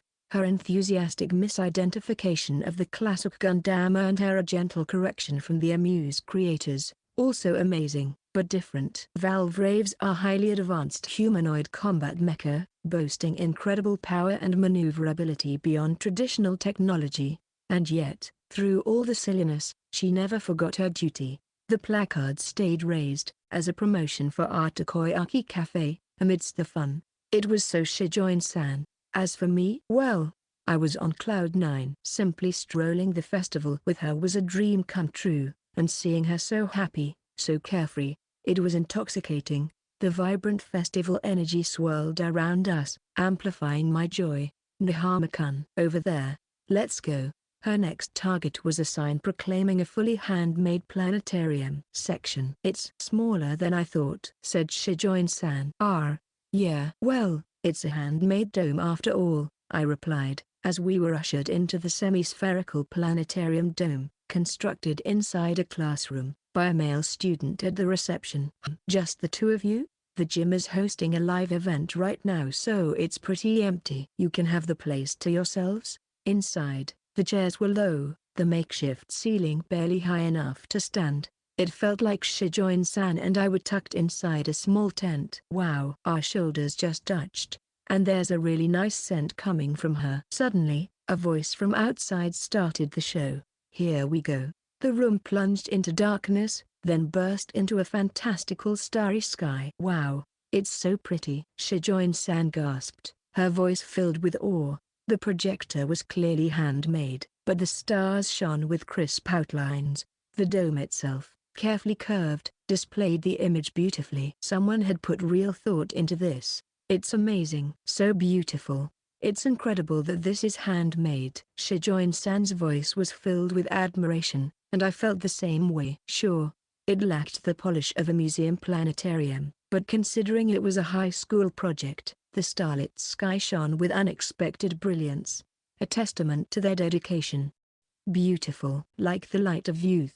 The words slipped out. It sounded like an old-fashioned phrase. To my embarrassment, the students who made this must have worked tirelessly. It radiated with the kind of vibrant energy we lose as adults. Each glowing star seems infused with the restless potential of youth. What's that? Nahama-kun. Still captivated by the twinkling lights, Shijoin-san leaned closer. Sometimes you sound like an old man, but we're still in high school. We can be anything, go anywhere, right? Is that so? I wondered aloud, with my past life's knowledge set against the physical youth of a high school student. I'd been doing well, but a nagging doubt lingered. Could I truly change the future I was heading towards again? Don't look like that, Shijoin-san said, her face so close it felt intimate. Wasn't it you who taught me that we can change the future by trying? Me? Our project. If we'd kept those half-hearted meetings, it never would have turned into something great. The whole class wouldn't be this excited. You changed that, Nahama-kun, she said, her breath warm against my skin. I was moved. Instead of just drifting along, you pushed for change, and it worked. Maybe it sounds cheesy, but you showed me a real example of that. I changed the future. Yes, that's your power, Nahama-kun. So I don't get why you're doubting yourself. Cheer up, and if you ever need someone to cheer you up. She smiled. I'm here. Shijoin-san. The simple kindness of her words felt like a balm. The anxiety I'd felt moments ago seemed to melt away. Don't forget, she continued, her voice taking on a more thoughtful tone. It wasn't just the future of the project that changed. We changed, too. What do you mean? I'm having so much fun today. If our class was still a mess, I wouldn't be so carefree. So, let me thank you again. Our eyes met, and her words were spoken softly. Thank you, Nahama-kun, for making my festival special. The girl in the pink yukata smiled beneath those handmade stars. I couldn't look away. Something inside me crumbled, a barrier dissolving. This wasn't just admiration. A fresh, powerful feeling swept through me. She was utterly captivating, a beacon brighter than any constellation above. I simply gazed at her. Section. After the planetarium, we grabbed yakisoba in the courtyard. Yum. This yakisoba is delicious. The curry spice is just right. Yeah, it's really good. It's well thought out. The whole day had been a delightful surprise. The planetarium. And now this. The yakisoba's bold bacon flavor, expertly mixed with spices, was downright delicious. Watching the innovation in these dishes made me appreciate the high schoolers' enthusiasm, and it felt genuinely heartwarming. By the way, you said you absolutely had to eat yakisoba. Is it a favorite of yours, Shijoin-san? My father and I adore it. My grandfather, though, he hates the stuff. He's always lecturing Dad, don't feed Haruka such commoner food. So, her grandfather, is it possible he's the current head of the Shijoin family? Nonsense. My father would roar. Let that old codger with his silver spoon choke on his fancy French pigeon liver and clog his arteries for all I care.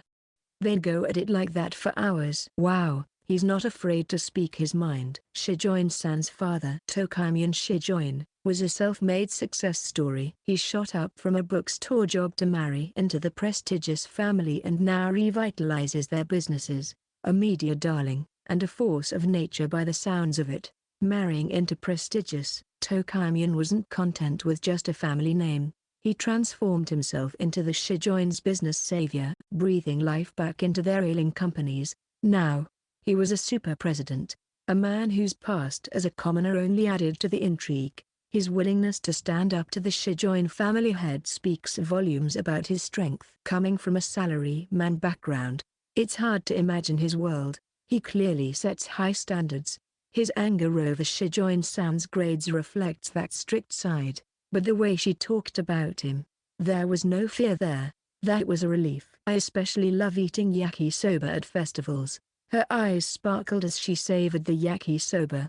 A burst of unfettered delight. You can't beat the atmosphere, right? Even if I made the perfect yakisoba at home, it wouldn't be half as delicious. But with you here, she smiled, it tastes even better. Food really did change depending on your mood. I remembered the first time I ate my mother's cooking in this life. I thought it was the best thing I'd ever had, and ended up sobbing. The poor woman didn't know what to make of it. But you really do love festivals, don't you, Shijoin-san? You were so energetic while we were going around the stalls. I was? What are you talking about? She tilted her head, confused. Oh, so you weren't the one suggesting we try every yakisoba in sight? A playful grin tugged at my lips. Come to think of it, I had been just as excited as her. Now that you mention it. Her eyes widened. I guess I was pretty excited today. Seriously? You didn't notice how excited you were? You were like a kid at a candy store. That's the strangest part, she mused. It was a blast, absolutely, but I woke up feeling completely calm. Then, out of nowhere, my heart started to do backflips in my chest. Shijoin-san paused. Then it hit her. It's because I'm going around the festival with you, Nihama-kun.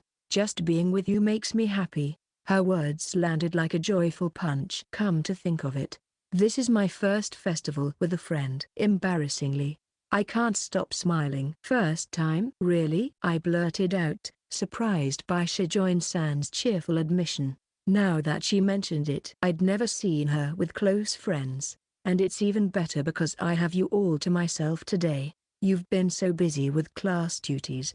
I was getting a bit lonely. I choked on my own breath at her bombshell comment. Wait, hold on. If you keep saying things like that with such a pure heart, it felt great seeing you recognized by everyone, but with how busy you were, our study sessions got shorter. Even that shopping trip was mostly work talk. Shijoin-san spoke without any embarrassment. That's why I'm so happy to walk with you today, to just talk. It makes my heart sing. Her radiant smile nearly blinded me. My poor mind was utterly wrecked. Complete overkill.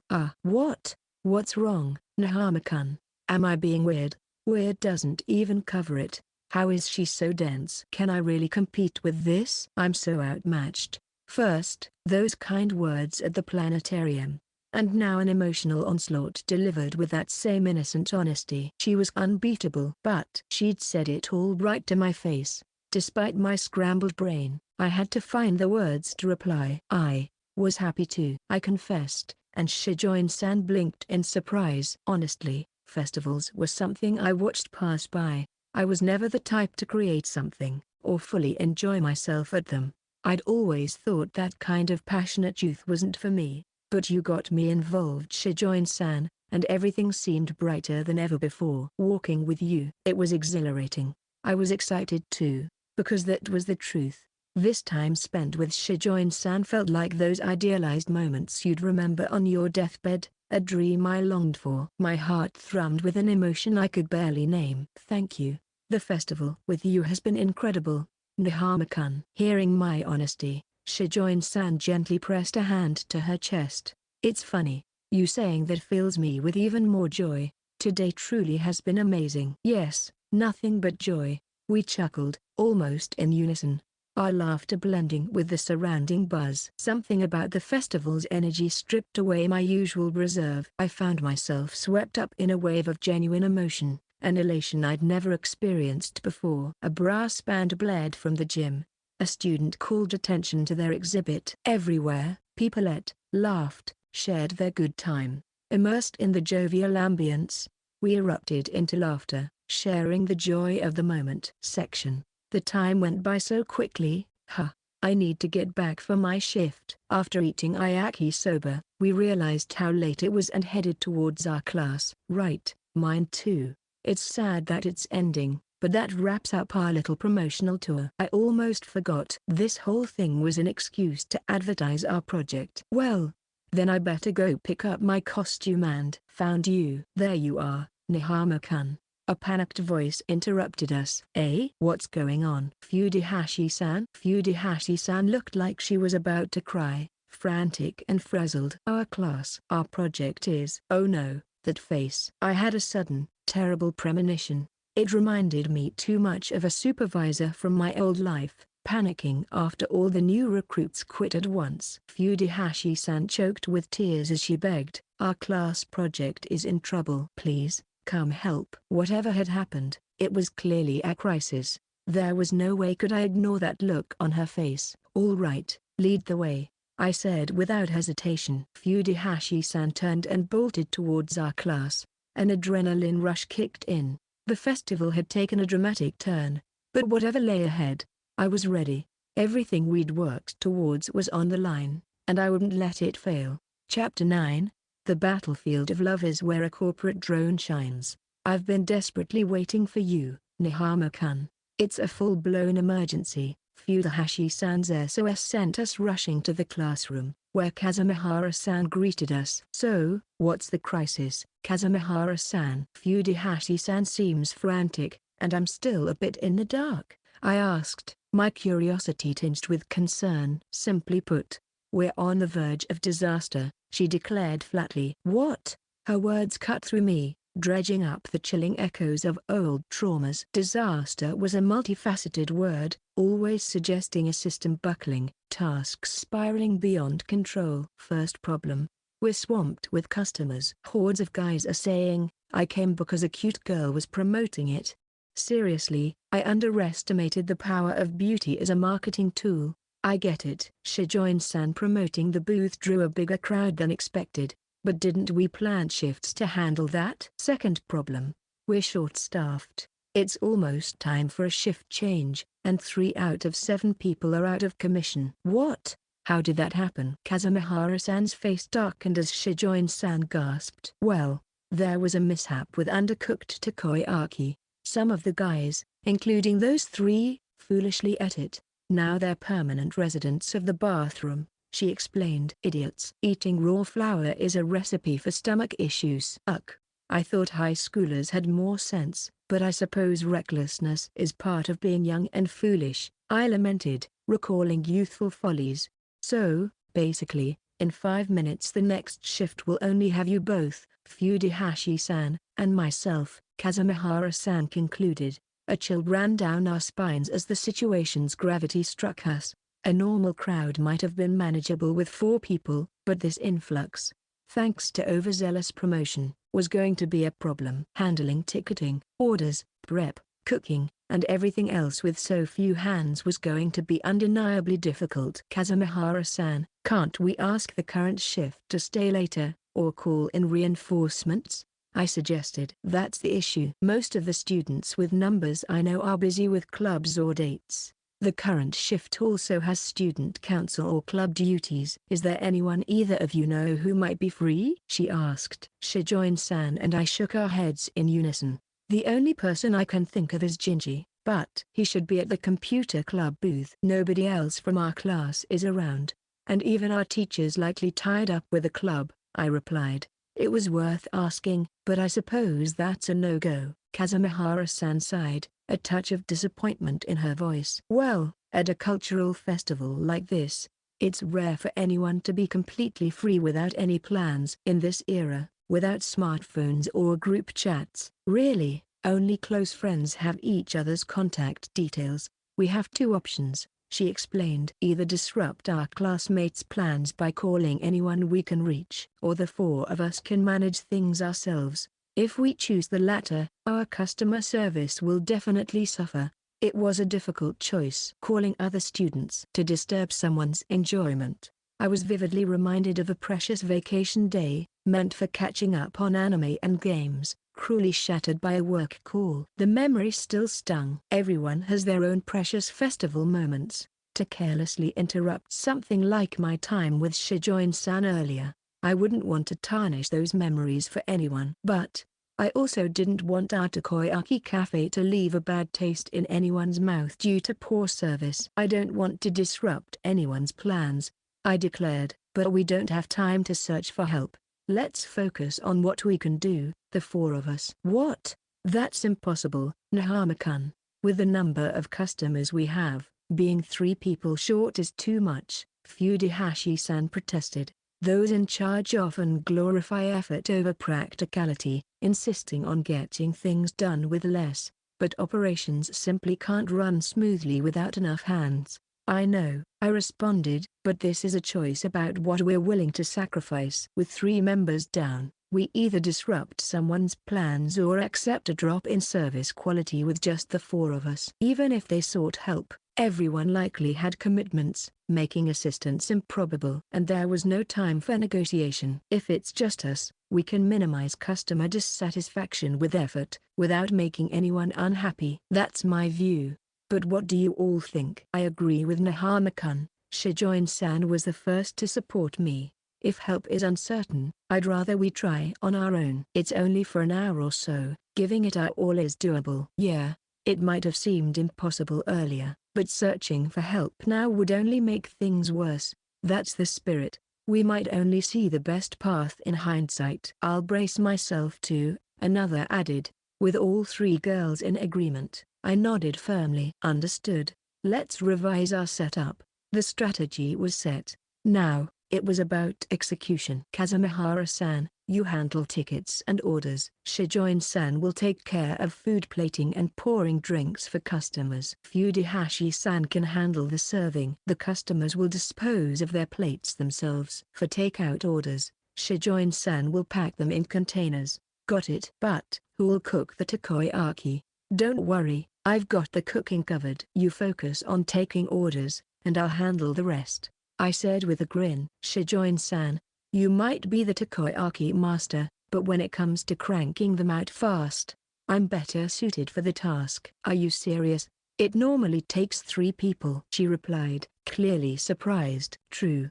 We're amateurs. No matter how much practice, we lack the tools and skills for true production speed. We brought 3 home-style takoyaki makers, each usually needing its own cook. Dead serious. I suggested this, so I'll take the lead, I insisted, probably grinning without realizing it. This was my world. Keyboard and mouse were replaced by takoyaki picks. Fundamentally, it was the same. I'm used to these kinds of battlegrounds. Section. The classroom thronged with customers. I stood, headband twisted, amidst 3 frantic classmates. 3 cheese. 6 mentaiko spicy cod roe. 6 sweet bean. Table 2. Got it. 3 cheese. 6 mentaiko. Table 2. Kazumihara-san, on tickets and orders, echoed each call with shorthand, quantity, and destination. It might seem redundant, but experience taught me that it prevented mistakes. 3 regular takoyaki, 1 takoyaki roulette, 3 sweet bean. 20 seconds left to cook. New orders in, 3 cheese, 6 mentaiko, 6 sweet bean. Pour the batter, set the fillings. Additional order for seat 1, 5 tuna takoyaki. 30 seconds left to cook. The problem was, once flipped, it was impossible to tell what was inside. 1 person, 1 machine. Easy, but juggling 3 turned it into a vast, batter-filled memory game. Damn, this is ridiculous. 4 types of takoyaki. What was I thinking? This isn't cooking, it's culinary chaos. Shijoin-san, Fujihashi-san called out, I need plates. 1 white, 1 rainbow, and 1 black, please. Right. Shijoin-san hurried with the plates, while also juggling pouring drinks. Since the fillings can't be distinguished by sight, we color-coded the plates: white for normal takoyaki, rainbow for takoyaki roulette sets, and black for those with sweet bean filling. And as I matched the takoyaki on the plates to their respective colors, Shijoin-san added bonito flakes, tempura crumbs, mayonnaise, and sauce to all but the sweet bean ones. 3 regular, 1 takoyaki roulette, and 3 sweet bean for table 5. Coming right up, Fujihashi-san. Got it. Coming right now. Ga. This is so tough. Fujihashi-san, our lone server complained, yet still ferried the fresh takoyaki. Self-serve cleanup helped, but covering the whole room alone was brutal. Here's your change, 20 yen. Next order: 6 cheese, 6 normal, 2 colas, 1 orange, take away, 2 colas for table 1, 2 colas, 1 cider for table 3, please. Sorry for the wait. Excuse me. For additional orders please use meal tickets. And please throw any leftover drinks in that bucket over there. Kazumihara-san, Shijoin-san, and Fujihashi-san were giving it their all. Honestly, they were exceeding expectations, yet the workload wasn't decreasing. Customers just kept coming. It wouldn't be a problem with a full crew, but it was starting to feel overwhelming, and I suspected the root cause was Shijoin-san. Her natural charm, amplified by the sweat-dampened yukata, was an unintentional magnet. It was drawing even more guys into the room despite her being mostly hidden in the kitchen. Damn it me, look at the food, not her. Her sweat-drenching yukata is too distracting. And it wasn't just Shijoin-san, Kazumihara-san and Fujihashi-san were also quite beautiful, and were turning heads with their slightly dampened yukatas. Seriously. This is why I can't stand high school boys. Isn't that a bit slow? A customer's grumble snapped our focus back to the task. It wasn't directed at us, wasn't even harsh, but it crystallized the simmering frustration in the air, adding to our growing sense of urgency. Fujihashi-san's cry startled us. The short-haired girl had tripped over a chair, losing her balance. Plates went flying, takoyaki scattering, sauce splattering messily. No. Fujihashi-san stared at the mess, tears starting to well up. This is bad. I need to act fast. Fujihashi-san, the ones you just dropped were 6 normal, right? Why yes. Before she could fall into self-recrimination, I cut in, interrupting her train of thought. Don't worry, I've got this. I'll remake those. Please just focus on cleaning them up. Oh okay, muttered Fujihashi-san. I quickly gave her a new task, stopping her from getting too down on herself. During a rush, you had to manage everyone's headspace, not just the workload. The overachiever types, they get stuck in this loop of self-blame that could mess everything up. Shijoin-san, please make an announcement. Right. Everyone. We're really busy, so there's a delay on food and drinks. Could you please be patient just a little longer? Shijoin-san, with her yukata and gentle voice, managed to soothe even those annoyed by the dropped takoyaki and the slow service. Sometimes a soft touch could work wonders. The classroom atmosphere calmed as Shijoin-san's words took effect. I'd asked her to apologize for the wait, hoping to ease the customer's frustration. It bought us time, but damn. Even with a full house, takeout orders won't stop. I'm at 80% of my usual cooking speed, but complaints will start soon. The pressure on the girls, unused to this, would be immense. If they cracked, everything would collapse. No, calm down. Whether we get through this mess depends on my skills. The bottleneck was the takoyaki production. Too many types of orders, and mentally sorting them slowed me down. My technique was still sloppy and causing delays. The 3 takoyaki machines, our reliable hardware, hummed along flawlessly. But me, the software, was glitching out, unable to keep up. Manga characters would pull some genius tricks now. Damn it. All I can think of are the hardcore tactics from my corporate life. If I can't match the speed of 3 people making takoyaki, I have to work 3 times faster myself. Focus on efficiency. Eliminate all waste and optimize the handling of orders. Whether it's office work, setting up a venue, or managing an event booth, the essence is the same. It's all about processing tasks. Slowly, my office worker mentality started accelerating my takoyaki picking actions. Faster, faster. I need to be even faster. Kazumihara-san's shouts were like incoming tasks. I pictured them as computer files, sorted, executed in order. All 3 machines were running at once. I calculated the most efficient cooking pattern. No hesitation.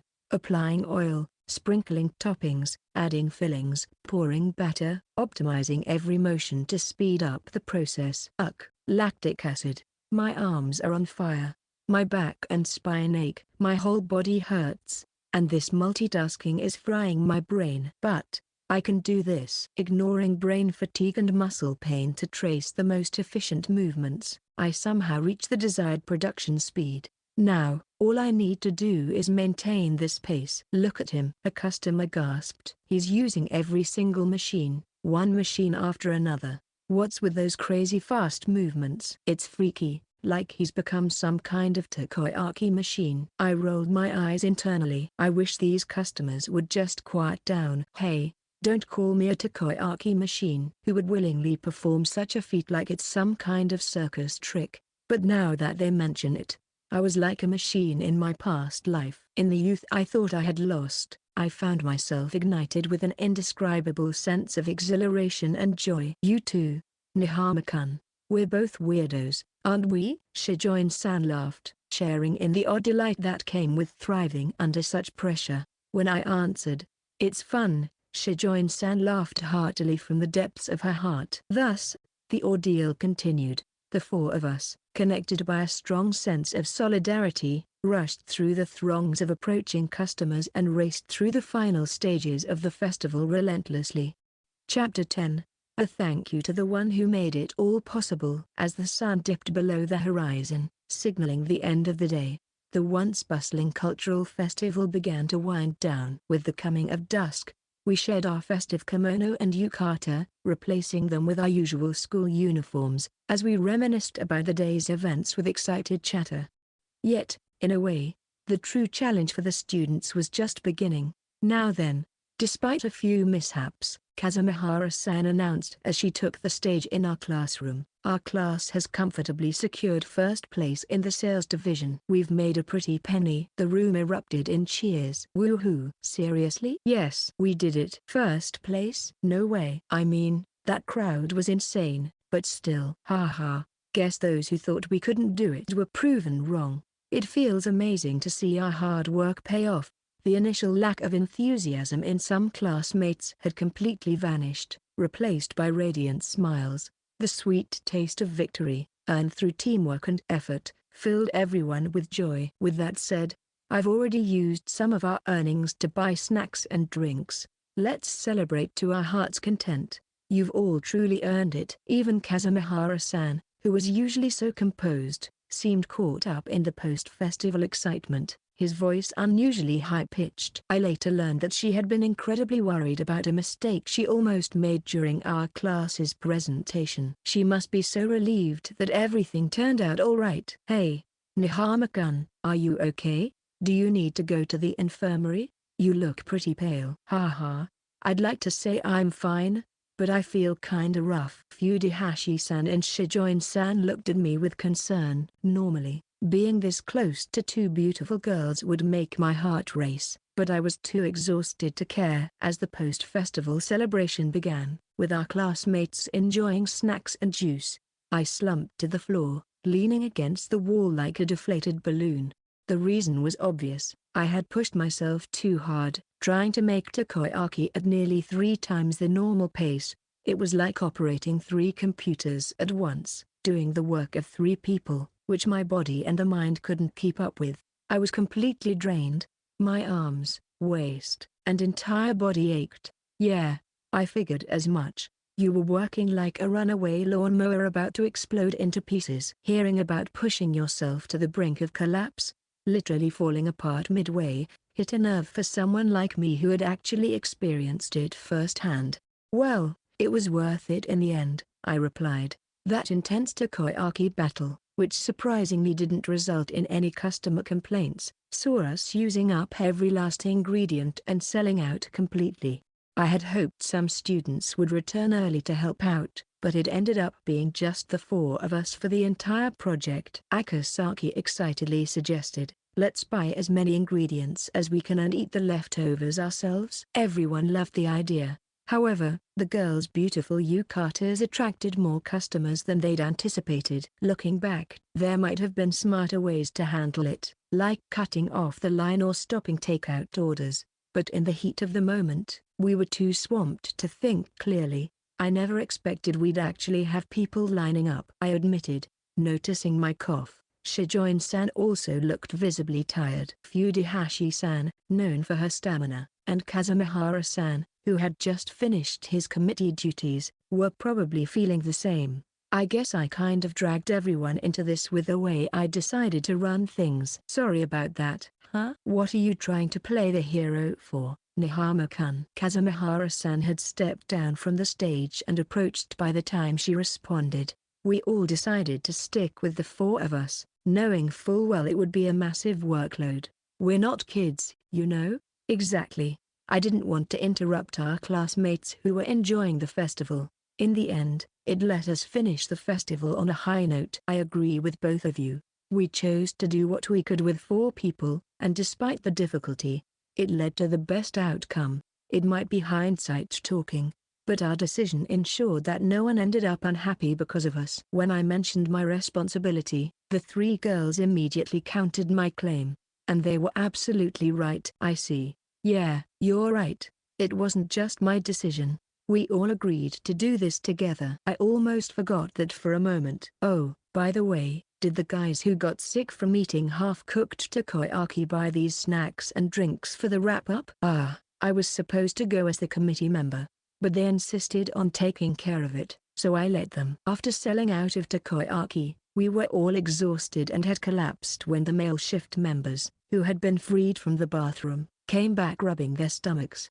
Of course, we, the utterly exhausted ones, weren't happy about it. You guys are unbelievable. Look who it is. The bathroom brigade is back. Are your stomachs okay? You shouldn't eat undercooked takoyaki anymore. I'm not blaming you guys, but seriously, we were slammed. As soon as those returning from bathroom duty realized how hard we 4 had been working, they turned pale and apologized profusely.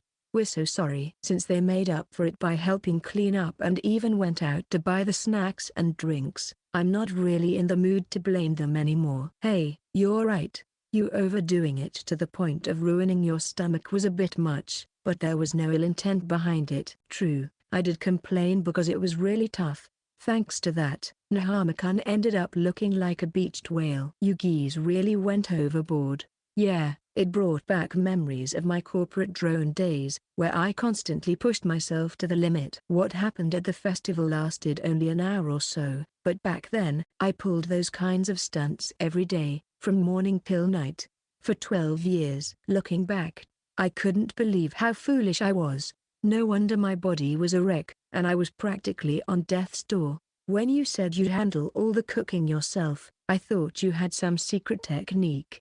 But it was just brute force, wasn't it? The idea of Nihama-kun compensating for the lack of manpower with sheer willpower was just too much. But, well, Kazumihara-san suddenly chuckled and adjusted her glasses. You were pretty impressive, you know. I used to think you were shy before the cultural festival, but you turned out to be quite reliable, a real powerhouse. Yeah, it was a bit scary to watch you work so hard, but it was also cool. I'm glad I got to work with you. Oh, when you put it like that, it makes me blush. Thank you. I had never expected to receive such compliments from Kazumihara-san and Fujihashi-san, who I hadn't interacted with much before, and I couldn't help but respond with a flushed face and a stammer. Well then, I have things to do, so I'll see you later. I'll leave the rest to Shijoin-san. Yup, I'm going to talk to someone else too. See you both later. With that, the 2 classmates I had grown closest to during the festival walked away, leaving me alone with Shijoin-san. Yes? I thought you were cool too. I really did. Really? Thank you. Perhaps Shijoin-san felt awkward not having praised me when the others had, so she quickly expressed her thoughts. She didn't need to force herself. All right. Can you stand? You looked a bit wobbly. Yeah. I'm feeling a little better now. Shijoin-san offered me a warm smile as I slowly pushed myself up, bracing against the wall for support. My muscles would definitely be protesting tomorrow, but for the moment, I could still move. You really went all out. Yeah, but it was actually fun. I never thought work could be enjoyable. For me, work had always been a chore, a burden I endured for companies that treated me like trash. But today, I had exhausted myself not just for Shijoin-san, Kazumihara, Fudahashi, or even the whole class, but for the sake to reclaim my youth. In that moment, I felt a rush of excitement that eclipsed even the thrill of sports. Still, I wouldn't want to do it again anytime soon. Yes, I had a blast too because we all worked so hard. I think we were able to pull it off because of the atmosphere we created together. Shijoin-san chuckled, and we shared a laugh as the lively chatter of our classmates filled the background. It's strange, isn't it? I mused. What is? To be honest, I wasn't really thinking about the class. I wasn't planning to do anything for them. In this life, my world at school revolved around Shijoin-san and Jinji. I wasn't actively trying to be helpful to the class, but now, seeing everyone having fun at the after-party, I feel happy that I did. Nihama-kun. Shijoin-san looked at me with a bright smile that could melt anyone's heart. As I admired her lovely face, I noticed a crowd had gathered around us. What's going on? Everyone, almost the entire class, boys and girls alike, had somehow surrounded Shijoin-san and me, all wearing playful grins. What's this? What's happening? Well, Nihama-kun, everyone has something they want to say, so listen closely, Kazumihara-san said, leading the group with a slight smile, adjusting her glasses.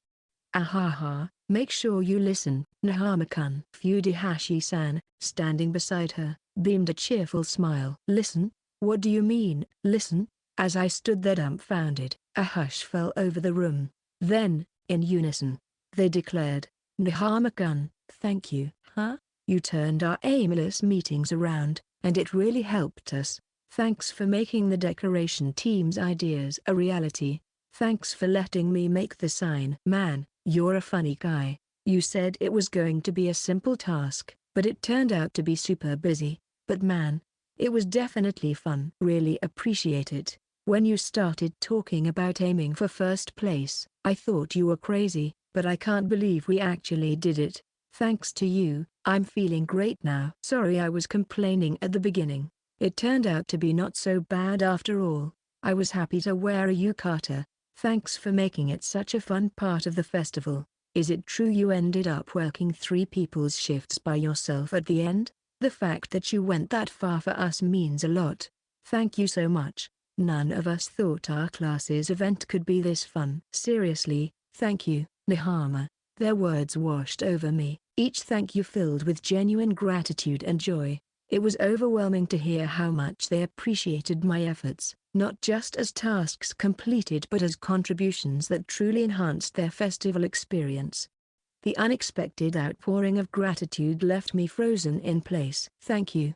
Such a simple phrase, yet so unfamiliar in this context. In my past life, it was a hollow expression tossed around by corporate drones, often found lurking at the end of impersonal emails. But this was different. This wasn't a mere formality, a meaningless gesture of politeness. This was a heartfelt, genuine thank you, and it washed over me like a warm summer rain. Everyone simply wanted to cherish their high school festival, a once-in-a-lifetime experience, Kazumihara-san explained. They wanted to express their gratitude to the person who put so much thought into our class's event, who guided us through the process, and who brought us all this joy. Fudahashi-san chimed in with a bright laugh. Ahaha, it's obvious Nihama-kun worked the hardest. The others nodded in agreement, their smiles radiating warmth. But that wasn't entirely true.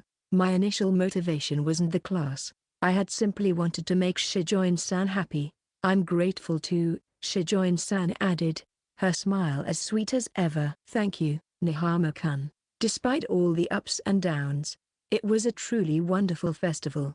Her words left me speechless. My mind was overwhelmed by this unfamiliar outpouring of appreciation. "Everyone was watching you, Nihama-kun," Kazumihara-san continued. "So please, accept their thanks. You earned every single one." It was then that it truly sunk in. Everyone was sincerely grateful for my efforts. Everyone had been paying attention. In my past life, no matter how hard I worked, no one ever bothered to thank me. It was simply expected of me, and if I failed, I'd be met with nothing but scorn and criticism. No praise, no gratitude. That was the wasteland of my past life. But now, a tsunami of thank yous crashed over me, leaving me drenched in warmth and appreciation. Everyone. My mind struggled to catch up as I fumbled for words. Nothing eloquent came to mind. Thank you too. All I could manage was a clumsy, almost childish response. But somehow, it felt like enough. "Ahahaha, Nihama-kun, you're as red as a tomato." "Look at him. He's blushing like crazy." Or, "Nihama-kun's so shy." "But seriously, we're really grateful. We couldn't have done it without you." Their laughter filled the room, but their words were sincere. As my classmates showered me with smiles and heartfelt gratitude, I realized they truly meant it. They saw me, they valued me, they thanked me, something my past self could only dream of. Chapter 11. Nightmares and Lap Pillows. With a hazy awareness, I lifted my head from the desk. What was I doing? That's right. I was chatting with everyone at the after-party of the cultural festival. Did I fall asleep? When my vision slowly sharpened, the blurry shapes around me solidifying. What? And that's when it hit me. This wasn't a classroom desk I was slumped over. It was a sleek, metallic office desk. A computer humming beside me. Why is something like this?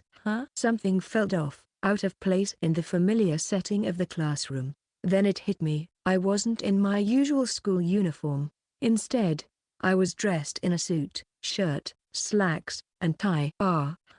I scanned my surroundings, bewilderment twisting in my gut. This wasn't my school, not even close. A nicotine-stained ceiling sagged above me, casting a sickly yellow pallor over the room. Walls wept with peeling paint, revealing layers of grime and neglect. A nearby cabinet, engorged with haphazardly crammed documents, seemed ready to vomit its contents onto the stained carpet. Rows of identical desks stretched into the dimly lit distance, each one adorned with a glowing computer screen. This all too familiar scene sent a shiver down my spine, a cold dread seeping into my bones. Is this? No, that can't be. What a waste of space, dozing off like that, you scum. That voice. Ice flooded my veins as a wave of terror washed over me. A greasy, obese man in his 50s, his eyes devoid of any warmth or conscience, leered at me. What is happening? I was in the classroom, with everyone. Classroom, eh? What a pathetic dream for a loser like you. Daydream? What was he talking about? That couldn't possibly be a dream. I had traveled back in time to fix my mistakes, to reclaim what I had lost. Whatever pleasant dream you were having, your reality is right here. The section chief's smirk widened as he approached my desk, dumping a mountain of files and documents onto it. The sheer volume of work threatened to bury me alive. Even if I worked tirelessly, day and night, there would be no end in sight. There is no rest. You can't quit. You'll work like a horse, today, tomorrow, and every day after. That's all your life is. No. This wasn't my life. This couldn't be my future. I had changed everything to escape this hellish existence. But it seems like you are having quite a nice dream. Stop. Don't say another word. But you've woken up now, haven't you? What you saw was... No.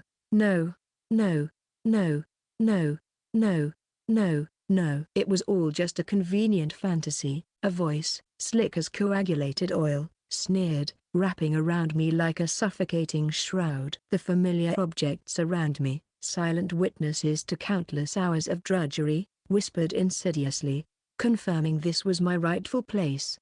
Did you really believe you could rewrite your past? Inside my head, a voice that wasn't Manager Shinohama's slithered through my thoughts. It was unfamiliar, yet it resonated with a chilling familiarity. Right.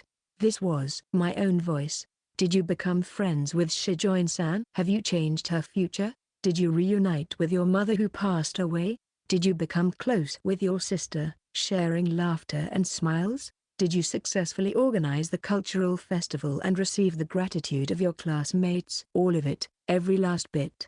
It's nothing but a delusion. A pathetic man's final dream, clinging to the remnants of a life wasted. The voices in my head, a chorus of mockery and scorn, echoed relentlessly.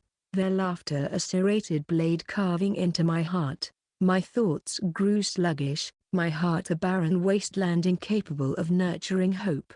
Was it all truly a lie? Were the desires I had yearned for nothing more than fleeting dreams? Was what I witnessed merely a convenient illusion? A pitch-black despair, thick as tar, enveloped me. The warmth in my heart evaporated, leaving behind a frozen emptiness. A void yawned in my chest, consuming everything in its path. And just when all hope seemed extinguished, suddenly, something warm touched me. What? An incredibly gentle warmth seeped into my frozen heart, thawing the icy grip of despair. The darkness within me dissipated like shadows beneath the morning sun. A voice, a familiar voice, called out to me.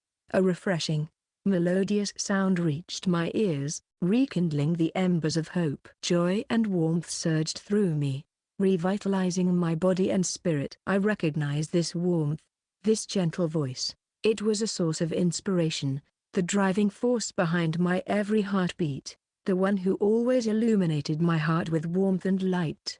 It was always her. Shijoin-san. As if the despair had been nothing more than a fleeting nightmare, I uttered her name, my voice clear and filled with newfound hope. Shijoin's perspective. In the quiet solitude of the classroom, I, Shijoin Haruka, watched over Nihama-kun as he slept soundly. The post-festival celebration had ended, and as I tidied up the scattered candy wrappers and debris, I discovered Nihama-kun fast asleep in the seats of the Takoyaki cafe.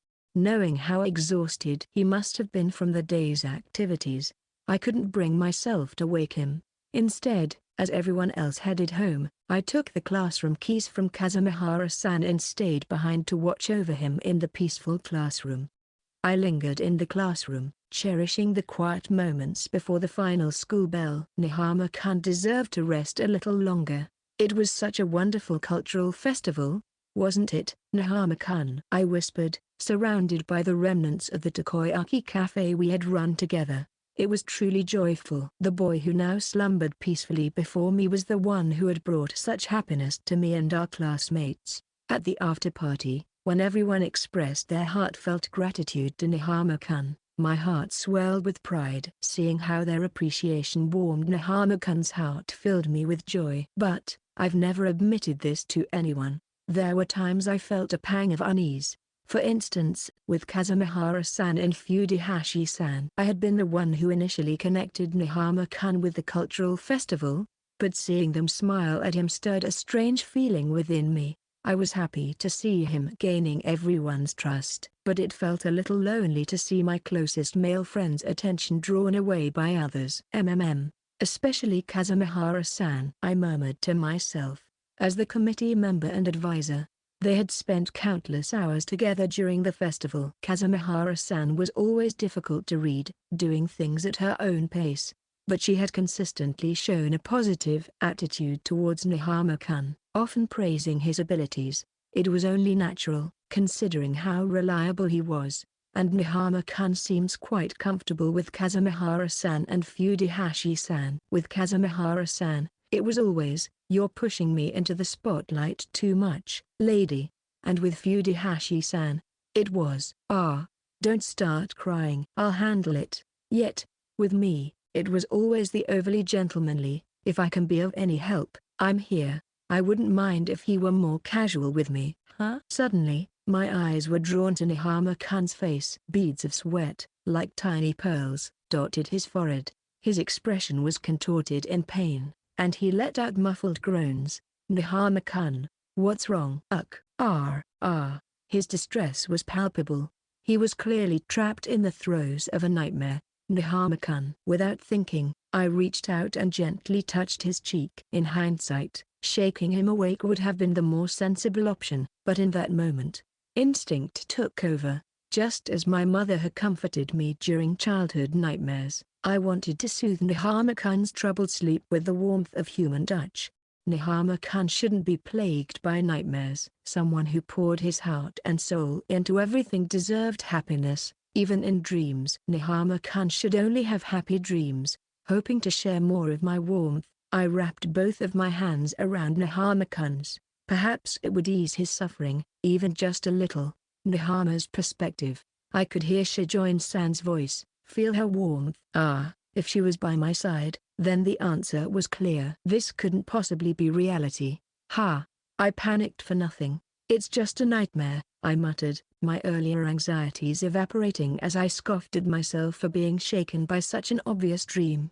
Now that I knew it was a dream, the inconsistencies were glaring. The details of the office scene were blurry, a reflection of my hazy memories. Hey, Nihama, what are you mumbling about? Only the details about the boss are crystal clear. Guess that's what trauma does to you, I retorted dryly. The logical thing would be to wake up, but before that. Hey, are you listening, you slacker? I'm giving you my work too, for your own good. So get to it. If you slack off, I'll cut your salary again. Shut up, you old bastard, I roared, finally unleashing all my pent-up frustrations at the section chief, whose smug expression froze in shock. Might as well say everything I wanted to say to him in my past life. You bloated, worthless excuse for a manager. Your breath reeks of cigarettes. You're always criticizing others when you can't even do your own job right. The epitome of incompetence. You constantly dish out unreasonable demands while acting like you're some kind of king. If you're so high and mighty, why don't you try working 100 fucking days straight yourself? You worthless bastard. As I unleashed his grievances, the section chief began to tremble. Even in a dream, he reacts properly to anger. How dare you?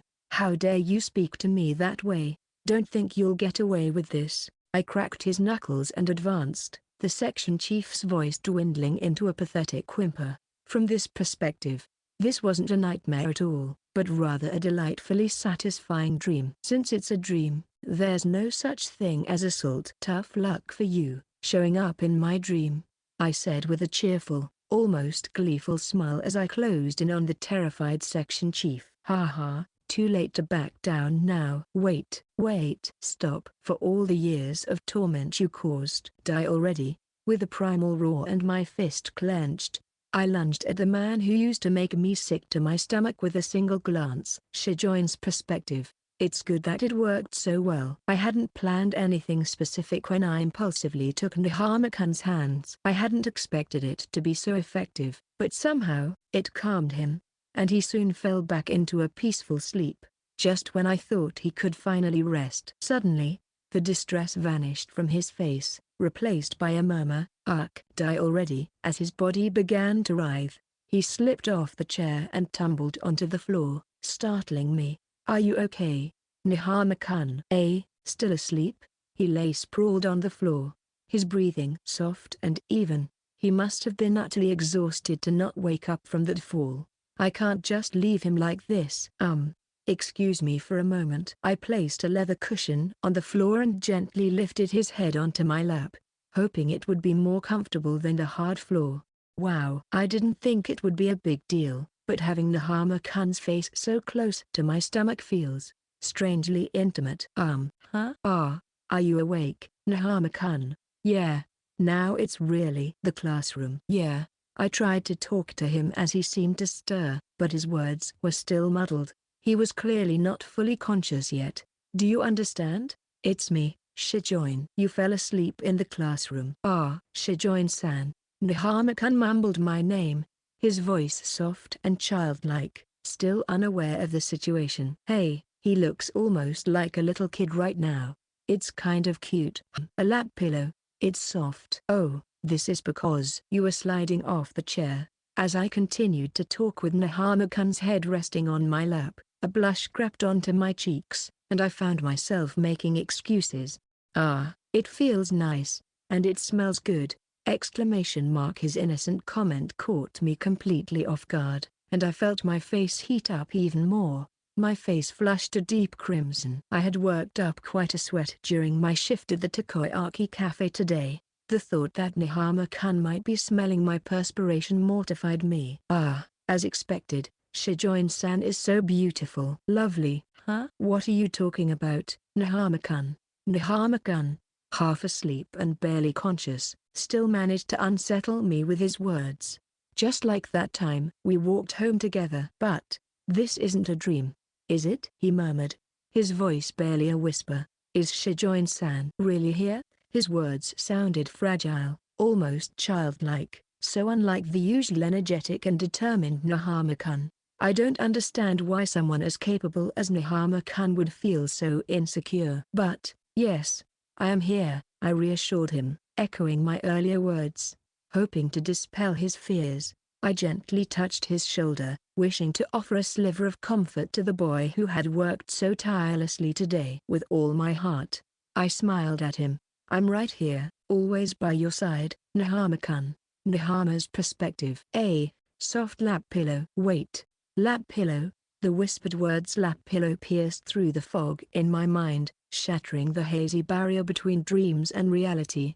My consciousness snapped into full alert, and the mortifying truth of my situation hit me like a bucket of ice water. The sun had set, casting the classroom in shadows. In the dim light, just the two of us remained, and I found myself inexplicably resting on Shijoin-san's lap, remnants of mumbled words still on my lips. The sun had already set, and outside the window, the curtain of night had fallen. In the dimly lit classroom, now occupied only by the two of us, I found myself inexplicably resting on Shijoin-san's lap, having muttered something in my dazed state.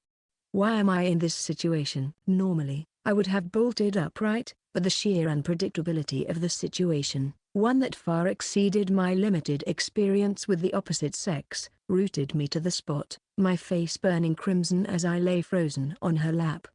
Then, Shijoin-san's delicate hand gently stroked my forehead. Oblivious to my awakening, she continued to caress me with maternal tenderness. Her soothing touch melted away my tension and stiffness. My body relaxed, succumbing to the comforting warmth under her sweet fragrance. It felt as if I was being granted permission to stay here. Shijoin-san's smile, soft and radiant as a crescent moon, beamed down at me. Its gentle warmth stirred a maelstrom of emotions within me, and I found myself utterly captivated. She's beautiful. Truly. From my vantage point nestled in her lap, Shijoin-san appeared so ethereally beautiful that it brought a lump to my throat. Her silken hair cascaded around her face, the touch of her fingers on my forehead a mesmerizing caress. Her clear-hearted smile held me captive. I couldn't tear my eyes away. My heart pleaded to keep gazing at her. Right, that's it. And then, it all came back to me. My previous life, my high school days. The first time I spoke to Shijoin-san in the library. It was an unforgettable moment, a dreamlike memory etched into my mind. Just like now, I had been completely enthralled by her smile. Now, I finally understood the true nature of the feelings I had harbored since then. I'm in love with Shijoin-san. The simple truth, the realization I had been avoiding, hit me with full force. What I had always dismissed as admiration was, in fact, love. From my past life to the present, even as I aged and cynicism set in, Shijoin Haruka, the girl I yearned for, remained the constant in my dreams. Why had I been blind to my own feelings for so long? Was it because it was a gentle love, born from years of admiration? No, it was quite the opposite. My feelings for Shijoin-san were overwhelming. The moment I first saw her smile in that library, I was hopelessly smitten. The love that blossomed in my heart was far too intense to be classified as a mere schoolboy crush. It was as if a spring breeze swept through my soul, awakening every cell in my body with the knowledge of my love for Shijoin-san. Her angelic smile was a spell, casting a wave of happiness over me. My entire being screamed out her name, resonating with the echoes of a love that transcended lifetimes. But this overwhelming love, born within the heart of an introverted otaku, was also a poison that eroded my heart. I love Shijoin-san. I want to be by her side. I want to walk beside her forever. But the crushing reality was that it could never happen. Back then, I lacked everything needed to nurture a relationship: self-confidence, the courage to confess, the fighting spirit to compete with rivals, and the behavior and skills to not feel inadequate beside Shijoin-san. The list of my shortcomings was endless. Living solely to avoid pain, I, the root-bound otaku, possessed the emotional energy of love but not the strong foundation of a heart to transform it into action. That was why I suffered intensely from the contradictions that arose. Despite loving Shijoin-san to the point of tears, the me of that time, a mere shadow of my true self, had no power to manifest that love. I lacked even the resolve to confess, denying myself the closure of heartbreak. My anguish churned within me, grinding down my heart day and night in a relentless cycle of torment. And so, in a final act of self-preservation, my subconscious deceived itself. I convinced myself that my feelings for Shijoin-san were merely admiration, the kind one might hold for an idol, not romantic love. And those suppressed feelings remained unchanged, even as I graduated and entered adulthood, forgetting everything leading up to the time leap from my past life. Trading all my feelings just to avoid pain. I'm the definition of an introvert, aren't I? The fiery passion that burned bright only once in a lifetime should never have been left to smolder. Whether the outcome was good or bad. Even as a high school student, I knew deep down that without expressing my feelings, I could never truly move on. But in the end, unable to bear the fear and pain, I chose oblivion. That was the fatal mistake I finally recognized at the edge of my previous life. It wasn't just about having buried my love for Shijoin-san in the depths of my consciousness. It was the agonizing realization that despite harboring such intense feelings, I couldn't break free from my introverted shell to act on them. The failure to summon courage at that crucial moment was my greatest regret in my youth. All that talk of revenge, and I missed the most important thing. Really? I was such an idiot. I had cloaked it in a sense of duty to protect Shijoin-san's future. But what I truly yearned for was to confess my love to the girl who held my heart. The youth I most wanted to reclaim was the one spent with her. And now, after sharing so many words with Shijoin-san, after opening our hearts to each other, I'd reached a point where my love can no longer be contained. I see it clearly now. So, in the not-too-distant future, I will definitely tell this angelic girl that I love her. This time, there would be no running, no self-deception. I would speak about these feelings I've carried for so long. So, until then, please wait for me. Sleepiness washed over me once more, my mind succumbing to the comforting warmth of the girl I loved. Her presence soothed my exhausted body, carrying my consciousness away. "Yes, I'll be waiting," she whispered softly, just as I drifted off to sleep. "I'll wait for you, Nahama-kun, until the time is right." Her gentle hand continued to stroke my head, her smile as tender and serene as ever. "For now, just rest a little longer." "Yes, that's right. For now, I'll rest. And when I wake up, I'll do my best again. I will rewrite Shijoin-san's future and, step by step, take revenge on my own past failures, to become a man worthy of the angel who captivates everyone's hearts. I will hone and refine this second life in this world beyond time, all for the sake of confessing my love to you. Epilogue. Walking through these miraculous days, the day after our school's cultural festival, I limped down the sun-dappled path, every muscle in my body aching from my enthusiastic efforts at the takoyaki stand. The sparrows chirped merrily, their carefree song a stark contrast to my discomfort. "Damn, it hurts," I muttered, wincing. "I think I overdid it with the takoyaki stand, and now I'm paying the price for it." The next day's muscle soreness was a sharp reminder of my body's youth, yet it still twisted my face into a grimace. I could almost hear the echoes of elders chiding. "Young man, don't make such a face." But pain, I knew, was a universal language, spoken by young and old alike. Yet, the discomfort was a small price to pay. Thanks to our collective effort, The festival had been a resounding success. Our class had topped the sales charts, and I had truly enjoyed myself. Walking under the clear sky, a quiet pride swelled within me. I had successfully orchestrated the quintessential youth festival experience I'd longed for in my past life, and I had done it alongside my classmates. It felt like we'd all grown a little closer, like the festival had melted away the awkwardness between us. The air felt warmer, friendlier. It was nice. Take my tech-savvy friend Gingy, for example. He used his computer skills to create resources like meal tickets, which helped him foster connections with classmates he'd previously kept at arm's length. I, too, found myself striking up conversations with students I'd hardly spoken to before. The person I interacted with the most was Kazumihara-san. At the after-party, her expression was inscrutable as she offered her thanks. "This time you really saved me. I'm incredibly grateful for your tremendous help. It made things so much easier for me." With that, she moved on, leaving me to ponder the sincerity of her words. And then there was Furuhashi-san, whose passionate lament over the impending dismantling of our classroom set struck a chord. "It's so sad," she sighed.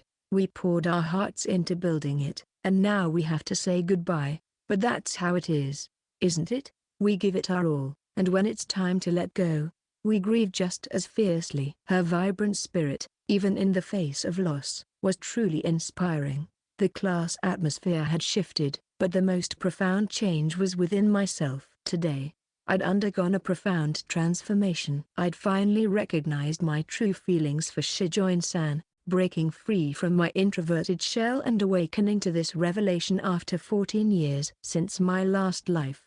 Following the after-party, resting my head on her lap, a newfound clarity bloomed within me. Overcome with emotion, I confessed my passionate feelings to my sister, Kaneko. "Kaneko, listen, remember when I said I didn't have romantic feelings for Shijoin-san, that it was just admiration?" "Well, I lied. I think I'm truly in love with her." "Yeah, I knew that," Kaneko replied casually, munching on potato chips on the living room sofa, completely unfazed by my excitement.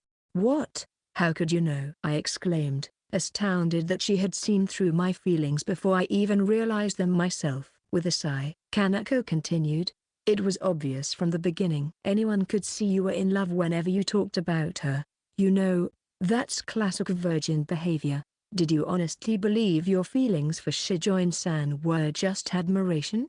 My sister's words struck me like a thunderbolt. Shocked by her uncanny perception, I found myself on my knees that night, humbled by the realization that my feelings, so painfully obvious to my socially adept sister, had remained hidden from me until my figurative death and rebirth. Kaneko, with a mischievous smirk, even dared to ask, "So, how exactly did you come to this realization, big brother?" As if I would divulge such an embarrassing moment so easily. The image of that classroom, bathed in the soft glow of evening twilight, flashed through my mind. It was just the two of us. The scene felt surreal, like a dream. Yet the memory warmed my heart. Section R. Nihama-kun. "Good morning." Startled by the familiar voice, I turned around. There she stood, the girl who had occupied my thoughts just moments before. Her long, lustrous hair danced in the breeze, her eyes sparkling with innocence and clarity. She exuded the grace of a princess, her beauty capable of captivating anyone. Her smile bloomed like a magnificent flower, a perfect echo of our first day's reunion after the time leap. Shijoin-san was the same, but this time, my reaction to her was drastically different. "So cute. So incredibly cute." Heat surged through me, my heart thundering in my chest. Of course, Shijoin-san had always been adorable, but this intense reaction was undeniably due to my newfound awareness of my romantic feelings. The mere sight of the girl I truly liked filled me with a profound sense of happiness. With the admiration filter lifted, Shijoin-san's allure hit me with full force. "What's wrong, Nihama-kun? Are you still tired from yesterday?" Caught off guard by my vulnerability, Shijoin-san leaned closer, her face adorably concerned. Our eyes locked, the close proximity causing my brain to practically short-circuit. No, not tired at all." "Good morning, Shijoin-san." I blurted out the morning greeting. My face flushed crimson, desperately trying to regain my composure. Damn it, the leftover feelings from my past life, mixed with my raging teenage hormones, are turning my mind into a non-stop romantic comedy. Good morning. Are you really sure you're okay? Your body, I mean? Yeah. I may have collapsed on the hard school floor, but I managed to prop my head up and sleep well. Plus, I got a good night's rest at home. I'm completely fine now, despite the lingering muscle aches.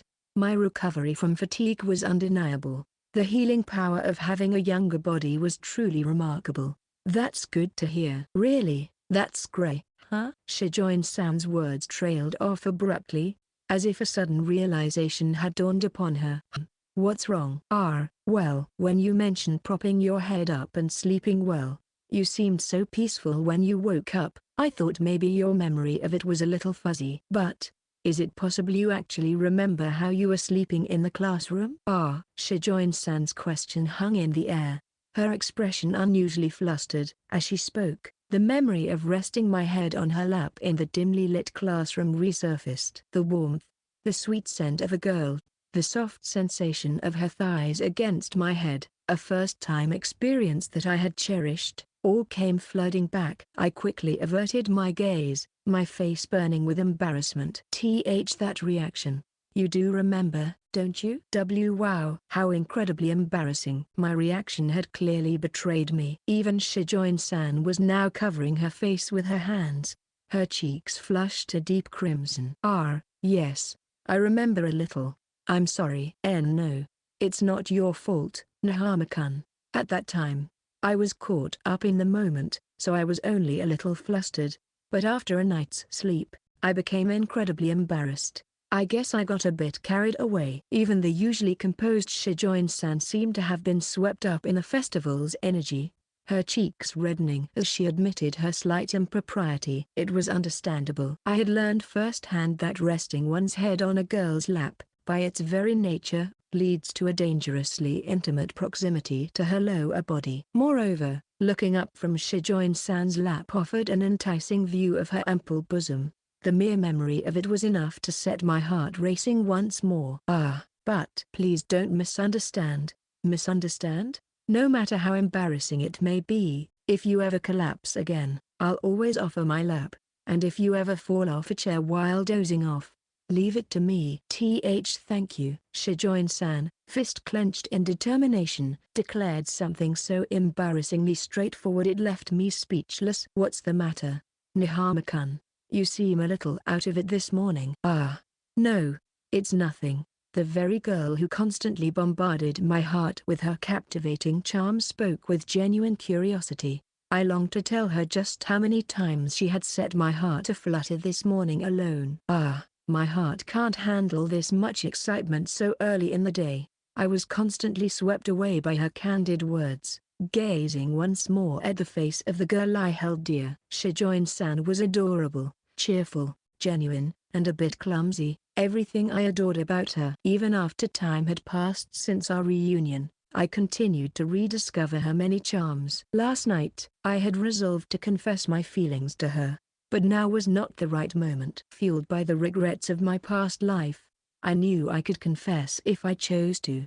However, for me, a confession was a means to an end, not the end itself. I wouldn't be satisfied with simply getting my feelings off my chest. I wanted to secure the future I desired. I don't just want to confess, I want to become Shijoin-san's boyfriend. A confession is like shooting an arrow into the dark. Miss, and the embarrassment was excruciating. Therefore, I decided to continue bridging the gap between us with caution. Nihama-kun, we've been so engrossed in our conversation that we've lost track of time. Whoa, really? Checking my old flip phone, I realized we were dangerously close to being late. My office worker sensibilities made me acutely aware of the consequences of tardiness, but it seemed my conversation with Shijoin-san had been so captivating that I had unconsciously slowed my pace. This is bad, Shijoin-san. Being late the day after the festival will definitely draw unwanted attention to us. I completely agree.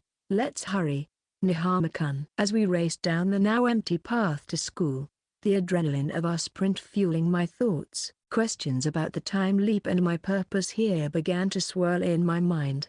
Was there a purpose to this time leap? Why was I here? The answer remained a mystery, but reason or no reason, I was determined to seize this second chance at life. I would embrace each day of my youth, today, tomorrow, and every day after, as the precious gift it was, though my heart carried the weight of past regrets. This untrodden path ahead was filled with boundless hope. Beside me walked the very embodiment of the youth I longed for. This time, I wouldn't leave room for regrets. With a burning desire for a revenge of my youth, I would embrace each of these miraculous days. Afterward. Hello, Kadokawa Sneaker Bunko readers, my name is Yoji Kano, and this is my first introduction in this format. Ever yearned to rewind time and recapture that youthful spark? You bet I do. Maybe it's a sign of my age, but I vividly remember bawling my eyes out when my Dragon Quest V save data vanished. Countless hours spent with friends, locked in epic battles of Armored Core. Back then, I dreamt of single-handedly stopping a classroom terrorist attack, fantasies fueled by the boundless potential of youth. Nahama Shinichiro, our protagonist, isn't just a nostalgia buff. He's a total mess, a man drowning in regret. But hey, the desperation to rewrite his life is what makes him tick. He's on a mission for youth revenge, fueled by past failures and burning with the will to turn them into fuel. Now, let me be clear. I'm a happy ending kind of guy. Sure, there'll be bumps along the road, but this story leads to a world where everyone gets to smile. On a side note, I never dreamed that this work would be published. I had released several books since my debut as a light novel author, but I struggled for a while without being able to publish a completely original work. Then, over 10 years into the era of web novels being popular, this story, initially planned as a one-shot paperback, was just practice. You see. To my utter surprise, it exploded in popularity, forcing me to scramble and add more chapters. Huh? That was basically my reaction when this very work snagged the grand prize in the romantic comedy category at the 6th Kukui-Omu web novel contest. Talk about an honor. The version you hold now is a thorough revision, packed with additional content compared to the web version. So, even for web-savvy readers, there's plenty to discover. Browsing in a bookstore? Don't be shy, grab this book. No sales, no sequel. Your support is what fuels the next chapter. Web novel readers might notice a missing scene here and there, like that scene with Dad. Don't worry, they're not gone forever, just waiting to shine in future volumes. A message of gratitude to the esteemed judges of the 6th Kukui-Omu web novel contest. My deepest thanks for the grand prize in the romantic comedy category. My sincere gratitude to Mr. Anibu of the Kadokawa Sneaker Bunko editorial department. Not only did he extend the publishing invitation, but his guidance throughout the revision process was invaluable. An immense thanks to the phenomenal illustrator, Tanyu Danji. Your breathtaking artwork breathes life into the characters, capturing their emotions and elevating the story. To the readers on Kukui-Omu and of Shousetsu Kaninaro, your support for my first web novel means the world. And to everyone who picked up this book, thank you from the bottom of my heart. If fate allows, see you in Volume 2. Until then, Yoji Kano, end of Volume 1.